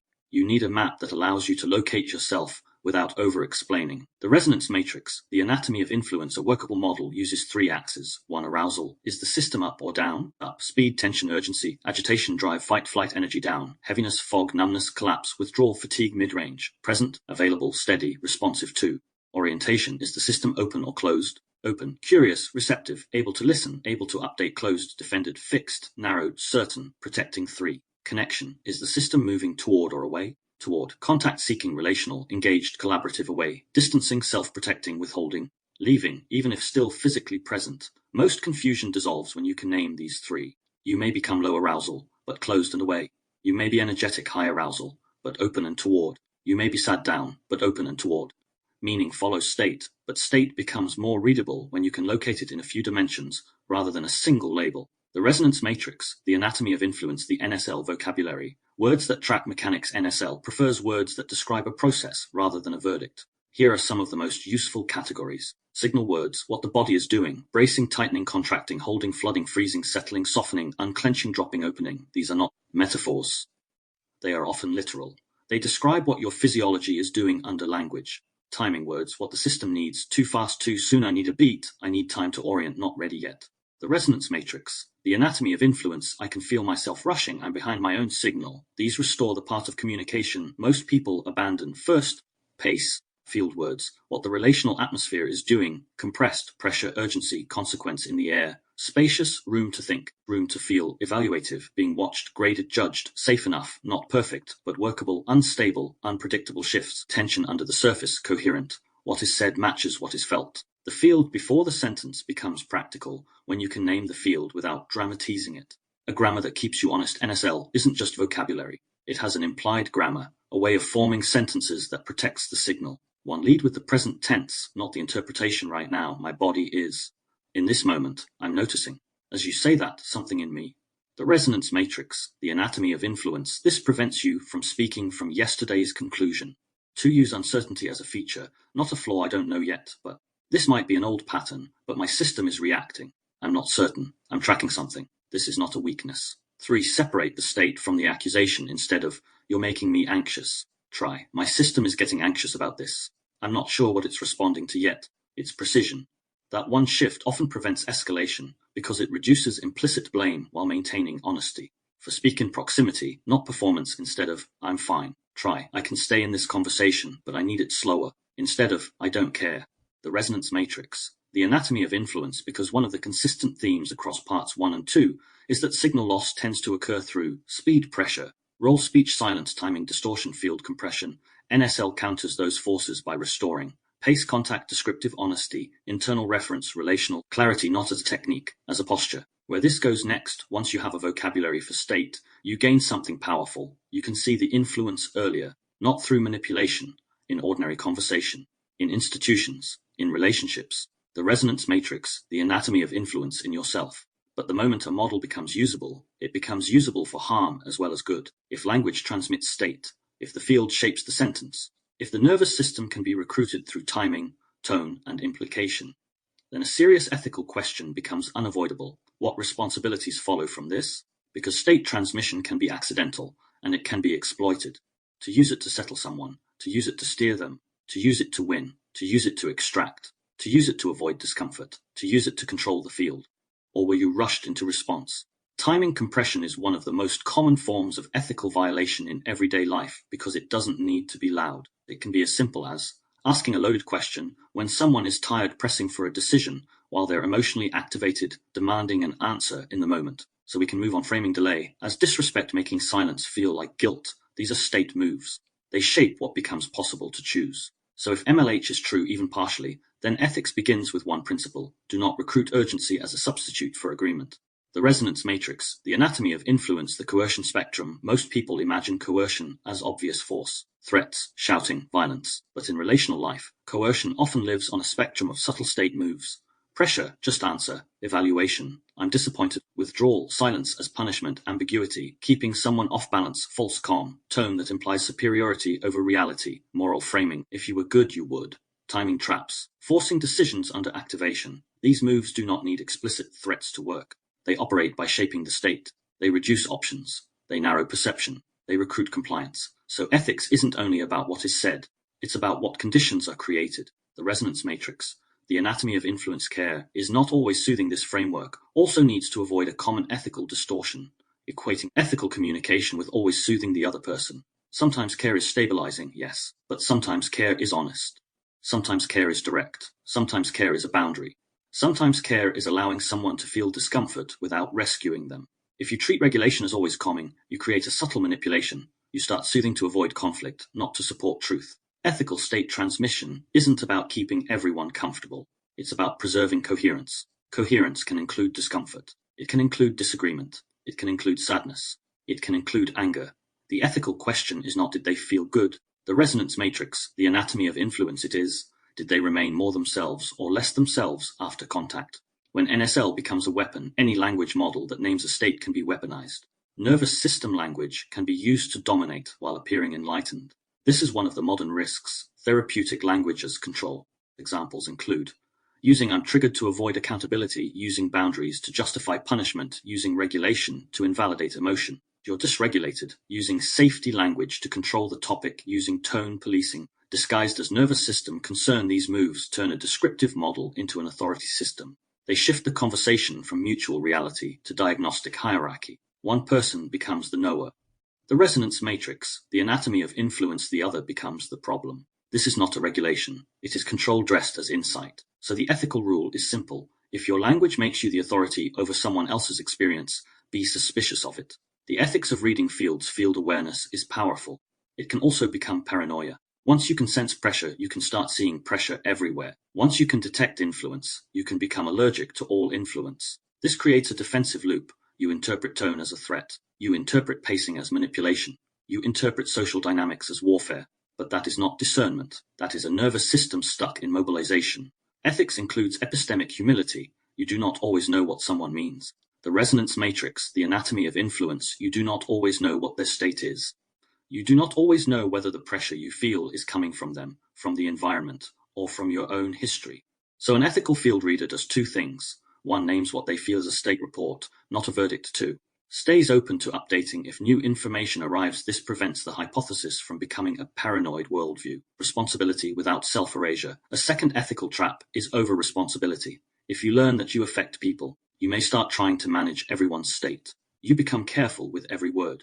You monitor your tone constantly. You avoid honesty because you don't want to destabilize anyone. This is another form of performance, and it becomes a new way of abandoning yourself. So ethics must include a boundary. You are responsible for your intent, your pacing, your honesty, and your willingness to repair. The resonance matrix, the anatomy of influence, you are not responsible for controlling the other person's internal world. Ethical state transmission does not mean you become everyone's regulator. It means you participate cleanly. Repair as an ethical practice, no one transmits the state perfectly. You will speak from tension sometimes. You will compress time sometimes. You will leak impatience. You will misread. You will trigger someone accidentally. Ethics is not perfection. It is a repair. Repair is the willingness to return to coherence after the field has shifted. It can be as simple as, I think I rushed you. I'm noticing I'm getting tense. I don't want to press. That came out sharper than I intended. I want to slow down. Can we reset? The resonance matrix, the anatomy of influence, repair restores safety not through soothing, but through accountability. And accountability is one of the most regulating signals a nervous system can receive, because it reduces unpredictability. It tells the other person, you are not trapped in my unknown state. Ethical influence in practice. 3 guiding questions if you want a simple ethics test that fits this book's tone. It can be 3 questions you ask yourself. 3. Am I speaking from coherence or performing an outcome? You don't need to moralize the answers. You just need to see them, because once you can see them, you can choose differently. Why does this chapter sit before the concept paper? The next section of part 3 is the keystone insert, the formal articulation of the Mirror-Linguistic Hypothesis. The paper will give a definition. It will give structure. It will give a clearer conceptual frame. The resonance matrix, the anatomy of influence, but conceptual frames have a tendency to become tools, and tools have a tendency to drift toward leverage. So this ethics chapter is a stabilizer, a reminder that the purpose of the mirror-linguistic hypothesis is not to create better rhetoric. It is to restore contact with self, with others, and with reality, not by controlling speech, but by becoming honest about what speech is already doing. The resonance matrix, the anatomy of influence keystone, the mirror-linguistic hypothesis, concept paper. The following concept paper is included as a formal articulation of the mirror-linguistic hypothesis, MLH. It is presented here as a standalone statement of the hypothesis, its grounding, contrasts, and implications, so the surrounding chapters can remain experiential and non-repetitive. You may notice an overlap in theme with Part 3. That is intentional. Part 3 builds the felt pathway. This insert names the framework in a more explicit, research-shaped form, the mirror-linguistic hypothesis. Language, nervous system regulation, and the ineffable gap. Abstract language has long been theorized as a symbolic system, defined by its capacity to represent and structure thought. Yet mounting evidence from neuroscience, developmental psychology, and cultural practice demonstrates that words not only signify, but also regulate physiology. Prosody, taboo words, chants, and slogans consistently elicit autonomic responses such as shifts in heart rate variability, skin conductance, and hormonal release. These findings indicate that language functions simultaneously as a semantic and somatic system. This paper proposes the mirror-linguistic hypothesis, MLH. Meaning is transmitted through mirrored autonomic. The resonance matrix, the anatomy of influence states, not symbols alone, drawing on research in mirror neurons, affective neuroscience, and psychophysiology. MLH argues that words inherit their charge through caregiver modeling, cultural reinforcement, and embodied experience. The practical extension, nervous system language, NSL, is outlined as a conscious grammar for co-regulation in therapy, education, media, ritual, and human-machine communication. The paper proceeds in 6 parts. 1. Foundations in embodied communication. 2. The empirical evidence base. 3. Theoretical integration with existing linguistic paradigms. 4. The ineffable gap between measurement and lived resonance. 5. Applications across social domains. And 6. A conclusion mapping future research and practice. By reframing language as both symbolic and somatic, MLH offers a new account of how words shape human connection, resilience, and vulnerability. The hypothesis highlights not only the scientific significance of filling this gap, but also its cultural and ethical implications. To speak is to regulate another's nervous system. Introduction from symbols to systems of resonance. For more than a century, dominant theories of language have emphasized its symbolic function. Ferdinand de Saussure described linguistic signs as arbitrary pairings of signifiers and signifieds. Edward Sapir and Benjamin Lee Worf proposed that linguistic categories shape cognition, constraining the resonance matrix, the anatomy of influence, perception, and thought. Noam Chomsky revolutionized linguistics by positing universal grammar as the innate substrate of syntax. Ludwig Wittgenstein famously declared that the limits of my language mean the limits of my world. Across these perspectives, language appears primarily as a system of representation. Yet this symbolic view, while powerful, neglects another dimension, the role of language in regulating physiology. Words are not only carriers of abstract meaning, but also stimuli that alter nervous system states. A harsh command can accelerate heart rate and heighten stress responses. A soothing lullaby can slow breathing and induce calm even before semantic comprehension. Taboo words can provoke measurable spikes in skin conductance regardless of context. Ritual chants and collective song can synchronize respiration and heart rhythms across groups. These phenomena point toward an underexplored truth. Language is simultaneously semantic and somatic. It functions not only to represent but to regulate, not only to communicate information but to transmit embodied states. The mirror-linguistic hypothesis. This paper advances the mirror-linguistic hypothesis, MLH, to account for this neglected dimension. MLH proposes that language transmits meaning through mirrored autonomic responses. The nervous system of the listener aligns with that of the resonance matrix, the anatomy of influence the speaker via tone, rhythm, and context, mediated by neural mechanisms such as mirror systems and affective circuits. Overdevelopment. Words acquire autonomic valence through repeated coupling with caregiver prosody and cultural reinforcement. For example, the word stop may be neutral in isolation, threatening when shouted, and soothing when gently whispered to a child at play. Its semantic core remains stable, but its physiological charge varies with delivery and context. MLH provides a theoretical framework to explain how such charges are acquired, transmitted, and modified. Building on this, the concept of nervous system language, NSL, is introduced as a practical extension. NSL proposes a conscious lexicon and grammar for co-regulation, ways of speaking and listening that intentionally support physiological safety, resilience, and connection. The ineffable gap, a key feature of MLH, is recognition of what may never be fully measurable, the gap between physiological correlates and lived resonance. Neuroscientific tools such as fMRI, EEG, HRV, and EDA can capture indices of resonance, but not the felt quality of being moved by a lullaby or wounded by an insult. This ineffable gap is not treated as a weakness, but as a structural feature of language.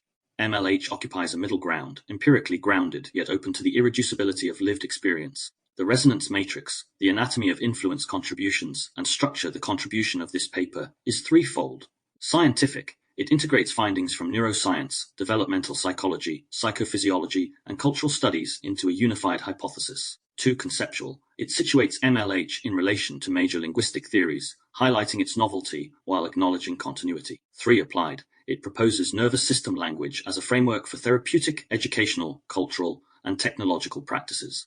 The paper proceeds in 6 parts.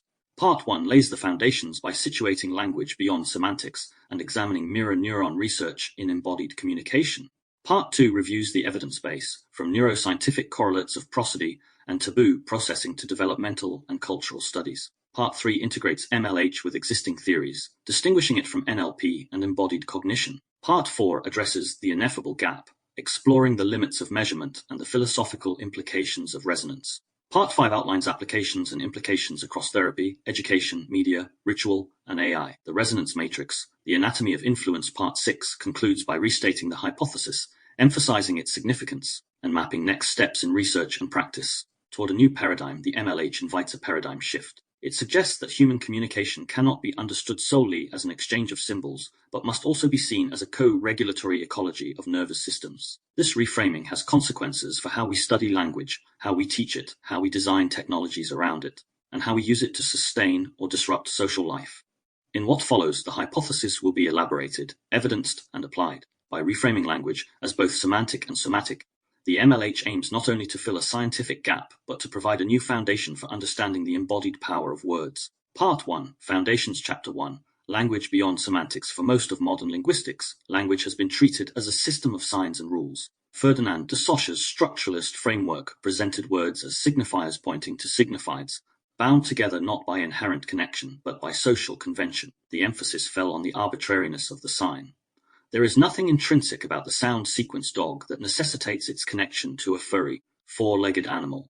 The resonance matrix, the anatomy of influence language, was therefore understood as a symbolic code, and communication as the transfer of information across a channel. This view carried into analytic philosophy and cognitive science, where language was modeled as the manipulation of symbols according to logical or grammatical rules. Noam Chomsky's theory of universal grammar reinforced the abstraction of language. Humans, he argued, are born with innate syntactic structures that underlie all linguistic competence, regardless of the body culture or social environment in which a speaker develops. Yet even as this symbolic paradigm dominated, countercurrents emerged. Philosophers such as Ludwig Wittgenstein insisted that the meaning of a word is its use in the language, situating words not in abstract symbol, referent relations, but in lived practices. Anthropologists like Edward Sapir and Benjamin Lee Worth argued that language does not merely describe reality, but shapes perception itself, a claim now referred to as linguistic relativity. By the late 20th century, advances in neuroscience and psychology began to destabilize the purely symbolic model. Evidence mounted that language is embodied. Reading or hearing action-related words, like kick or lick, activates motor areas of the brain involved in performing those actions. Emotional words are processed not just in cognitive areas, but in circuits overlapping with affective and autonomic regulation. This shift reframes language, not as detached from the body, but the resonance matrix, the anatomy of influence, as fundamentally interwoven with perception, motor systems, and emotional states. A striking demonstration comes from tone of voice. Parents intuitively modulate their prosody when soothing infants, using elongated vowels, sing-song intonation, and slower rhythm. Infants respond not just cognitively but physiologically. Heart rate slows, cortisol drops, and behavioral distress decreases. Crucially, these responses occur long before infants understand the semantic content of speech. The nervous system is tuned to prosody, not just propositions. Similarly, adults are moved by tone even when semantic understanding is absent. A listener may feel reassured by speech in a language they do not understand if the prosody is gentle, or unsettled if the tone is sharp. This suggests that prosody functions as a direct pathway to the autonomic nervous system, bypassing the cognitive decoding of meaning. The mirror-linguistic hypothesis takes these insights further. It argues that words acquire meaning not only by convention or semantic association, but also through mirrored physiological experiences. When a caregiver shouts stop in a harsh tone, the child's body jolts into sympathetic activation, heart racing, muscles tensing. Over repeated exposures, the word itself becomes charged with that physiological imprint. Later in life, even a neutral utterance of stop may trigger echoes of that embodied state. The resonance matrix, the anatomy of influence, this process is not limited to children. Adults, too, inherit and reinforce autonomic associations with words through cultural contexts. Taboo words evoke spikes of arousal because they have been repeatedly paired with social sanctions, moral emotions, or contexts of heightened intensity. Ritual chants gain power because they synchronize group physiology, aligning breathing and heart rate, thereby embedding collective meaning into sound. Seen this way, language is not just semantics and syntax, but also somatics and synchrony. It is a nervous system language, NSL, that shapes states of arousal, safety, and connection. Communication becomes a matter of co-regulating bodies as much as exchanging ideas. Chapter 2. Mirror neurons and embodied communication. The discovery of mirror neurons in the early 1990s transformed understandings of social cognition. While studying the motor cortex of macaque monkeys, researchers led by Giacomo Rizzolatti found neurons that fired not only when the monkey grasped an object, but also when it observed a human experimenter performing the same action. The same neural circuits were activated by doing and by seeing. This mechanism, dubbed mirror neurons, challenged the idea that perception and action are strictly separate. Instead, perception seems to involve internal simulation. The observer's motor system resonates with the observed act. The implications. The resonance matrix, the anatomy of influence, were profound. Mirror neurons offered a potential mechanism for imitation learning, empathy, and social understanding. Human studies extended these findings. Functional MRI and EEG experiments revealed mirror-like activity when people observed facial expressions, hand movements, or even heard sounds associated with actions. Watching someone grasp a cup or hearing the crunch of an apple activates motor regions in the observer's brain, as if preparing to perform the same act. Crucially, these mirror processes are not confined to movement. They extend to emotion and language. Observing someone in pain recruits brain areas involved in personal pain perception. Hearing laughter activates motor and limbic regions linked to smiling. Emotional prosody, hearing the anger in a voice, or the warmth of affection, elicits neural and physiological responses that mirror those emotions. For language, this suggests a radical reinterpretation. Words are not processed only as abstract symbols in Broca's and Wernicke's areas, but are intertwined with systems for action and emotion. Saying run a kiss does not simply activate a dictionary entry, it recruits motor circuits associated with running or kissing. Hearing an angry reprimand not only triggers semantic comprehension, it evokes embodied simulations of being threatened. The MLH leverages this framework. If mirror neurons allow us to resonate with others' actions and emotions, then language functions as a tool for modulating resonance. Words and the resonance matrix, the anatomy of influence, prosody, transmit embodied states, which are mirrored in the listener's nervous system. This explains why taboo words, even when heard in isolation, can cause measurable spikes in skin conductance. The nervous system is not responding to abstract symbols, but to embodied charges encoded in sound. One of the most striking demonstrations of this mirroring is found in group rituals. Research on chanting, drumming, and singing shows that participants' heart rates and breathing rhythms often synchronize. Collective vocalization produces not only a shared sound, but a shared physiological state.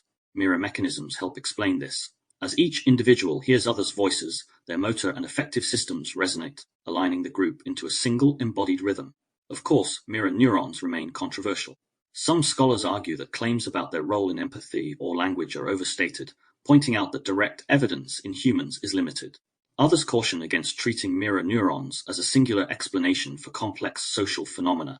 The MLH acknowledges these critiques but proposes that, whether or not mirror neurons are the sole mechanism, some form of embodied resonance system exists. The combination of motor simulation, autonomic mirroring, and social conditioning provides a robust foundation for understanding language as a nervous system phenomenon. In this light, communication becomes more than symbol exchange. It is embodied resonance. The speaker encodes the resonance matrix, the anatomy of influence, intention, and effect into sound, which the listener's nervous system decodes and mirrors. Words are waves, carrying both semantic content and autonomic charge. Prosody functions as modulation, shaping whether the listener experiences safety, threat, or connection. Mirror neurons, or broader resonance systems, are the biological receivers of this transmission. Transitional summary together, chapters 1 and 2 establish the foundation of the Mirror-Linguistic Hypothesis. Language is not merely a symbolic system, but an embodied one, shaping and shaped by nervous system states. Mirror mechanisms provide the neural substrate for this resonance, while cultural practices and social encounters embed charge into specific words and tones. Part 2 will deepen the evidence base, surveying neuroscientific, developmental, and cultural research that converges on the same conclusion. Words and prosody carry embodied charge, shaping physiology as much as thought. Part 2. Evidence-based. Chapter 3. Neuroscientific grounding. The neuroscientific study of language has long focused on two cortical regions: Broca's area, associated with speech production and syntax, and Wernicke's area, associated with comprehension. For over a century, this cortical focus dominated research, presenting language as a function of higher cognition largely insulated from emotion and bodily states. The resonance matrix, the anatomy of influence. Recent decades, however, have complicated this picture. Effective neuroscience has demonstrated that language processing extends far beyond the classical language areas, engaging limbic structures such as the amygdala and insula, motor areas, and autonomic control centers. Words and prosody are not simply decoded semantically. They also trigger emotional and physiological responses measurable at the level of heart rate, skin conductance, and hormonal changes. Taboo words and autonomic reactivity. One of the most robust findings in psycholinguistics is the arousal effect of taboo words. Harris et al. 2003 showed that bilingual speakers experienced heightened skin conductance responses, SCRs, to taboo words and reprimands in their first language compared to their second. Buchanan et al. 2006 extended this, finding that taboo words not only elicited stronger SCRs but also enhanced memory retention, a sign that heightened autonomic arousal boosts consolidation. These studies demonstrate that the emotional charge of language is not merely cognitive but physiological. Taboo words trigger spikes in sympathetic nervous system activity, as if the listener were confronting a threat. Importantly, this effect is socially conditioned. Words acquire charge through cultural sanction, repetition, and embodied social encounters. Prosody, as a direct pathway to the nervous system, the resonance matrix, the anatomy of influence. If taboo words highlight semantic charge, prosody illustrates paralinguistic charge. Emotional prosody recruits neural circuits distinct from those used in semantic processing. fMRI studies, Balick and Brown 2014, show that prosodic cues activate the superior temporal sulcus, anterior cingulate, and amygdala, linking auditory processing directly to affective regulation. Physiological data support this. Matejka et al. 2013 demonstrated that describing emotional states in different prosodic tones altered skin conductance responses. More recently, Leroux Maestri et al. 2024 synthesized 3 decades of research showing that emotional prosody consistently elicits autonomic changes, with anger and fear tones producing heightened sympathetic activation and soothing tones associated with parasympathetic recovery. Autonomic markers, HRV-DA, hormones. 3 physiological markers are central to this evidence base. Heart rate variability, HRV, high-frequency HRV, is a reliable index of parasympathetic activity and emotional regulation capacity. Decreases in HF-HRV typically accompany stress or threat, while increases indicate calm and flexibility. Electrodermal activity, EDA, phasic skin conductance responses index sympathetic arousal, providing a sensitive measure of moment-to-moment emotional reactivity. Hormonal measures, cortisol, stress, and oxytocin bonding fluctuate in response to language and tone. For example, the resonance matrix, the anatomy of influence. Oxytocin administration has been shown to increase HRV, Kemp et al. 2012. Suggesting links between affiliative communication and autonomic flexibility. Together, these markers provide objective measures of language-induced autonomic states. They allow us to track how words and tones shape bodily responses beyond subjective report. Integrative point. The neuroscientific evidence demonstrates that words and prosody are embodied stimuli. Taboo words trigger sympathetic spikes, prosody recruits affective circuits, and autonomic measures provide quantifiable readouts of these effects. The Mirror-Linguistic Hypothesis integrates these findings by proposing that such effects are not incidental but constitutive of meaning itself. Chapter 4. Developmental and psychological evidence. If neuroscience reveals how words and prosody affect the nervous system, developmental psychology shows how these effects are acquired. From infancy through adolescence, language learning is embedded in emotional interactions with caregivers and peers, making the nervous system central to meaning-making. The resonance matrix, the anatomy of influence, preverbal prosody, and emotional contagion. Infants are exquisitely sensitive to tone of voice long before they understand words. Motherese or infant-directed speech, characterized by exaggerated intonation and rhythm, reliably calms infants and facilitates bonding. Studies show that infants' heart rates and cortisol levels shift in response to prosodic changes, even when the semantic content is meaningless. This suggests that prosody functions as a regulatory signal from the caregiver to the infant's nervous system. Acquiring the emotional charge of words. As children begin to learn vocabulary, They do not acquire words in isolation, but in emotional contexts. A reprimand paired with a harsh tone produces a spike in sympathetic arousal. Over time, the words themselves inherit this physiological charge. Conversely, affirmations or endearments delivered soothingly build positive associations. Evidence supports this emotional inheritance. Studies of children's word recognition show stronger physiological responses to emotionally laden words, even in early childhood. Friedman et al., 2009. Longitudinal work links children's developing HRV patterns to their capacity for emotion regulation and resilience in later adolescence. Goncalves et al., 2020. The resonance matrix, the anatomy of influence, trauma, dysregulation, and mirror dysfunction. Not all language learning is benign. Trauma can dysregulate the mirror and autonomic systems. Research on PTSD suggests that dysfunction in mirror-related networks contributes to relational difficulties. Stupidia, 2019. Traumatic language, words of shaming, threat, or abuse, can become somatic markers that trigger dysregulation years later. Adolescence and autonomic regulation. Adolescence is a critical period for autonomic development. HRV studies show that adolescents with higher vagal tone exhibit greater emotional flexibility, while low HRV predicts impulsivity and vulnerability to mood disorders. Importantly, adolescents are also more sensitive to peer communication. The autonomic charge of words in this period may profoundly shape identity and regulation capacities.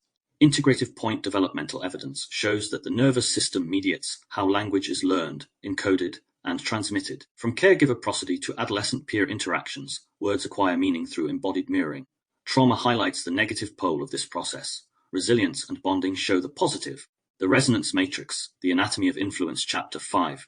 Cultural and social dimension. Language is not only personal but profoundly cultural. Words acquire their charge not just from caregivers but from collective practices, taboos, rituals, chants, propaganda, and slogans. Taboo and sacred words across cultures. Certain words are considered unutterable or sacred. Their emotional charge is disproportionate to their semantic content. Cross-cultural studies, J. 2009, show that swear words elicit heightened autonomic arousal regardless of language, though the specific terms differ by culture. Sacred words in prayer or ritual contexts produce similar autonomic markers, often associated with reverence or calm. Ritual and chanting, singing, and rhythmic vocalization are nearly universal human practices. Research demonstrates that group chanting synchronizes breathing, heart rate, and even neural oscillations across participants. This collective synchrony fosters social cohesion and shared affective states, embedding cultural meaning in sound. From Vedic mantras to Gregorian chants, ritual language functions as NSL in action, aligning nervous systems to shared states of reverence, joy, or solidarity. The resonance matrix, the anatomy of influence. Propaganda, slogans, and media. In the political and commercial realm, slogans and advertising jingles operate as engineered mirror linguistics. Repetition, rhythm, and emotional prosody are used to embed charge into phrases like freedom, security, or just do it. Research in media studies shows that such slogans can bypass rational evaluation, shaping attitudes through autonomic resonance. Integrative point cultural evidence shows that societies engineer the autonomic charge of words. Taboo words, chants, and slogans function as collective nervous system regulators, binding groups together through mirrored states. MLH frames this not as incidental but as evidence that language is a vehicle for physiological co-regulation at both individual and collective scales. Part 2 summary taken together, the neuroscientific, developmental, and cultural evidence demonstrates a consistent pattern. Language is embodied, charged, and mirrored. Words and prosody elicit measurable autonomic responses. Children inherit linguistic charge through caregiver modeling, and cultures encode charge into taboos and rituals. What is missing is a unified framework that integrates these strands into a model of language as a nervous system phenomenon. This is the gap the Mirror-Linguistic Hypothesis seeks to fill. The resonance matrix, the anatomy of influence. Part 3, theoretical integration. Chapter 6, comparison with existing theories. Saussure and structuralism. The arbitrary sign in the early 20th century. Ferdinand de Saussure laid the foundations of modern linguistics with his distinction between the signifier, the sound image of a word, and the signified, the concept it represents. For Saussure, the relationship between signifier and signified was arbitrary, maintained only by social convention. The word dog had no intrinsic connection to the animal it named. Meaning arose solely from a system of differences within the language. This structuralist view provided a powerful framework for analyzing language as a self-contained system, yet it also abstracted language away from bodies and emotions. Words were units in a symbolic code, detached from physiology. The mirror-linguistic hypothesis challenges this arbitrariness. It proposes that while words may be arbitrary at the level of reference, they are not arbitrary at the level of embodied charge. The sound sequence stop may be arbitrary as a symbol, but its physiological effect, learned through repeated social encounters in which it is paired with threat or authority, is anything but arbitrary. Words acquire meaning through embodied inheritance, not just through symbolic convention. The resonance matrix, the anatomy of influence, thus, MLH does not deny Socha's structuralist insights, but expands them. The signifier carries not only a semantic value, but also a nervous system imprint. A complete theory of meaning must account for both. The Sapir-Whorf hypothesis, from thought to autonomic state. The Sapir-Whorf hypothesis, or linguistic relativity, argued that language shapes thought. Different linguistic structures guide the perception and categorization of the world. For example, languages with multiple words for snow may sensitize speakers to distinctions that others overlook. MLH builds on this principle, but shifts the focus. It proposes that language shapes not only cognition but also autonomic states. Words do not simply structure categories, they structure bodily responses. A taboo word does not just prompt a different thought, it elevates skin conductance, accelerates heart rate, and triggers sympathetic activation. This extension reframes linguistic relativity as physiological relativity. The emotional charge of words varies across languages and cultures, conditioning speakers' nervous systems in distinctive ways. English swear words, Arabic sacred words, and Sanskrit mantras each carry charges inherited through cultural mirroring. MLH integrates Sapir-Whorf with neuroscience by grounding relativity in the autonomic nervous system. The resonance matrix, the anatomy of influence. Chomsky and universal grammar. Beyond syntax, Noam Chomsky revolutionized linguistics with his theory of universal grammar, the claim that humans are born with innate syntactic structures that underlie all languages. Chomsky's framework reasserted the cognitive abstraction of language, presenting it as an autonomous faculty distinct from sensory motor or emotional systems. MLH does not dispute that humans possess innate capacities for language, but it proposes that one such capacity may be resonance, the ability to mirror, simulate, and align with others' embodied states through sound. Just as infants are predisposed to acquire grammar, they may also be predisposed to acquire the emotional charge of language through caregiver mirroring. From this perspective, universal grammar is complemented by a universal resonance system, a biological substrate for nervous system communication that underpins language learning and use. This shifts the innateness debate from syntax alone to include autonomic co-regulation as an innate dimension of communication. Wittgenstein, The Limits of Language, and the ineffable Ludwig Wittgenstein's later philosophy emphasized that the meaning of a word is its use in the language. He warned against treating words as fixed containers of meaning. Instead, language is a practice embedded in life. Yet Wittgenstein, also the resonance matrix, the anatomy of influence, acknowledged the limits of language. Whereof one cannot speak, thereof one must be silent. MLH resonates with this tension. On the one hand, it affirms Wittgenstein's view that meaning is use, not only social use but embodied use, the physiological resonances words carry in practice. On the other hand, it acknowledges an ineffable gap. The full experience of resonance cannot be captured in propositional terms. We can measure HRV shifts, but not the qualia of being soothed by a lullaby or unsettled by a scream. In this way, MLH inhabits the space Wittgenstein left open between what can be described semantically and what can only be felt. Embodied cognition. Extending the frame theories of embodied cognition argue that language and thought are grounded in bodily experience. George Lakoff and Mark Johnson's Metaphors We Live By, 1980, showed that abstract concepts are often structured by bodily metaphors, e.g., for good, down for bad. Lawrence Barcelow's research demonstrated that processing action words recruits motor systems. MLH extends this embodied turn but adds a social and autonomic dimension. It proposes that embodiment is not just individual but intersubjective. Words carry embodied meaning because they are transmitted in contexts where bodies mirror. The resonance matrix, the anatomy of influence each other. The word comfort is not embodied solely through metaphor or motor imagery, but through repeated experiences of being comforted by others. Thus, MLH integrates embodied cognition with neuroscience of mirroring, proposing that meaning is co-embodied across interacting nervous systems. Affective neuroscience, language, and emotion. Finally, affective neuroscience underscores the role of emotion in shaping cognition. Jake Panksepp identified primal emotional circuits, seeking, fear, care, etc., that underlie complex behavior. Antonio Damasio argued that somatic markers, bodily states linked to emotions, guide decision-making. MLH situates itself within this lineage. It proposes that language is one of the most powerful tools for triggering somatic markers. Words are not only cognitive units, but emotional stimuli capable of activating fear, care, or anger circuits through prosody and cultural charge. By integrating affective neuroscience, MLH highlights that language does not just describe emotions but enacts them in listeners' bodies.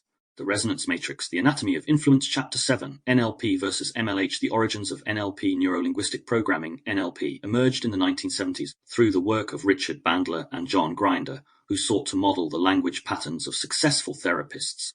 NLP emphasized the power of reframing, altering internal representations through shifts in language, imagery, and bodily states. Techniques such as anchoring, mirroring body language, and adjusting submodalities aim to reprogram the individual's mental maps. While popular in self-help and corporate training, NLP has been criticized for its lack of empirical rigor.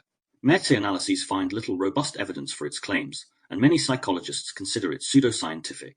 Nevertheless, NLP's influence endures in coaching, sales, and therapy. How NLP differs from MLH. At first glance, NLP and MLH share certain surface similarities. Both emphasize the power of language beyond semantics. Both recognize the role of nonverbal cues, and both see communication as shaping experience. Yet their orientations diverge fundamentally. The Resonance Matrix, The Anatomy of Influence focus. NLP focuses on the individual's internal representations. MLH focuses on intersubjective mirroring and co-regulation. Mechanism: NLP posits cognitive reprogramming through linguistic tricks. MLH posits autonomic inheritance through embodied resonance. Application: NLP has been used for persuasion and self-improvement. MLH frames language as a physiological ecology, with ethical implications for therapy, education, and culture. In short, NLP treats language as a tool for self-change, while MLH treats language as a system of shared physiological regulation. Why MLH is not another ideology. A key distinction is that MLH is not a prescriptive ideology or persuasion toolkit. It is a descriptive hypothesis grounded in neuroscience, psychology, and cultural studies. Whereas NLP claims to offer shortcuts to influence, MLH offers a framework for understanding how language already shapes bodies. From this foundation, practices like nervous system language, NSL, can be developed, but always with an emphasis on mutual regulation and awareness, not manipulation. The Resonance Matrix, The Anatomy of Influence, Chapter 8. The Mirror-Linguistic Hypothesis and Nervous System Language. Defining MLH. The Mirror-Linguistic Hypothesis states, language carries meaning not only through symbolic reference, but through mirrored autonomic responses acquired via social and cultural encounters. Words and prosody inherit physiological charge through repeated pairing with embodied states, such that language functions as a medium of nervous system regulation as well as semantic communication. This definition positions MLH as an integrative framework linking semantics, embodiment, and physiology. Nervous system language, NSL. NSL is the applied extension of MLH. It proposes the deliberate development of a lexicon and grammar of co-regulation. Lexicon: words catalogued not only by definition but by autonomic charge, calming, arousing, threatening, soothing. Grammar: patterns of prosody and rhythm that foster regulation, slow tempo, soft tone, rising falling contours.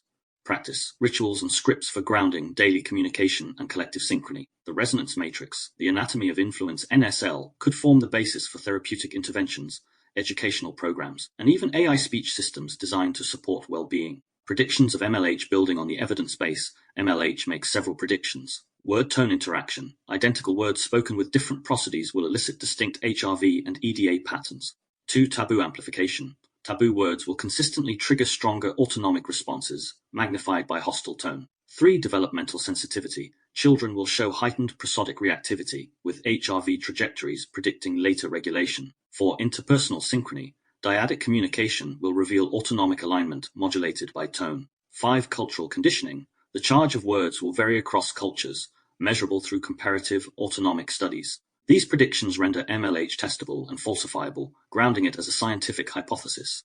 MLH as the missing link: by synthesizing insights from structuralism, linguistic relativity, universal grammar, embodied cognition, and effective. The Resonance Matrix, The Anatomy of Influence Neuroscience, MLH fills a critical gap. It reframes language not only as a system of symbols or metaphors, but as a physiological ecology of mirroring. In this model, meaning is not only cognitive but co-embodied. Words are not merely understood, they are felt.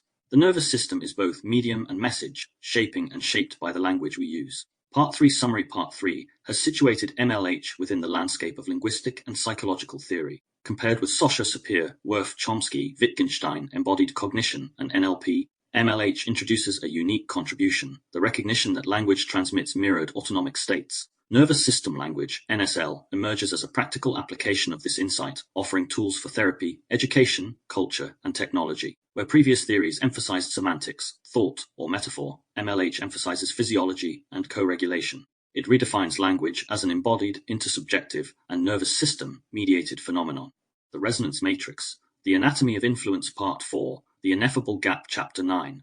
The Limits of Measurement Neuroscientific Tools and Their Boundaries. Contemporary neuroscience offers increasingly sophisticated methods for observing brain and body activity. Functional magnetic resonance imaging, fMRI, maps hemodynamic changes associated with neural activation. Electroencephalography, EEG, and magnetoencephalography, MEG, provide high temporal resolution of oscillatory activity. Autonomic measures such as heart rate variability, HRV, and electrodermal activity, EDA, allow fine-grained tracking of emotional arousal. Hormonal assays of cortisol and oxytocin capture endocrine correlates of stress and bonding.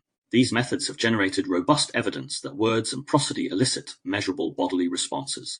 Taboo words elevate skin conductance, affiliative prosody increases HRV, and soothing language modulates oxytocin. Such findings anchor the Mirror-Linguistic Hypothesis, MLH, in empirical observation. Yet all of these tools reveal only correlations. They show that physiological changes occur, but they do not exhaust the phenomenon of resonance. Neural imaging depicts regional activation, but not the subjective experience of being soothed by a lullaby. Autonomic measures record arousal shifts, but not the felt quality of reverence in ritual language. This gap between the resonance matrix, the anatomy of influence measurement and experience, marks a fundamental limitation in current science. The mirror neuron controversy, the case of mirror neurons, illustrates this limitation. Initial reports in macaque monkeys suggested a direct neural substrate for action, understanding, and empathy. Cells that fire both when performing and when observing an action. Enthusiasts proposed that mirror neurons might underlie everything from imitation to the origins of language. Subsequent human research has been more cautious. While neuroimaging and EEG evidence support mirror-like activity in humans, the specificity and universality of the mechanism remain debated. Critics caution that claims about mirror neurons as empathy cells or language cells may be overstated. From the perspective of MLH, this controversy underscores the difficulty of isolating a singular mechanism for complex social phenomena. Even if mirror neurons participate in embodied resonance, they are unlikely to be the sole substrate. What matters is the broader principle. Communication involves simulation and alignment across nervous systems, whether through mirror neurons, distributed networks, or other resonance mechanisms yet to be identified. The resonance matrix, the anatomy of influence correlates versus lived resonance, this leads to an essential distinction. Science can measure indices of resonance, neural activation, HRV, and EDA, but the lived resonance itself is partly ineffable. The embodied meaning of words cannot be reduced to their physiological footprint. To study language only through correlations risks missing the phenomenon it seeks to capture. The MLH, therefore, insists on a dual perspective. Empirical methods are necessary but insufficient. They provide evidence of resonance, but not its entirety. A comprehensive account must integrate measurable data with recognition of what escapes measurement. Chapter 10. Language Resonance, an Analogy Signal Processing as Conceptual Framework to Conceptualize How Intention and Effect Might Be Embedded in Language. Researchers have drawn on analogies from signal processing. Speech is an acoustic waveform shaped by respiratory, laryngeal, and articulatory systems. Within this waveform, prosody functions much like modulation. Subtle changes in frequency, amplitude, and rhythm encode layers of effective information. Listeners, in turn, demodulate these signals. The auditory system reconstructs not only the phonemes and syntax, but also the embedded affective charge. In this view, prosody acts as the resonance matrix, the anatomy of influence carrier, wave that transmits intention alongside semantic content. This analogy is not literal, neurons are not radios, but it offers a conceptual scaffold for understanding how the nervous system may function as a biological modulator-demodulator. It emphasizes that effect is not external to speech, but encoded in its acoustic signature. Resonance systems beyond semantics evidence supports the idea that communication engages resonance systems beyond the linguistic code. For instance, emotional prosody activates limbic and autonomic networks distinct from semantic areas. Group chanting induces physiological synchrony across participants. Taboo words evoke autonomic arousal independent of context. These findings suggest that the voice carries physiological information that listeners' bodies decode, producing alignment at the level of nervous system state. The MLH formalizes this principle. Meaning is transmitted through mirrored resonance as much as through symbolic content. Field hypotheses and extended resonance. Some researchers have speculated that resonance may extend beyond conventional sensory channels. Studies of group the resonance matrix, the anatomy of influence synchrony occasionally report alignment in physiology even when direct cues are minimized. This raises the possibility that subtle fields or forms of intersubjective resonance may be at play. Such claims remain speculative and fall outside the current evidential base of MLH. However, acknowledging them underscores the broader continuum of explanation, from measurable acoustic and neural mechanisms to possible extended forms of resonance. The MLH positions itself firmly on the empirical side of this continuum, while leaving conceptual space for phenomena not yet understood. Chapter 11. Philosophy of the ineffable language and its limits. Philosophers have long recognized that language both reveals and conceals. Wittgenstein observed that the limits of language are the limits of our world, yet also admitted that whereof one cannot speak, thereof one must be silent. Mystical traditions across cultures echo this recognition of the ineffable, aspects of human experience that resist articulation. The MLH encounters this problem directly. It deals with partly measurable phenomena, autonomic responses to words, and partly unmeasurable, the felt resonance of meaning. To insist that only the measurable is real would be reductive. To abandon measurement entirely would be unscientific. That the resonance matrix, the anatomy of influence challenge, is to acknowledge the ineffable without collapsing into mysticism. The gap is structural, not accidental. The ineffable gap is not a temporary inconvenience of current technology. It may be structural to the nature of language. Words operate at both symbolic and embodied levels, and the transition between them cannot be fully captured in empirical terms. The physiological correlates of resonance can be measured, but the qualia of resonance, the lived experience, remain beyond complete description. This does not weaken MLH, but strengthens it. By foregrounding the gap, the hypothesis recognizes that meaning is always more than measurement. The ineffable is not outside science, but within the phenomenon itself. Implications of the gap. Acknowledging this gap has several implications. 1. Scientific. Models of language must remain open-ended, integrating physiology with phenomenology. 2. Therapeutic. Lived accounts of linguistic injury or healing are valid data, even when not reducible to biomarkers. 3. Cultural. Rituals, chants, and poetry retain power precisely because they operate in the ineffable space beyond semantics. The resonance matrix, the anatomy of influence. 4. Philosophical. The gap affirms traditions that honor silence, presence, and resonance as integral to meaning. Part 4 summary. Part 4 has explored the limits of measurement and the presence of the ineffable. Neuroscience demonstrates correlates of resonance, but cannot exhaust its essence. Signal processing analogies highlight how prosody encodes affective intention, decoded by nervous systems as resonance. Speculative extensions suggest possible broader fields of synchrony. The central claim is that the gap is structural. Language always exceeds what can be measured. For MLH, this gap is not a weakness, but a necessary recognition. It allows the hypothesis to remain both empirically grounded and conceptually open, bridging neuroscience with lived experience. Part 5. Applications and Implications. Chapter 12. Therapeutic Applications. Trauma and Linguistic Imprints. Research consistently demonstrates that traumatic experiences are encoded not only in memory but in the body. Words spoken in abusive or threatening contexts often retain their autonomic charge years later, functioning as somatic triggers. Survivors may experience heightened arousal, dissociation, or shutdown when hearing phrases associated with past trauma. The resonance matrix, the anatomy of influence, the MLH, provides a framework for understanding these phenomena. Words function as conditioned stimuli, inheriting the physiological responses of their original contexts. Therapy, therefore, requires not only cognitive reframing but remirroring, creating new embodied associations with language that shift autonomic responses. Remirroring techniques. Therapeutic interventions grounded in MLH could include prosodic reframing, reintroducing triggering words in safe, soothing prosody, allowing clients to experience them with new autonomic associations.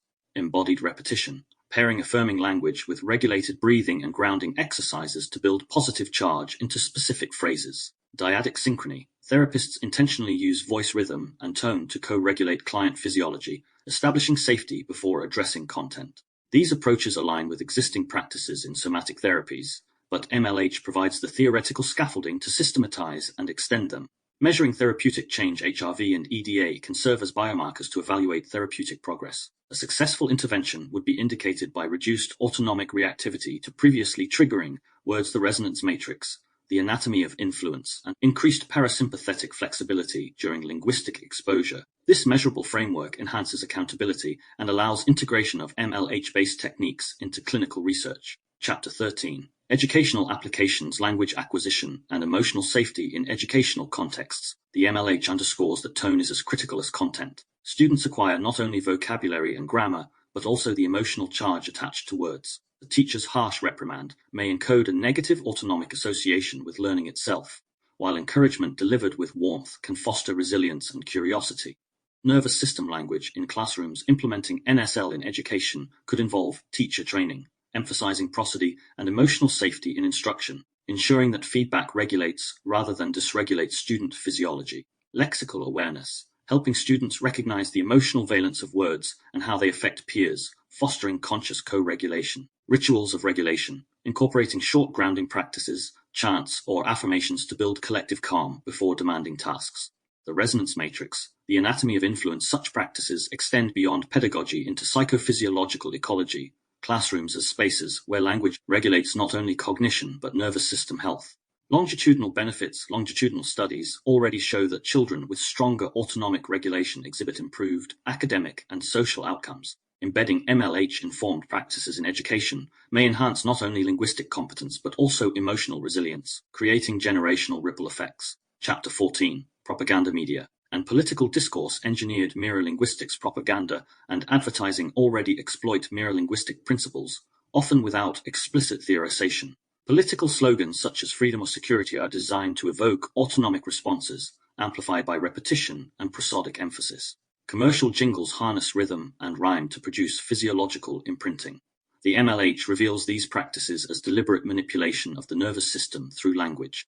It reframes propaganda not merely as cognitive persuasion but as physiological conditioning. The resonance matrix, the anatomy of influence. Media literacy through MLH. An MLH-informed approach to media literacy would teach individuals to recognize when their physiological states are being manipulated.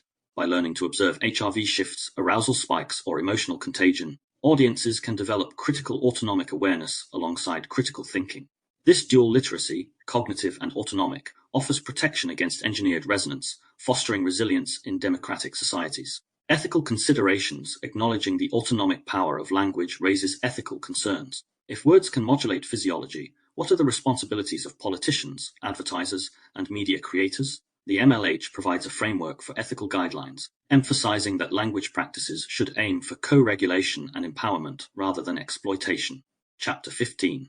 Ritual chant and collective synchrony. The embodied power of rituals across cultures, from mantras to hymns, demonstrate that collective vocalization induces physiological synchrony. Studies show alignment of heart rate, respiration, and the resonance matrix, the anatomy of influence neural oscillations during chanting and singing. The MLH interprets these findings as evidence of NSL in action, language as a tool for collective nervous system regulation. Designing modern rituals. Secular contexts can also benefit from ritualized co-regulation. For instance, healthcare, group chanting, or guided vocalization in hospitals to reduce patient anxiety. Workplaces, collective grounding rituals to mitigate stress. Digital communities, online synchronous practices that harness prosodic resonance across distance. By applying MLH principles, rituals can be redesigned for modern contexts, preserving their physiological benefits while adapting to contemporary life. Ritual as resistance. Ritual language can also function as a counterbalance to propaganda. Where political slogans engineer arousal for control, ritualized practices can restore regulation and solidarity. This suggests a role for MLH, not only in understanding culture but in shaping it ethically. Chapter 16. Technology, AI and Human-Machine Communication. AI and Prosodic Design.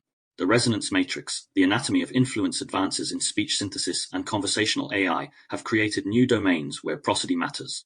AI-generated voices increasingly interact with humans in healthcare, education, and customer service. The MLH suggests that these systems should not only generate semantically accurate language, but also prosodically calibrated language that supports nervous system regulation. For example, AI in healthcare might adopt soothing tones to reduce patient anxiety, while educational AI could modulate prosody to maintain student engagement without inducing stress. Risks of manipulation. The same principles that allow AI to co-regulate can also be exploited. Malicious actors could design voices that intentionally dysregulate, manipulating physiology to foster fear or compliance. An MLH framework, therefore, calls for ethical standards in AI prosody design, ensuring transparency and safeguards against exploitation. Toward nervous system-aware systems. Future human-machine interaction could integrate biofeedback. Systems might adapt prosody in real time based on user HRV or EDA, creating closed-loop co-regulation. While technically promising, this raises profound ethical and philosophical questions. Should machines be entrusted with the resonance matrix, the anatomy of influence, regulating human nervous systems? The MLH highlights both the potential and the risks of such developments. Chapter 17. Toward generational change. The slow integration of NSL. The MLH is not merely a descriptive hypothesis, but a generative framework. By acknowledging that language shapes physiology, societies can begin to cultivate nervous system language, NSL, communication practices consciously designed for regulation, connection, and resilience. This will require gradual integration across domains: therapy, education, media, ritual, and technology. The process is not instantaneous but generational. As children are raised in environments that emphasize prosodic safety and linguistic awareness, the embodied charge of language itself will shift over time. From utopia to practical optimism, the MLH does not predict a utopia free of conflict or manipulation. Human societies will always grapple with power and persuasion. By reframing language as a nervous system phenomenon, it offers tools for faster recovery from dysregulation, stronger resilience against manipulation, and deeper awareness of interconnection. The resonance matrix, the anatomy of influence. In this sense, MLH points toward a horizon of practical optimism, not perfection, but the possibility of cultivating healthier linguistic ecologies. Part 5 summary. Part 5 has outlined the applications and implications of the Mirror-Linguistic Hypothesis. In therapy, MLH provides tools for remirroring traumatic imprints. In education, it fosters emotional safety and resilience. In the media, it equips individuals to resist engineered arousal. In ritual, it validates the physiological power of collective vocalization. In technology, it informs the ethical design of AI voices and systems. The unifying thread is that language regulates not only thought but also nervous systems. Recognizing this opens pathways for both empowerment and exploitation. The task ahead is to cultivate NSL practices that privilege co-regulation, ethics, and generational change. Part 6 Conclusion. Chapter 15 From Hypothesis to Practice. Section A Restating the Hypothesis. The Mirror-Linguistic Hypothesis, MLH, proposes that language carries meaning not only through symbolic reference but also through the transmission of mirrored autonomic states. Words are not inert signs, they are carriers of physiological charge. Through repeated social encounters, the resonance matrix, the anatomy of influence, prosody, and context become coupled with embodied responses. A reprimand, a lullaby, a slogan, or a prayer. Each acquires significance not solely because of semantic content, but because of the autonomic reactions they elicit and reproduce in listeners. This reframing moves beyond traditional theories of language. Saussures' structuralism emphasized the arbitrariness of the signifier-signified relation, yet MLH shows that arbitrariness is only partial. Words may be as arbitrary as symbols, but their embodied charge is learned and inherited through affective mirroring. Sapir and Worth argued that linguistic categories shape cognition. MLH extends this to claim that language shapes nervous system states. Chomsky located language in universal grammar and innate syntax. MLH complements this by positing an innate capacity for resonance and co-regulation. Wittgenstein argued that meaning is use, and that the limits of language are the limits of the world. MLH suggests that those limits include what is physiologically transmissible but not semantically reducible. In addition, MLH can be contrasted with neurolinguistic programming, NL. Whereas NLP focuses on internal cognitive reprogramming, MLH emphasizes intersubjective regulation. It is not merely the self reframing itself, but the self and other co-shaping one another through embodied linguistic exchanges. This distinction is central. MLH positions language, the resonance matrix, the anatomy of influence, as a collective ecological system of regulation, rather than an individual cognitive toolkit. From MLH follows the concept of nervous system language, NSL. This is the applied extension, a lexicon and grammar of co-regulation. In NSL, words are classified not only by definition, but by their autonomic valence: calming, arousing, soothing, threatening. Prosody is recognized as a grammatical dimension alongside syntax and semantics. Rituals, scripts, and educational practices are developed to train individuals and communities in the conscious use of NSL, much as grammar has historically been codified to structure written communication. Thus, the hypothesis and its extension provide both a descriptive and prescriptive framework. Descriptive, in accounting for how language already transmits embodied states. Prescriptive, in proposing ways to cultivate language that fosters regulation, resilience, and ethical communication. Section B. Why filling this gap matters. Scientific significance. Language research has historically privileged symbols, syntax, and semantics. Cognitive science has illuminated how linguistic categories structure thought, but it has paid less attention to how words structure physiology. The MLH directly addresses this omission. It provides an explanation for why taboo words provoke consistent autonomic responses across cultures. Why the resonance matrix, the anatomy of influence, prosody, can soothe infants before they comprehend semantics, and why trauma survivors experience linguistic triggers decades after the fact. Filling this gap integrates previously separate domains: linguistics, neuroscience, psychology, and physiology. It situates language not only in cortical networks but also in autonomic systems. By doing so, MLH makes new predictions that identical words will produce divergent HRV or EDA responses depending on tone, that cultural vocabularies encode divergent autonomic charges, and that developmental trajectories of HRV correlate with the acquisition of emotional valence in language.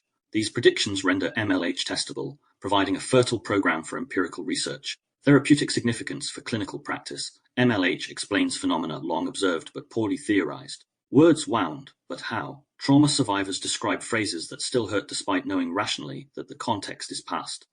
MLH clarifies that these words are autonomic imprints, inherited through past encounters, not merely memories. Therapeutically, this shifts intervention from purely cognitive reframing to remirroring, altering the autonomic charge of language through safe, prosodically modulated exposure. It also suggests biomarkers, HRV, EDA, that can track therapeutic progress. In this way, MLH offers clinicians both the resonance matrix, the anatomy of influence rationale, and practical tools for addressing the embodied power of words. Cultural significance at the cultural level. MLH explains why ritual language, chanting, and song retain potency even in secular societies. It also illuminates how political slogans and advertising hijack nervous systems, producing arousal and alignment independent of rational assent. This reframing moves beyond the critique of ideology as false consciousness and toward an account of propaganda as physiological conditioning. Such an account is crucial for media literacy. Citizens armed with MLH-informed awareness can recognize when their physiological states are being manipulated. This strengthens democratic resilience, equipping individuals not only to think critically, but also to feel critically aware of when arousal or fear is being induced. Existential significance. Finally, the MLH carries existential weight. If language regulates physiology, then human beings are physiologically entangled through speech. Communication is not only informational but relational at the level of the body. This recognition raises the ethical stakes of language. To speak is to shape another's nervous system. To listen is to be reshaped. Every utterance is a physiological act with consequences beyond semantics. By filling this gap, the MLH reframes the resonance matrix, the anatomy of influence condition. We are not only symbolic creatures, but embodied resonators. Language is the medium through which our nervous systems are bound together. Section C. Next steps in research. The MLH opens a wide field of empirical investigation. Several strands stand out as priorities. Experimental studies, controlled experiments, can test the prediction that prosody modulates autonomic responses independently of semantics.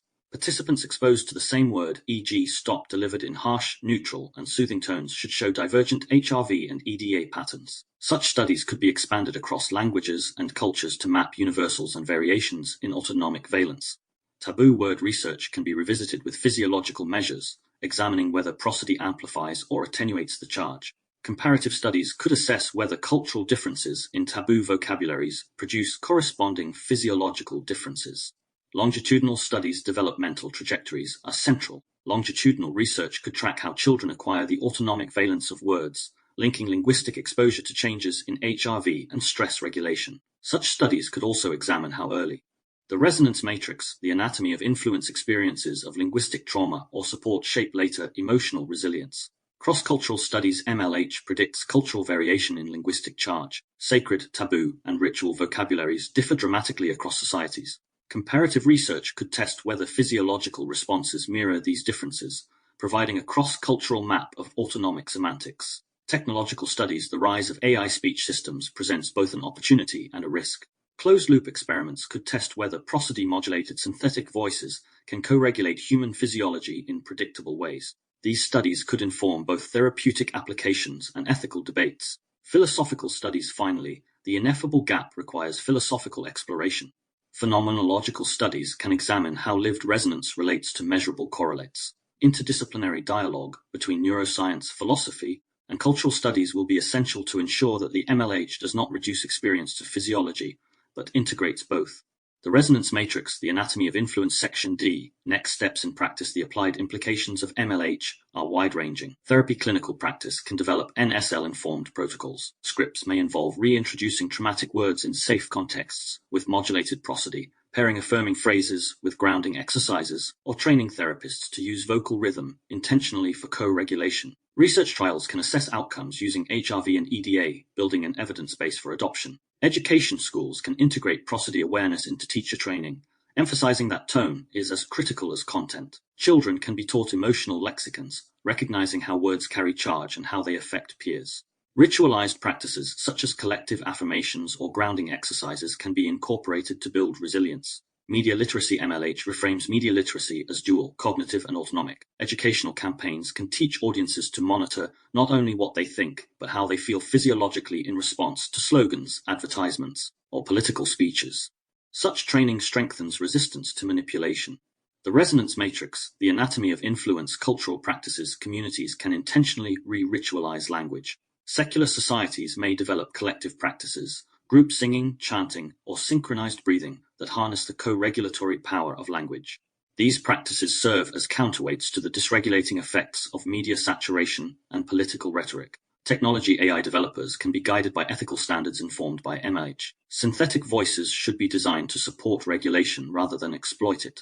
Transparency about prosodic design should be required in contexts such as healthcare, education, and governance. Future systems may even integrate biofeedback, adjusting prosody in real time based on user physiology, though such developments require careful ethical oversight. Section E, Closing Reflection. The Mirror-Linguistic Hypothesis is more than an academic proposal. It is a shift in worldview. For centuries, language has been studied as a symbolic system. MLH insists that it is equally a physiological ecology. Words are not only signs but embodied stimuli. To speak is to touch another's nervous system at a distance. The resonance matrix, the anatomy of influence, the implications are profound. Therapy becomes not only about reframing cognition, but about remirroring physiology. Education becomes not only about transmitting knowledge, but about cultivating safe linguistic environments. Politics becomes not only about persuasion, but about physiological conditioning. Technology becomes not only about efficiency, but also about the ethics of nervous system design. At the heart of MLH lies an ethical imperative.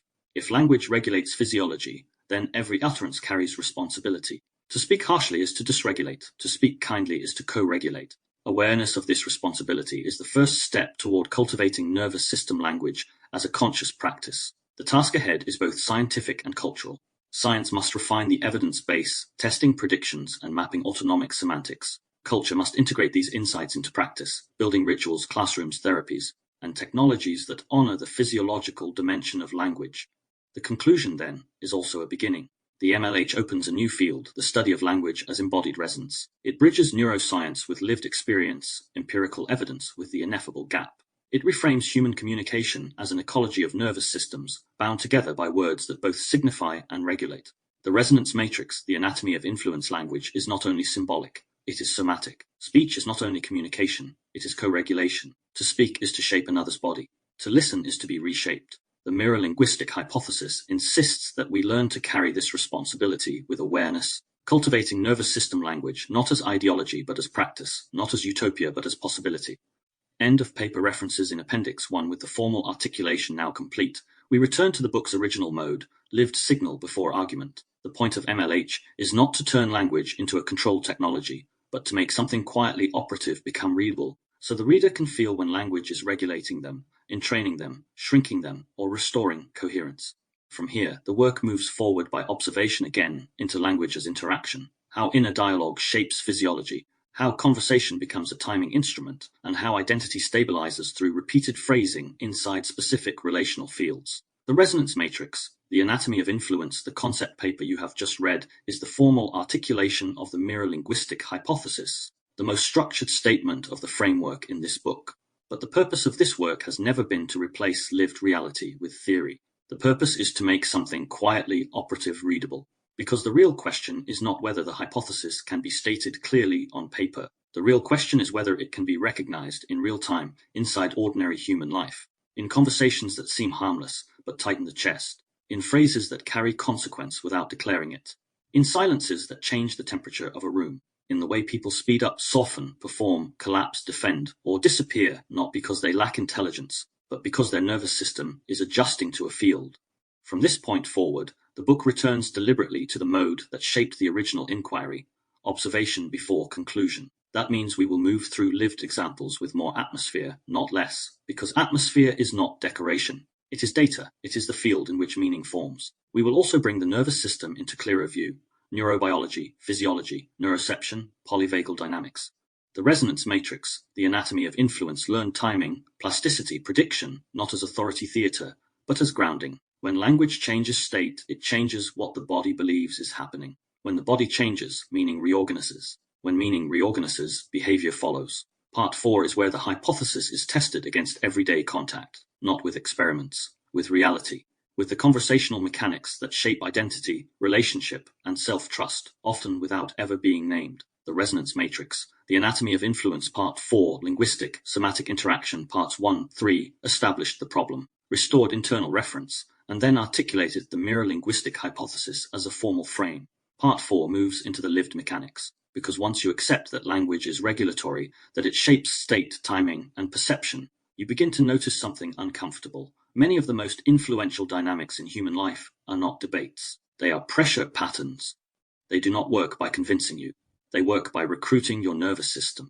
They compress time, alter orientation, and shift the field so that your range of choice narrows, often before you realize a decision is being made. This part maps those patterns as they show up in ordinary environments: relationships, families, workplaces, institutions, online spaces, and inner dialogue. Not as a paranoia manual, not as a catalogue of villains, the resonance matrix, the anatomy of influence, but as a continuum of field-shaping moves, from subtle pre-editing through timing collapse, into engineered doubt, recruitment, split-field dynamics, and overt coercion. You are not being asked to memorize tactics. You are being invited to recognize states. Because once pressure becomes readable at the level of the body, it becomes harder for language to steal your timing. And when timing returns, discernment returns. In the next chapter, we begin with the earliest and most common mechanism of all. The pre-edit function is the way a field edits your words and sentences before you ever speak them. The resonance matrix, the Anatomy of Influence Chapter 21, the pre-edit function etymology, edit from Latin editus, to bring forth, publish, later revise, pre meaning before, working definition in this book. The pre-edit function is the nervous system's anticipatory filtering of speech, the microprocess that modifies or suppresses what you would say before you say it, based on predicted consequence. Why it matters here. Pre-editing is often mistaken for politeness or maturity, but it frequently marks state-based survival speech, language shaped to avoid cost rather than to express a signal. Key distinction: pre-editing is not always deception. It is often risk management, and that's precisely why it becomes invisible. There is a moment that happens so quickly that most people miss it. You are about to speak. A sentence begins forming, and then, before the words leave you, something edits it. The sentence shortens. It softens. It becomes safer. It becomes vague. It becomes a joke. The resonance matrix, the anatomy of influence, it becomes a question instead of a statement. It becomes silent. This is not always conscious. Often it isn't. It is the nervous system performing a rapid calculation. What will it cost to say this here? That calculation is the pre-edit function. It happens before persuasion, before conflict, before communication. And because it happens so early, it often goes unquestioned. People assume the final sentence is what they meant.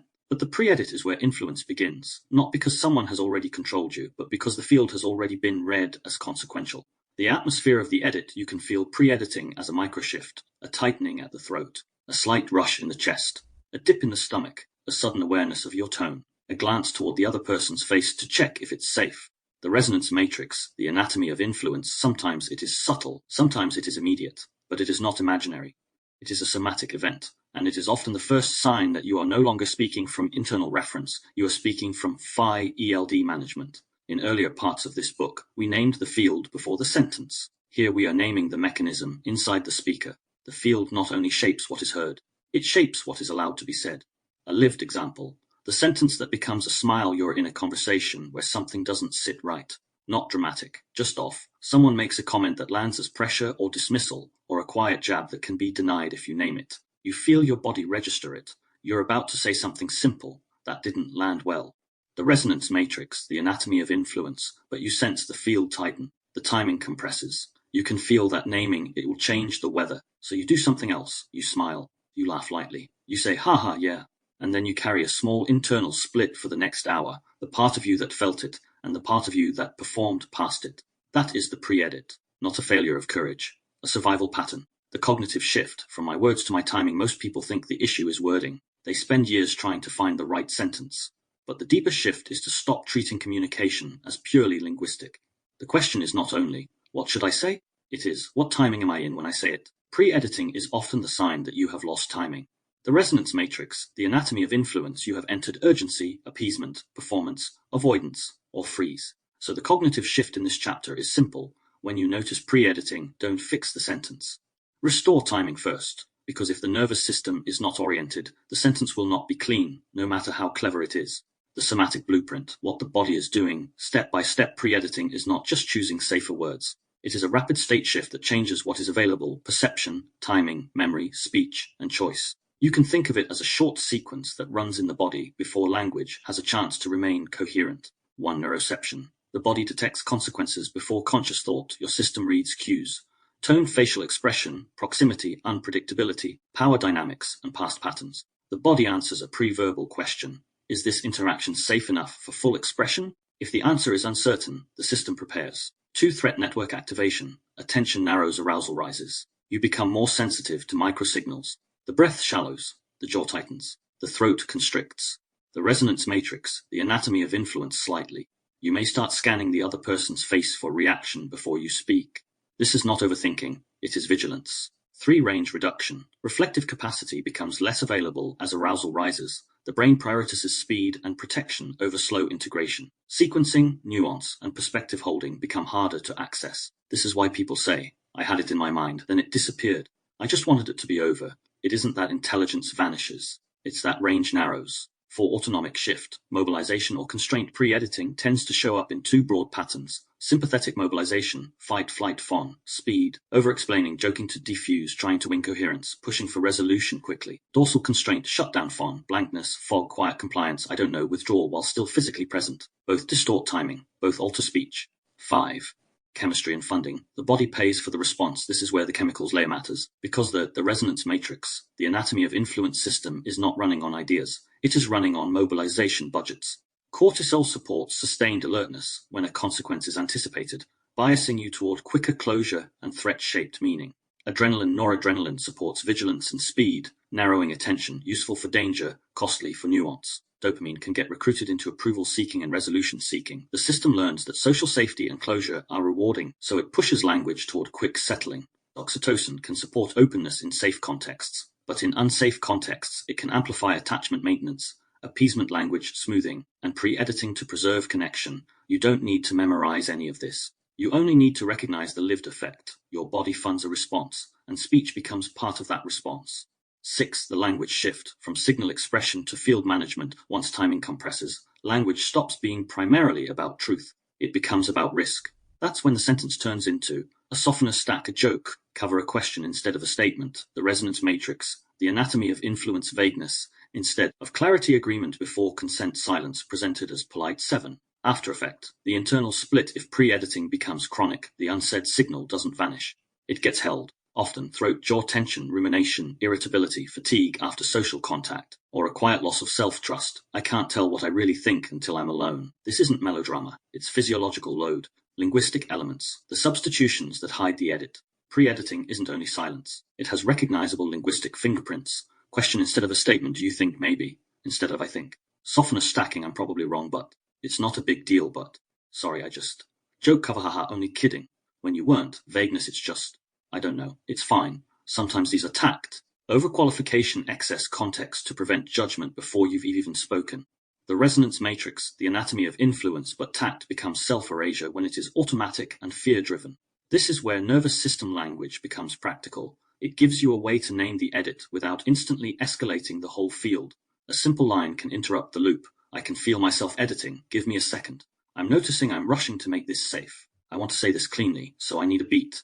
These aren't confrontations. They're timing restorations. Sovereign shield, parasympathetic restoration, and the return of timing, the opposite of pre-editing, isn't blurting. It isn't saying everything. It is restoring enough internal safety for language to rejoin the signal. In polyvagal terms, it's the return of ventral vagal availability, the capacity to stay in connection without collapsing or escalating. You can often feel this restoration as breath deepening, jaw unclenching, the resonance matrix, the anatomy of influence, voice dropping into a steadier register, the ability to pause without panic, the return of sequencing. I can say this in the right order now. That is why a tiny timing boundary can be more powerful than the perfect sentence. I'm going to pause. Let me think. I need a moment to find the right words. Something landed for me. I'm tracking it. Sovereignty begins when you can hold the unsaid signal without collapsing into either compulsive expression, I must say it right now, or total suppression. It doesn't matter. The sovereign shield here is simple. Do not let the field rush you into an altered self. You don't have to speak, but you do have to stop pretending the pre-edit didn't happen, because the moment you can see it, you can choose it, instead of being driven by it. That is why this chapter comes first in the pressure continuum, the resonance matrix, The anatomy of influence, many of the more overt dynamics we'll map in Part 4 rely on pre-editing already being present. Escalation works because timing is already fragile. Gaslighting works because internal reference is already doubted. Seduction recruits because belonging is already expensive.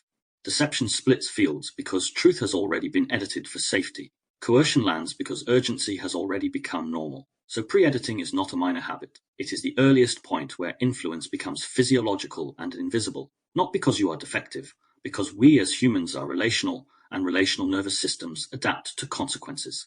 The question is whether you can see that adaptation and reclaim your timing when it isn't serving you. In the next chapter, we move into escalation as timing collapse. We'll trace how conversations accelerate into certainty, why nuance disappears under urgency, how conflict becomes tempo rather than topic, and how the nervous system can be pulled into speed, even while the mind insists it is trying to be reasonable.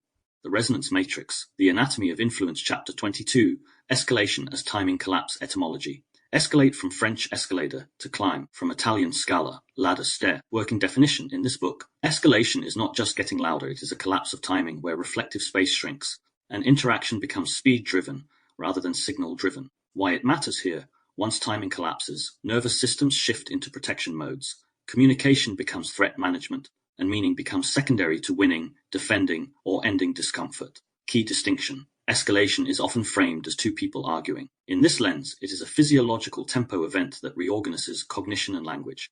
Escalation is usually described as an emotional event. People say it got heated, that someone lost it, that the conversation spiraled, but escalation is not only emotion. It is timing collapse, the moment the nervous system loses the capacity to hold pace, sequence, and orientation long enough for meaning to remain accurate.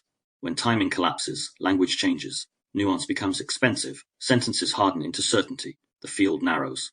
The resonance matrix, the anatomy of influence. The body begins to treat the interaction as something to survive, not something to understand. That is why escalation often feels irrational in hindsight. Not because the people involved are irrational, but because the nervous system shifted into a mode where speed matters more than truth. The atmosphere of escalation. Pressure to resolve. Most escalations do not start with shouting. They start with subtle pressure. Close the loop now. A misunderstanding forms. Someone feels misunderstood. Someone feels dismissed. Someone tries to clarify, but the clarification arrives with urgency, even if the words are polite. The other person feels the urgency and interprets it as pressure. Now both nervous systems are responding not just to content, but to consequence. The moment urgency enters, the field changes. The conversation stops being an inquiry and becomes a test, not always consciously, but physiologically. The body begins scanning for outcomes. Am I being judged? Am I losing ground? Am I about to be blamed? Am I about to be abandoned? Am I about to be controlled? Those questions shorten timing because uncertainty costs the nervous system. Closure becomes relief, even if the closure is false. This is how escalation begins, not as rage, but as compression. The resonance matrix, the anatomy of influence, the cognitive shift. Conflict is often temporal before it is topical. Most people believe escalation happens because of what was said. Often it happens because of how quickly the interaction starts moving. When tempo rises, the nervous system loses access to sequencing. You stop tracking the order. You stop tracking nuance. You stop tracking what you meant versus what landed. You start tracking whether you are safe. So the shift here is simple. Escalation is frequently not a communication problem. It is a timing injury. And once timing is injured, even accurate words can land as a threat. The neurobiology of collapse. What happens in the body? Escalation becomes obvious when you understand that the nervous system prioritizes survival over nuance. When a relational field starts to feel consequential, the body recruits systems designed for threat, even if the threat is social. First comes a pre-verbal detection, neuroception. Your system reads tone, facial expression, posture, micropauses, unpredictability, and status cues. This is not a conscious. The resonance matrix, the anatomy of influence interpretation. It's a physiological assessment. Is this safe enough for openness? When the answer is uncertain, arousal rises. Breathing becomes shallower. Muscle tone increases. Jaw and throat tighten. Attention narrows. You become more sensitive to the other person's microsignals because the body is trying to predict what will happen next. This is where people often use the phrase the prefrontal cortex goes offline. It's not literally a switch, but the direction is right. Reflective range reduces. Sequencing becomes harder. Perspective holding becomes harder. You become quicker, more certain, more reactive, because reaction is faster than integration. So you start losing capacities that are essential for conflict to remain coherent. You lose timing, you lose nuance, and you lose curiosity. That loss is escalation, polyvagal dynamics. The two common escalation pathways once arousal rises: Escalation typically follows one of two autonomic pathways, and people often switch between them mid-conversation. One path is mobilization. The body moves into sympathetic activation. Speech speeds up. The voice sharpens or becomes more forceful. You interrupt. You push for resolution. You, the resonance matrix, the anatomy of influence, over-explain. You try to secure a position by closing the loop quickly.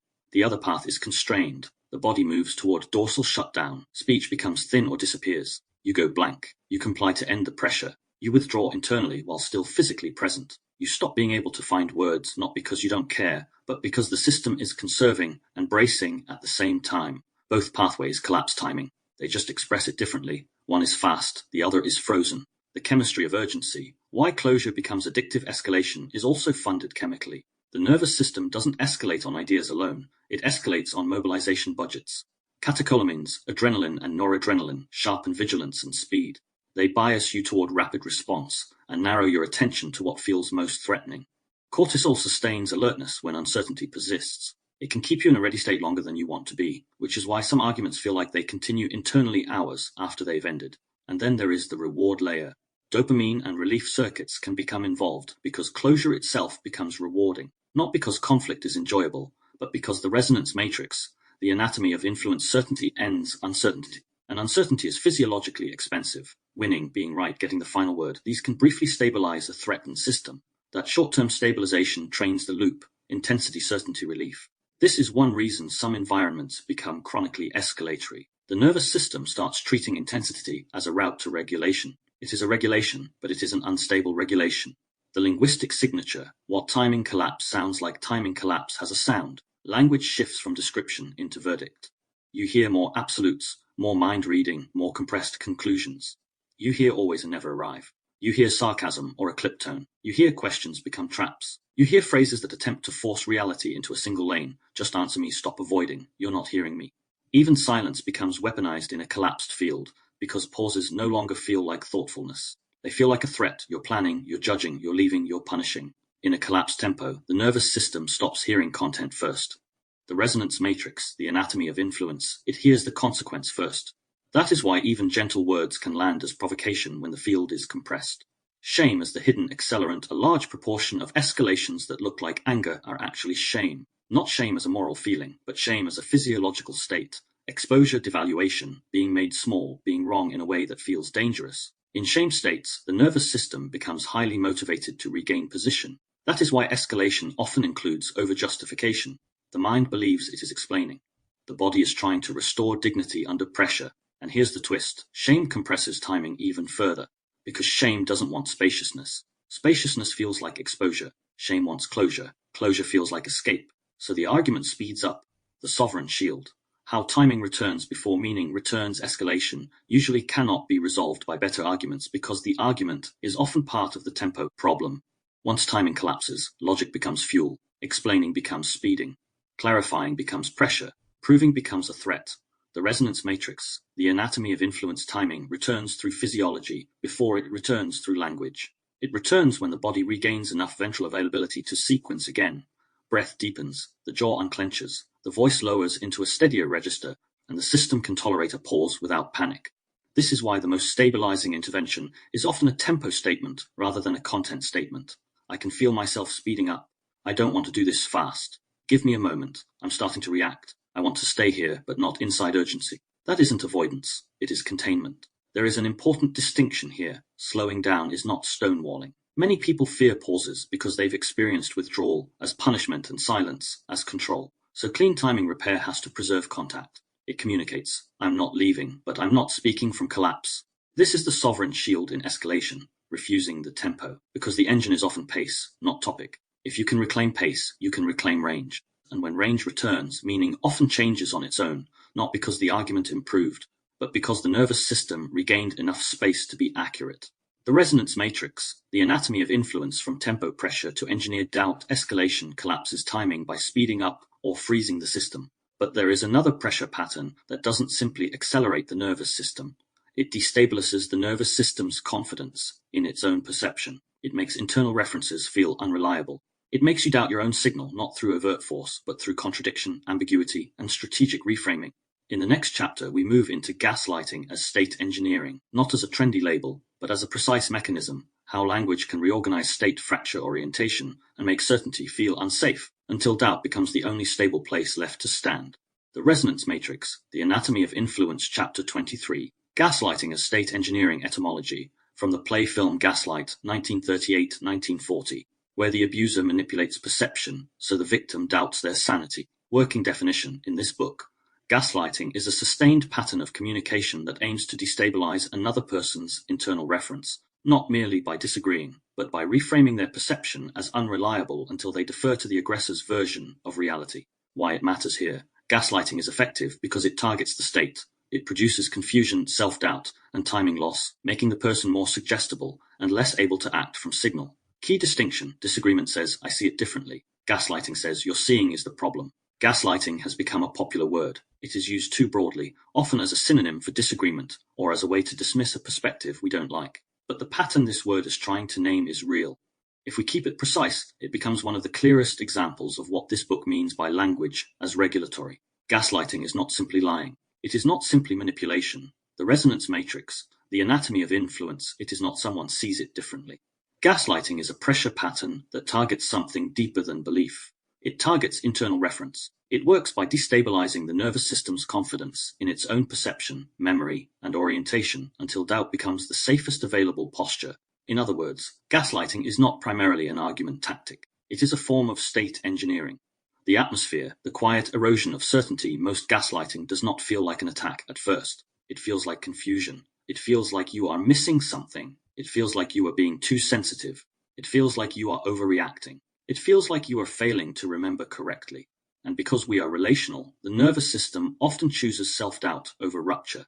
If the relationship matters, if the environment is consequential, if there is a power imbalance, the system will often attempt to stabilize the connection by sacrificing certainty.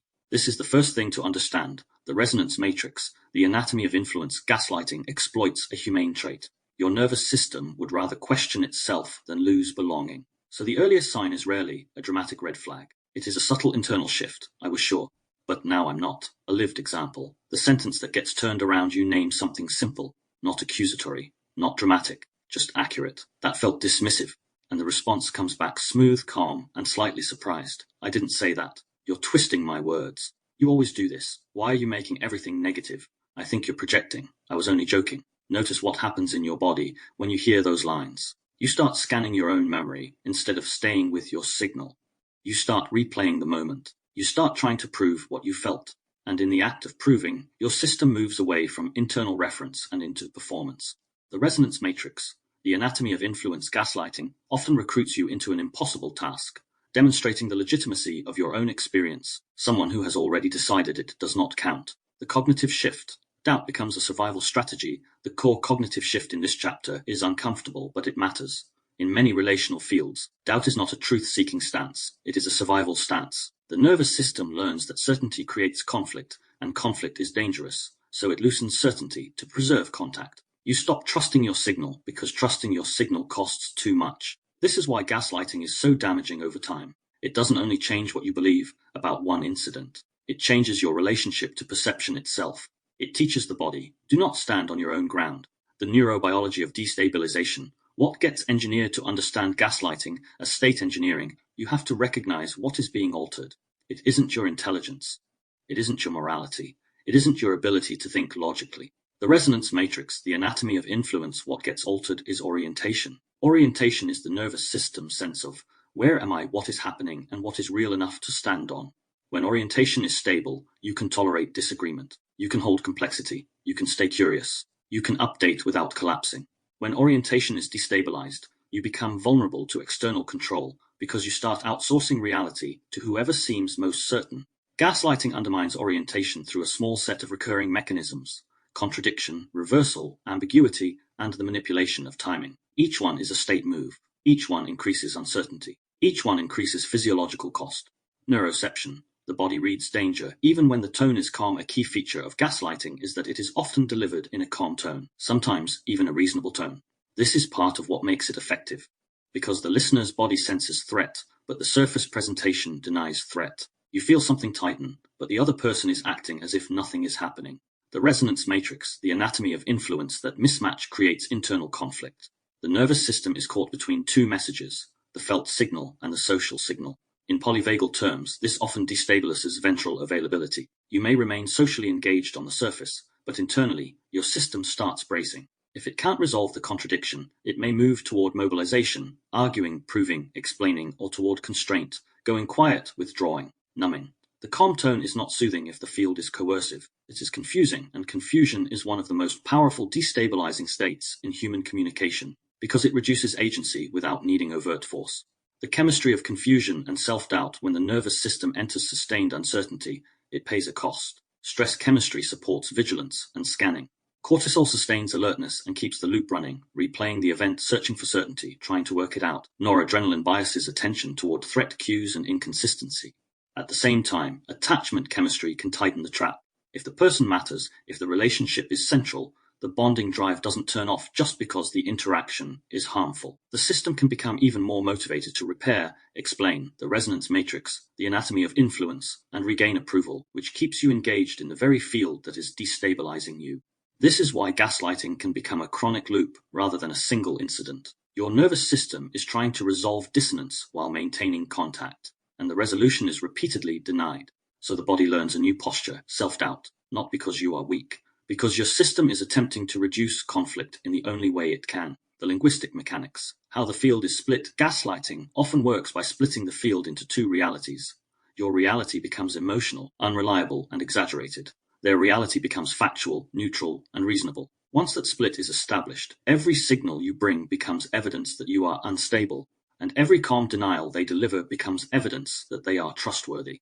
The language that creates this split is often subtle. It doesn't always use insults. It uses framing. You're being dramatic. You're too sensitive. You always take things the wrong way. The resonance matrix, the anatomy of influence. That's not what happened. That's not what I meant. You're imagining it. Some of these phrases could be said innocently in a healthy conversation. Everyone misremembers. Everyone miscommunicates. So how do you tell the difference? You don't tell the difference by one sentence. You tell the difference by pattern and consequence. In healthy repair, clarification restores orientation. In gaslighting, clarification erodes it. After the interaction, you feel less anchored, not more. You feel like you have to check your mind. You feel like you need permission to be certain. You feel like you can't trust your own yes-no. That is the difference. Reversal, when the signal becomes the crime. One of the most common gaslighting moves is reversal. You name harm, and the response makes your naming the harm the real harm. You become the aggressor for noticing. You become the problem for having a boundary. The resonance matrix, the anatomy of influence. You become abusive from feeling hurt. This is a brutal state move because it doesn't just deny your perception. It punishes your perception. It teaches the nervous system, don't bring a signal into the field. It's not safe. Over time, people trained by reversal stop speaking from internal reference. They pre-edit constantly. They apologize for feelings they haven't expressed yet. They become hyper-attuned to the other person's mood. They lose the habit of standing on their own ground. This is not low self-esteem, it is a conditioned timing loss. The Sovereign Shield, How to Hold Reality Without Escalation. This book is not a manual, but part 4 is about making patterns visible in a way that restores range. So the Sovereign Shield in gaslighting is not a clever comeback. It is an internal move, refusing to trade internal reference for relational stability. That begins with recognizing what is happening at the level of the state. The resonance matrix, the anatomy of influence. Gaslighting often recruits you into arguing about content, into proving your memory, into persuading them to validate your perception, into explaining your feelings so well that they can't deny them. But the deeper protection is to stop treating validation as the path back to truth. Sometimes truth does not arrive through agreement. Sometimes truth is simply what your body registered. A clean sovereign posture can sound like, I'm not asking you to agree. I'm telling you how it landed for me. I'm not willing to debate my perception. I'm open to clarification, but not to being told I imagined it. I need time to reflect. I'm stepping back. Those lines are not aggressive. They are containment moves. They restore timing. They reduce the loop. They give the nervous system space to reorient. And when space returns, internal reference strengthens. That doesn't mean you become rigid. It means you stop surrendering reality as a relational currency. A final distinction, disagreement versus destabilization. It's important to end this chapter with a clean boundary. The resonance matrix, the anatomy of influence. Disagreement is not gaslighting. Memory mismatch is not gaslighting. A different perspective is not gaslighting. Gaslighting is a pattern of interaction in which the other person's language repeatedly produces the same outcome. Your orientation collapses, your internal reference weakens, and doubt becomes your default posture. The metric is not the word. The metric is the result. Do you feel more anchored after clarification, or less? Do you regain range, or lose it? Does your nervous system open or tighten? If the repeated effect is destabilization, then you are not just dealing with a misunderstanding. You are dealing with engineered uncertainty. Engineered uncertainty is one of the most powerful forms of influence because it makes you outsource reality to the most confident voice in the room. From destabilization to recruitment, gaslighting destabilizes internal reference so that perception becomes negotiable. But there is another pattern that often follows, sometimes in the same person, sometimes in the same system. The resonance matrix, the anatomy of influence. Once you are destabilized, you become easier to recruit. You become hungry for certainty, belonging, and a place to stand. That hunger can be exploited gently, even beautifully.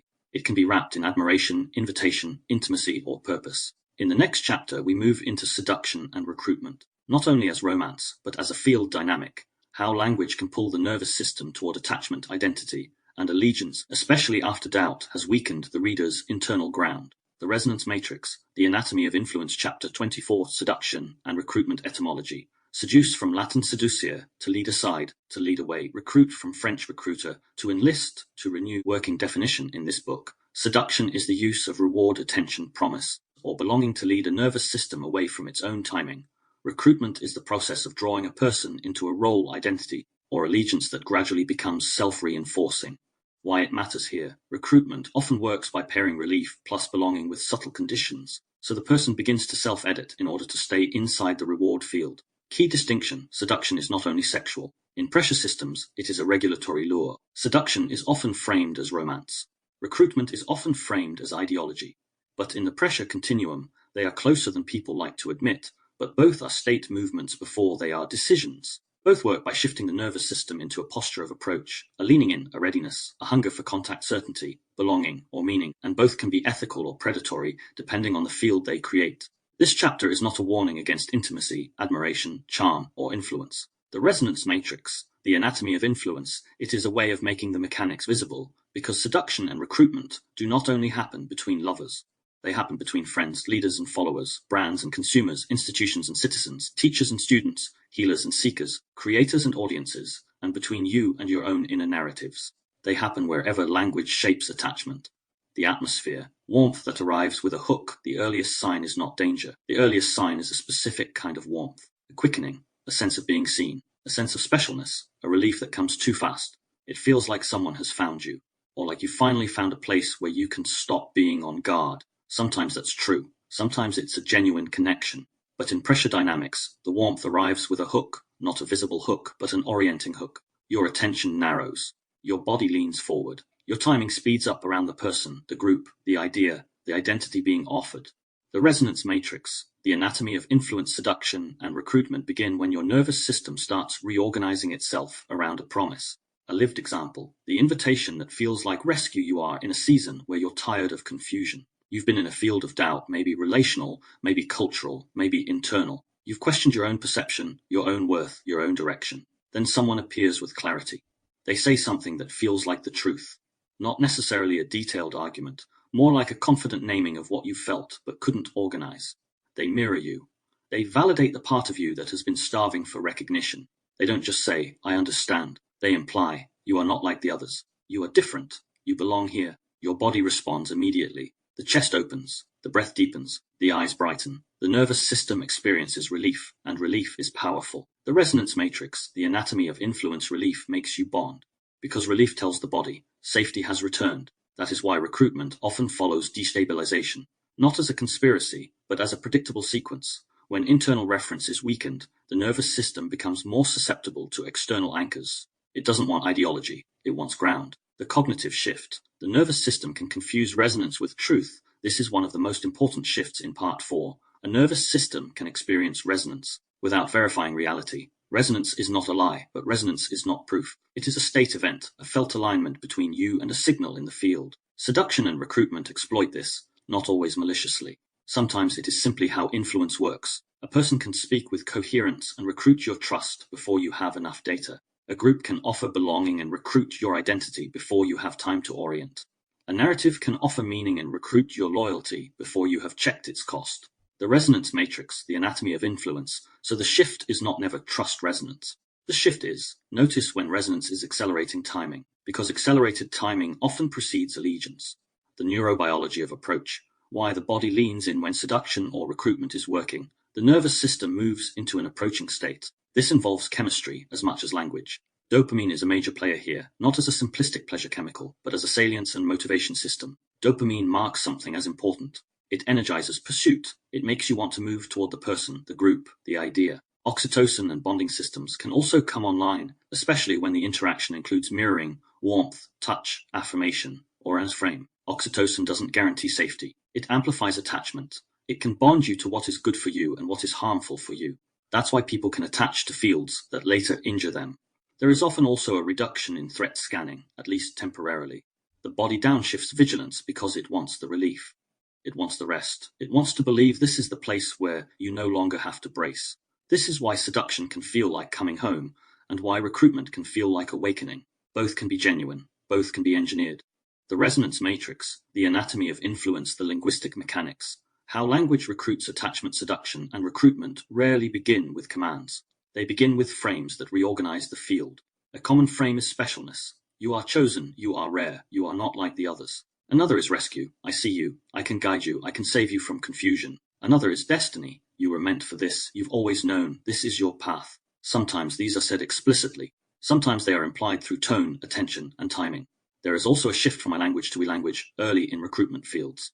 The we arrives before the relationship has actually built enough reality to justify it. But the nervous system responds to we because we signal safety in human social biology. Belonging is regulating, so we recruit state. Another signature is urgency disguised as opportunity. The field creates a sense that if you don't step in now, you will miss the moment. Your timing accelerates, not because you decided to hurry, but because the environment is shaping tempo. And then there is the offer of identity. Recruitment becomes powerful when it doesn't just offer an idea, but offers a self. Not just believe this, but be this. That is why recruitment can survive contradiction. It has moved beyond thought and into belonging.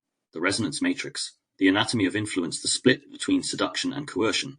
Consent is visible in timing at this point. It's essential to keep the ethics clean. Seduction is not inherently predatory. Influence is not inherently harmful. Intimacy requires attraction. Communities require belonging. Guidance requires leadership. Teaching requires persuasion. Art requires emotional pull. The ethical line is not does it feel good? The ethical line is timing respected or engineered? In healthy seduction, you have time. Your agency expands. You can slow down, and it remains safe. You can ask questions, and it remains open. You can say no, and the field stays coherent. In recruitment as pressure, time collapses. Questions become disloyalty. Slowing down becomes betrayal. Saying no becomes evidence that you are confused, afraid, or weak. The field makes consent costly. A nervous system can feel pulled toward a field and remain sovereign if it retains timing. But when timing is stolen, the pull becomes a hook. The resonance matrix, the anatomy of influence when recruitment targets wounds. The hardest part of this chapter is acknowledging that recruitment often targets wounds without naming them as wounds. If you have been unseen, the field offers recognition. If you have been destabilized, the field offers certainty. If you have been lonely, the field offers belonging. If you have felt powerless, the field offers purpose. If you have felt ashamed, the field offers superiority. These are not intellectual levers. They are somatic levers. They recruit states before thoughts. This is why people can become devoted to communities, leaders, or narratives that later hurt them, and still defend them. Because the body remembers the relief. The body remembers the moment the field felt like safety. The sovereign shield. Resonance without surrender. The sovereign shield here is not cynicism. It is not shutting down the attraction. It is not refusing belonging. It is a timing practice, allowing resonance to be real without making it a verdict. The resonance matrix, the anatomy of influence. It sounds simple, but it's rare. I feel pulled toward this. I'm going to slow down and stay oriented. This feels meaningful. I want to let it settle before I commit. I like how I feel here, and I want to check what it costs over time. I'm drawn to you. I'm not handing you my internal reference. That last line is the center of the shield. Because seduction becomes recruitment when internal reference is outsourced. Sovereignty is keeping internal reference while remaining open. The deeper function of seduction, it reveals what your system is hungry for. This is not a judgment. It's an invitation to learn. If you are consistently recruited by certain dynamics, it doesn't mean you are foolish. It means your nervous system has patterns of longing for safety, clarity, recognition, intimacy, and purpose. Seduction reveals those longings. Recruitment exploits them when the field is predatory. But the longing itself is not wrong. It is information. The resonance matrix, the anatomy of influence in Part 2, we learn to return to sensation before story.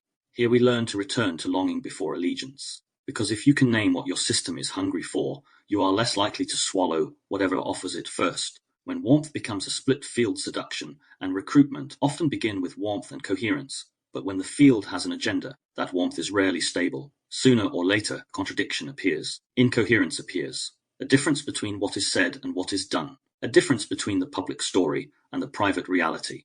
And then the nervous system faces a choice. Hold the contradiction or split perception to preserve belonging. That is where we go next. In the next chapter, we move into deception and the split field. We'll explore how language can create two realities at once, how people are trained to hold double meanings, why the nervous system tolerates contradiction when attachment is at stake, and how split fields keep people participating even when their signal is warning them to stop.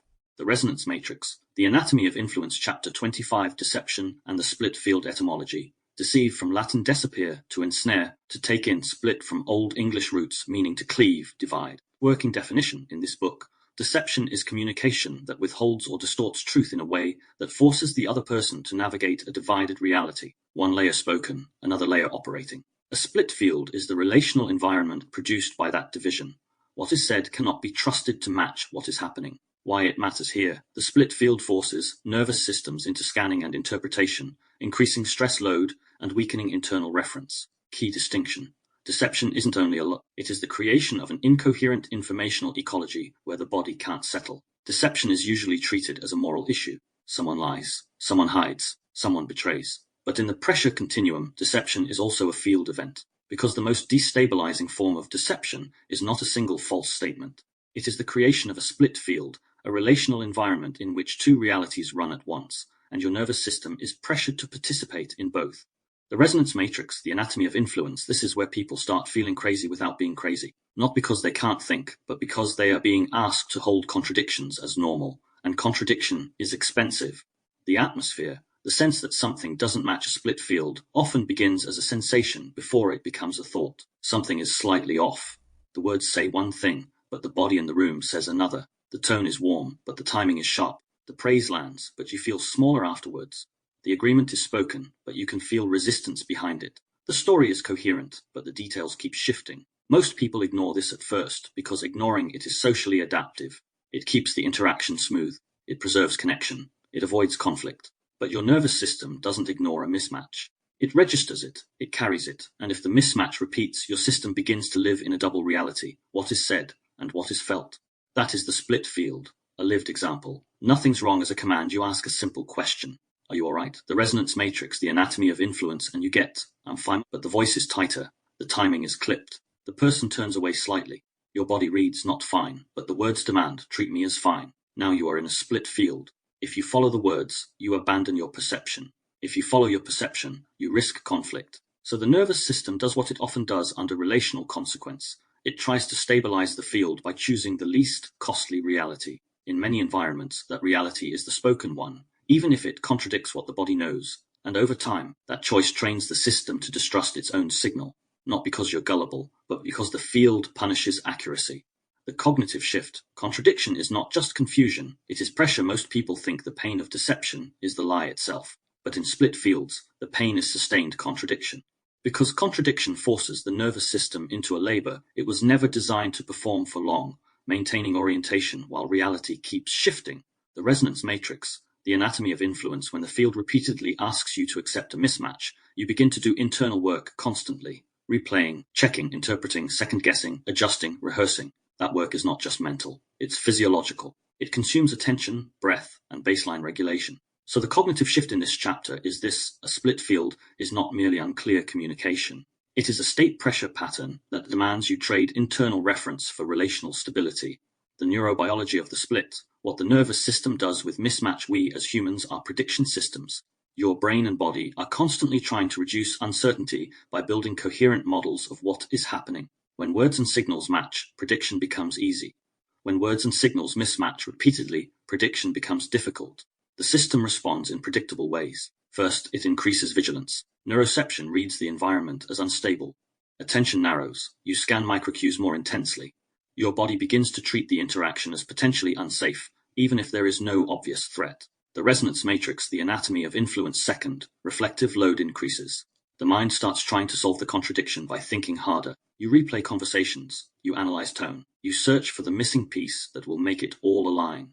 Third, timing becomes distorted. You either speed up trying to resolve, fix, clarify, or shut down, withdrawing, numbing, giving up. In polyvagal terms, split fields often trap people oscillating between sympathetic effort and dorsal collapse. You try, you fail, you freeze. You re-engage, you fail, you freeze again. And all of this happens before you consciously decide what you believe, because the body is trying to stabilize a field that refuses coherence. The chemistry of chronic uncertainty, sustained contradiction, often produces a distinct chemical environment. Cortisol can remain elevated because the system stays in readiness, scanning, anticipating, bracing for the next shift. Noradrenaline keeps attention tuned to subtle threat cues and inconsistencies. Sleep can become lighter, the mind keeps running. At the same time, attachment systems can keep you involved.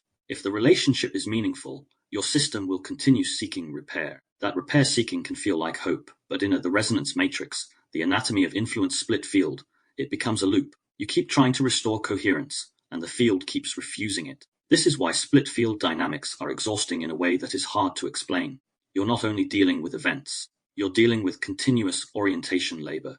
How deception becomes relational architecture. Split fields aren't always created by a single liar. Sometimes they are created by systems. Workplaces that say we value honesty while punishing truth. Families that preach love while operating through shame. Communities that speak of freedom while enforcing conformity. Online cultures that claim nuance while rewarding outrage. In these environments, deception is not an occasional act. It is an architecture. People learn to say what keeps the field stable, not what is true. And once that becomes normal, the nervous system adapts. You begin pre-editing constantly. You learn what can be said, what must be implied, what must be hidden, and what must be performed. That is why deception and the split field belong in this part of the book, because it shows how language becomes an environment, and how environments train bodies. The resonance matrix, the anatomy of influence, the linguistic mechanics, double meanings and plausible deniability. Split fields are sustained through language that can mean two things at once, not poetic ambiguity, strategic ambiguity, phrases that carry an implication, but can be denied if challenged, compliments with a sting, jokes that are only jokes if you react, promises that are technically true but functionally misleading, statements that shift their meaning depending on who is listening. This is one reason split fields are hard to confront. When you name what you feel, the other person can retreat into literalism. That's not what I said, and maybe it wasn't in the literal sense, but the field carried something else. The nervous system heard it. That's the point. The split field keeps operating because the implication remains real while the denial remains available. The cost, internal fragmentation. If you live inside split fields long enough, you begin to fragment. One part of you knows what you felt, another part of you performs what is acceptable. One part of you carries the pattern, another part of you keeps giving the benefit of the doubt. The resonance matrix, the anatomy of influence, one part of you stays vigilant, another part of you collapses. This is not pathology. It is an adaptation. But the adaptation has a cost. You lose clean contact with your own signal. And once you lose clean contact, you become more recruitable, more pressure sensitive, more likely to accept certainty from outside as relief. This is why deception is not only about truth. It is about sovereignty. Sovereignty depends on internal reference. Split fields corrode internal reference. The sovereign shield, restoring one reality at a time. The sovereign shield here is not a dramatic confrontation. It is coherence. It is the refusal to participate in double reality. In practical terms, that often begins internally, acknowledging the mismatch without rushing to resolve it. You don't have to accuse, but you do have to stop overriding what your body knows. A clean move can be as simple as slowing down and naming the field without escalating it. Something doesn't match for me. I'm hearing the words, but my body is reading something else. I'm not clear, and I don't want to pretend I am. I need time to reflect before I respond. The resonance matrix, the anatomy of influence. These lines do not force a confession. They restore timing. They stop you from being recruited into performance. Sometimes that alone changes the field, because split fields rely on your participation. They rely on you to smooth the mismatch. They rely on you carrying the contradiction, so the other person doesn't have to. When you stop carrying it, reality becomes heavier for the field. That's often when you learn whether you're in a reparable mismatch or an engineered split. The hinge into overt pressure. Deception and split fields create instability, and instability creates hunger for certainty, relief, safety, closure. That hunger is where overt pressure patterns begin to land. Because once your nervous system is tired, once timing is already compromised, certain offers become irresistibly efficient. A reward to stop questioning, a compromise to stop the discomfort, a small benefit to accept the larger frame, a deal that seems harmless until it sets a precedent. In the next chapter, we move into pressure patterns, from bribery to coercion. We'll trace how incentives, rewards, and subtle exchanges begin shaping behavior, how the nervous system learns compliance through relief, and how choice quietly narrows when the field starts paying you to abandon internal reference. The Resonance Matrix, The Anatomy of Influence, Chapter 26, Pressure Patterns. From bribery to coercion etymology, bribe likely from Old French briber, to beg to steal, later to buy influence, coerce from Latin coercere, to restrain, to confine. Working definition in this book, bribery is any incentive offered in a way that quietly purchases future alignment. Coercion is pressure that reduces genuine choice by making refusal feel unsafe, costly, or relationally punishing. Why it matters here. This continuum trains the nervous system to associate compliance with relief, narrowing agency without overt force. Key distinction: bribery says, here's a benefit. Coercion says, here's what happens if you don't. Often, the shift happens invisibly through pattern. Pressure rarely begins with force. It begins with an offer, something small, something framed as helpful, harmless, even kind, a benefit, a reward, a shortcut, a special access, a deal, and because it arrives as an offer, it feels voluntary. That is why these patterns are so effective. They don't need to override your will. They only need to shape your timing, narrow your options, and train your nervous system to associate compliance with relief. The Resonance Matrix, The Anatomy of Influence. In Part 4, we are tracking the continuum of influence as state pressure, not as moral drama. So the point of this chapter is not to accuse everyone of bribery. It is to make a sequence visible, how an incentive becomes an expectation, how an expectation becomes a dependency, and how a dependency becomes a pressure lever. Bribery, in this context, does not only mean cash in an envelope. It means any exchange where a benefit is offered in a way that quietly reduces your freedom to disagree later. The atmosphere, relief arrives with a price tag you don't see, yet the earliest feeling is often relief. You're tired, uncertain, under stress, in need of support, in need of approval, in need of safety.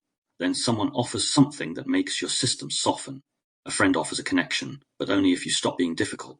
A manager offers flexibility, but only if you stay quiet about what you're noticing. The Resonance Matrix, The Anatomy of Influence. A partner offers affection again, but only after you apologize for having a boundary. A community offers belonging, but only if you adopt its language and reject your own questions.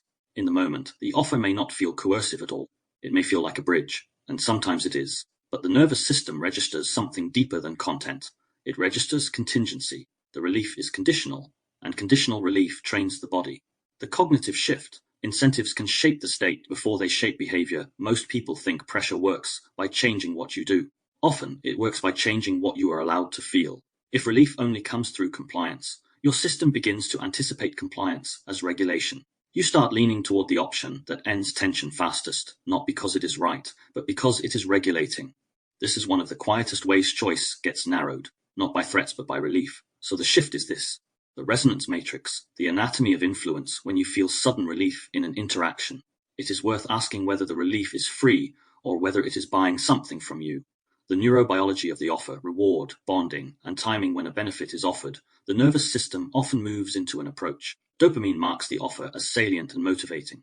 It energizes pursuit and creates a sense of yes before reflection has fully arrived. This is not a flaw. It's how we as humans move toward reward. If the offer also includes belonging, affection, attention, or approval, attachment systems can come online as well. Oxytocin and bonding dynamics amplify the sense of safety and connection. This is not automatically bad. It is how humans form ties. But in a pressure field, the offer is not just a reward. It is a lever. Because once your body associates that person or system with relief, it becomes harder to tolerate their disapproval. The nervous system begins to protect the connection, sometimes at the cost of truth. That is how a gift becomes a constraint without ever becoming a threat. The Resonance Matrix, The Anatomy of Influence. The mechanics of bribery. The trade that shifts your center. The key feature of bribery is not the reward itself. It is that the reward is offered in exchange for silence, alignment, or surrender of internal reference. The exchange can be overt. I'll do this if you do that. More commonly, it is implied. You learn it through pattern. You notice that approval arrives when you agree, and disappears when you question. You notice warmth arrives when you comply, and withdrawal arrives when you resist. So you adapt. You begin pre-editing again. You start shaping your truth into what the field pays for. This is why bribery is a state pressure pattern. It not only purchases behavior, it purchases timing. It purchases what you feel safe enough to say. When bribery becomes coercion, the narrowing of exit routes. Coercion is often imagined as force, but in many relational fields, coercion begins when exit routes quietly narrow. The resonance matrix, the anatomy of influence. At first, the offer is optional. Then the offer becomes the only way to get relief. Then relief becomes scarce unless you participate. Then participation becomes a habit. Then the habit becomes a dependency. By the time coercion appears, it often doesn't feel like a new event. It feels like the logical continuation of a pattern you've been living inside for months or years. This is one reason coercion can be hard to name. Your nervous system has already adapted. You have already adjusted your expectations. You have already taken the deal and built your life around its contingencies. Now, saying no doesn't just mean refusing an offer. It means losing your regulatory supply. The chemistry of dependency. Why just leave is not a simple instruction. When people say just leave or just stop, they often underestimate the biology of dependency. If a system has repeatedly provided relief, approval, connection, or resource, the body begins to treat it as stabilizing. Removing it can produce withdrawal-like states, agitation, panic, rumination, craving, and collapse. The nervous system. The resonance matrix, the anatomy of influence, does not interpret the loss as a moral lesson. It interprets it as destabilization. This is why coercive fields often maintain control without obvious threats. They don't need to threaten you. Your body threatens you for them. It anticipates the loss of relief and tries to prevent it by complying. So coercion is not only external, it becomes internalized as state management. Coercion as timing compression. The cleanest marker of coercion in this framework is timing. Bribery can be subtle and slow. Coercion compresses. It pushes decisions into urgency. It frames hesitation as betrayal. It turns no into conflict. It makes you feel that slowing down is unsafe. And once timing is compressed, the reflective range reduces again. You stop asking, is this aligned, and start asking, how do I get through this? Coercion works because it turns conversation into survival. The resonance matrix, the anatomy of influence. It can be loud, but it is often quiet. A raised eyebrow, a withheld warmth, a sudden coldness, a familiar withdrawal, a consequence that is never stated directly, but is always felt. This is the field speaking through the body. The linguistic signature, soft offers that carry consequences. Pressure patterns use language that allows deniability while still transmitting consequence. After everything I've done for you, I'm just trying to help. You don't have to, but if you cared you would. I thought you were different. Do what you want. These phrases rarely sound like threats on paper, but in the field, they often function as threats because of what follows them: withdrawal, punishment, exclusion, escalation, or the removal of relief. This is why Part 4 keeps returning to one principle. The resonance matrix, the anatomy of influence. Do not judge influence only by words. Judge it by nervous system effect and relational consequence. The sovereign shield. Receiving without being purchased. The sovereign shield here is not rejecting all offers. That would be paranoia. It is learning to receive without being bought. That begins with timing. If you can slow down around an offer, you reclaim range. It also begins with internal clarity, noticing whether acceptance requires you to abandon your signal. A sovereign posture can sound gentle, even appreciative, while still protecting internal reference. Thank you. I'm going to think about it. I appreciate that. I'm not deciding today. I can accept support without trading my truth. I'm not comfortable with an agreement that depends on me staying silent. Those lines are not accusations. They are containment. They restore the possibility of choice. Because once you can receive without surrendering, bribery loses its power. If the field becomes hostile when you slow down, that hostility is information. It shows you whether the offer was care or leverage. The resonance matrix, the anatomy of influence. When the offer turns into a threat, bribery and coercion are part of the same continuum, but coercion is still often masked as joy. The next chapter moves into a sharper end of the spectrum, where the field doesn't merely reward compliance, but begins punishing refusal, where the cost of saying no is made explicit or unavoidable, where pressure becomes a direct constraint on agency.